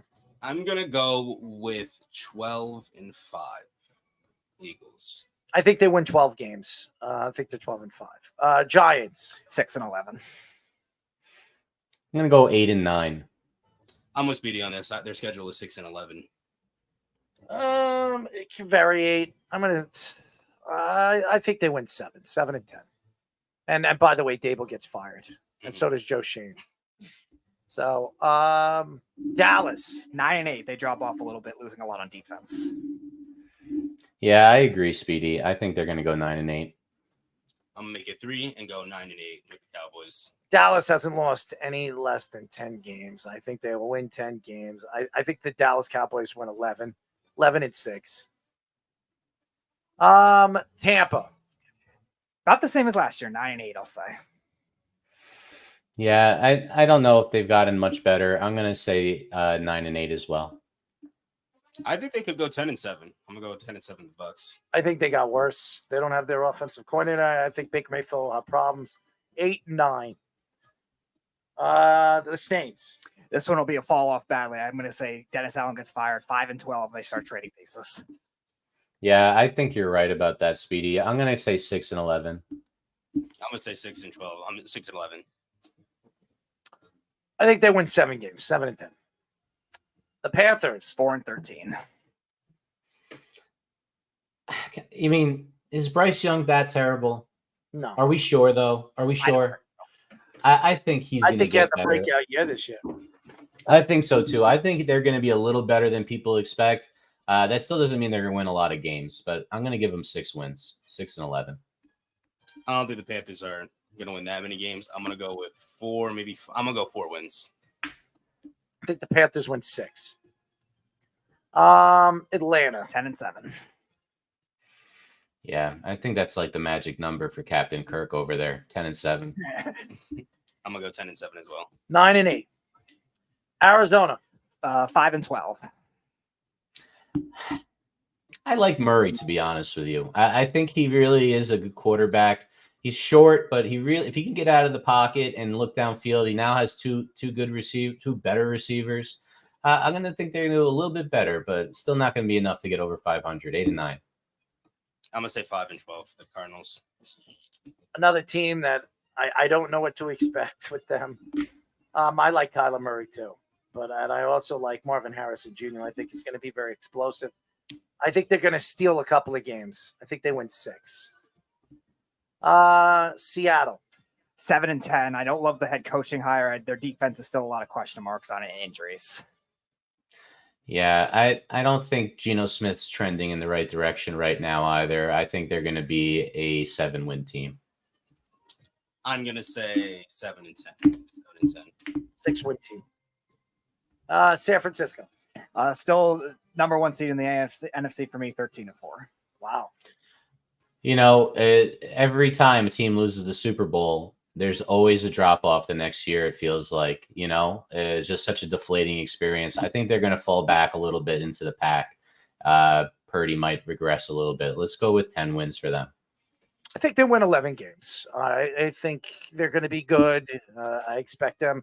But they're going to be a team they're going to have a lot of close games. Their schedule is easy, and everybody thinks, because it's easy, they're going to be lackadaisical, and they're going to lose games that you expect them to win. So I have San Francisco winning 11 games this year. I'm with Speedy on this. I think it's going to be the 49ers and the Eagles, most likely the 2 top teams in the NFC. So I'm going to go with 13-4. And the LA Rams. Same as last year, 10-7, a wild card team. Yeah, I think so. It really, a lot of it hinges on like Stafford's health. Can he keep it going? If he gets hurt, that team isn't going very far. But I'm going to say he stays healthy. One more good season out of Stafford. I'm going to give him one more win than that. I'm going to give him 11-6 in a playoff spot. I'm with Speedy on this too. I think they're going to be a same wild card 10-7 team. I don't think they're going to beat the 49ers this season. So I'm going to say 10-7. I think they take a step back because I don't think Matthew Stafford will be healthy. I think they're a 9-8 team. I like their wide receivers. I like some of the young defenders, but there's no Aaron Donald anymore. So, and no Jalen Ramsey. This is a young defense. They're going to make mistakes. So I like their explosive players. I like Williams. I think he's a great running back. I like their 2 wide receivers. I think Buka is going to be a star in this league, and Cooper Kupp could be a trade piece in the future because I do not believe he will be there with the organization after this year. So, that's where I think they'll be 9-8. So there you go.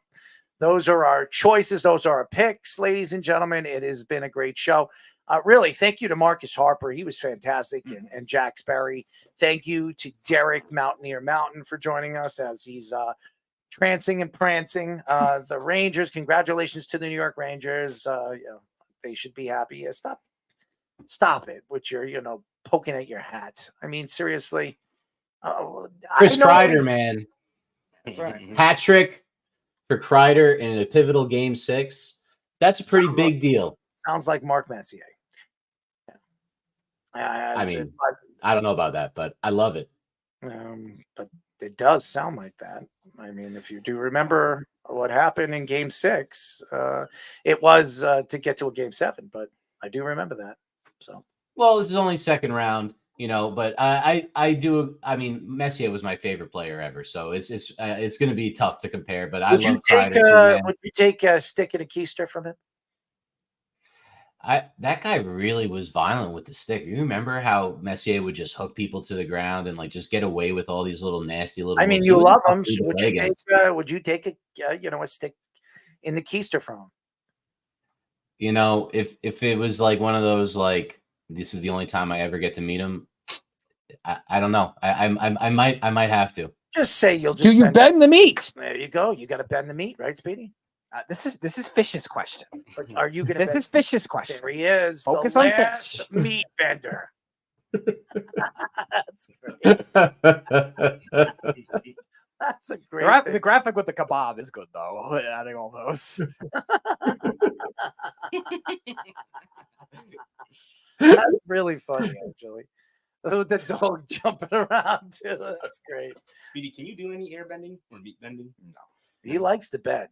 Bending's your thing. His dog likes to bend inside of him. Yeah, unfortunately. Oh. No sense of maturity from him.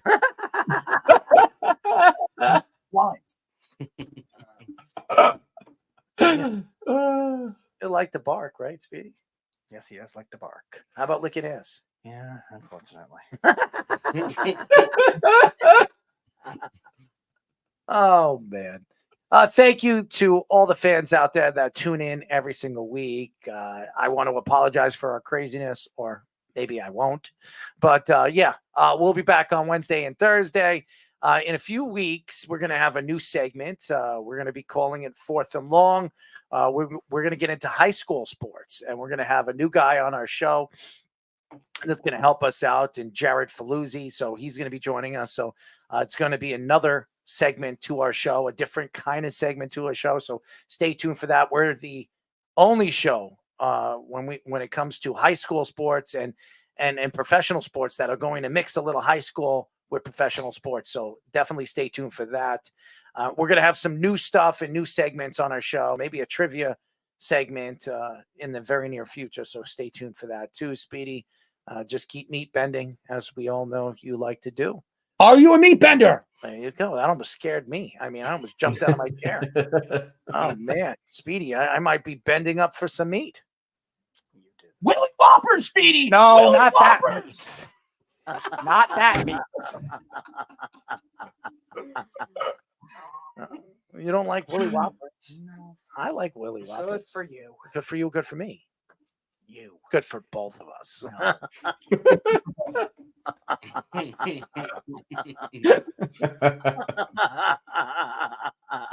He should be happy. His Rangers won. The opportunity for the Knicks to win tomorrow. I mean, we're in good shape as New York fans. I mean, I'm not happy that the Rangers are there, but hey, they have a mountain to jump if they have to play the Florida Panthers. That's for sure.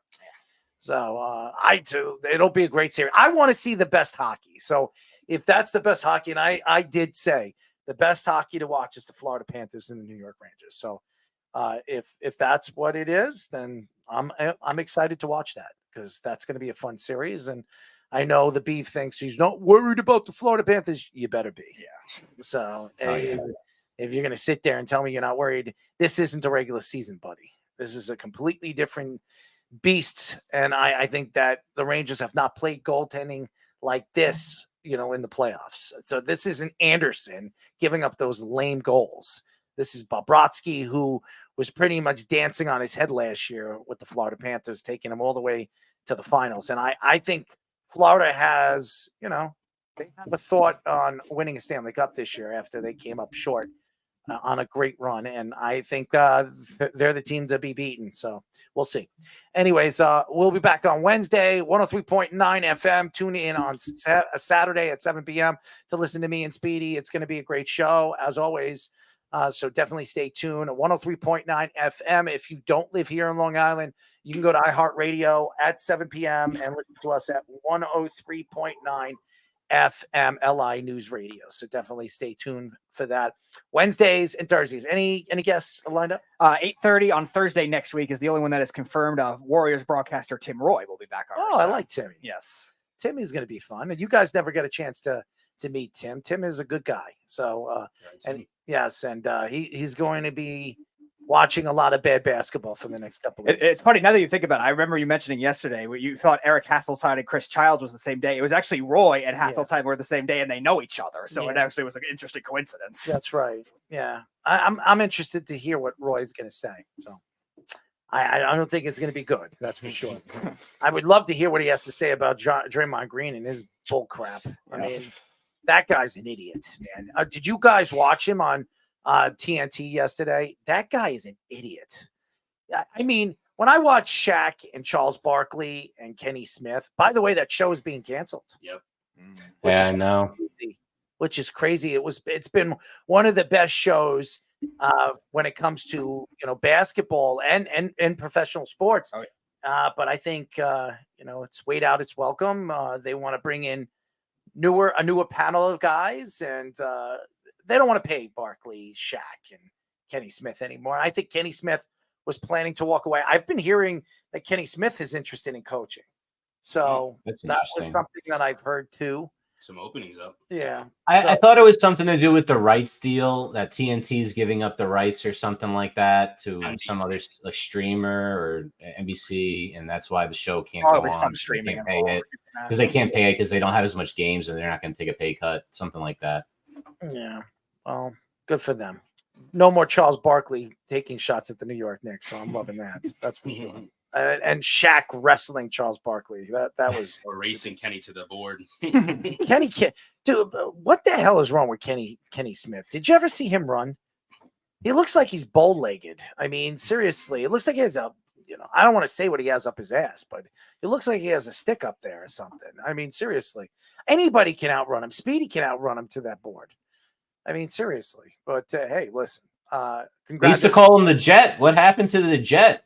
Yeah, it's the jet up his ass. Maybe he encountered MetLife Stadium turf, and now he's not as fast. That's true too.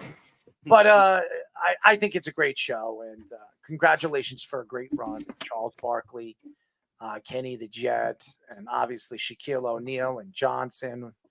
Fantastic run for the guys, and I'm looking forward to seeing what they're going to do next. Where they're going. I mean. Hopefully Charles Barkley stays away from, going and gambling. So that would be smart. He'll probably stick to golfing. No, please stay away from golfing. He's the worst golfer I've ever seen in my dude. I've never played golf and I can golf better than him. I mean, he is horrible. So did you ever see that guy drive a ball? I mean, he looks like a butcher out there. He's just like chopping wood or something. If I was the owner of that, of that grass or anything, dude, he's beating up the grass, tearing up the grass, and I mean, it's horrible. Fish, from your logic, he should be nicknamed the Lumbark Jack. The only wedge he's going to be able to use is the one up the ass. So, anyway, Speedy, are you right? Do you like wedges? Do I like wedges? What? Do you like wedges? As a golf club, yes. As a sandwich, yes. I don't know what other context you're trying to go for, but that's as much as I'm giving you. Well, you do like meat bending. No, I don't. Are you a meat bender? I just answered that question. Are you getting selective amnesia now too, Scoops? We're bending that meat. I think it's going to be good. Anyways, shout out to all the fans. We'll be back next week. Until then, this is Errol Mark, Speedy Petey, Mr. Aaron Fishman, and Mr. Thomas Scoop saying good night. We'll talk to you then. Good night, everybody. You're listening to the Worldwide Sports Radio Network. This is Mario Andretti. You know me as a race car driver, but I'm also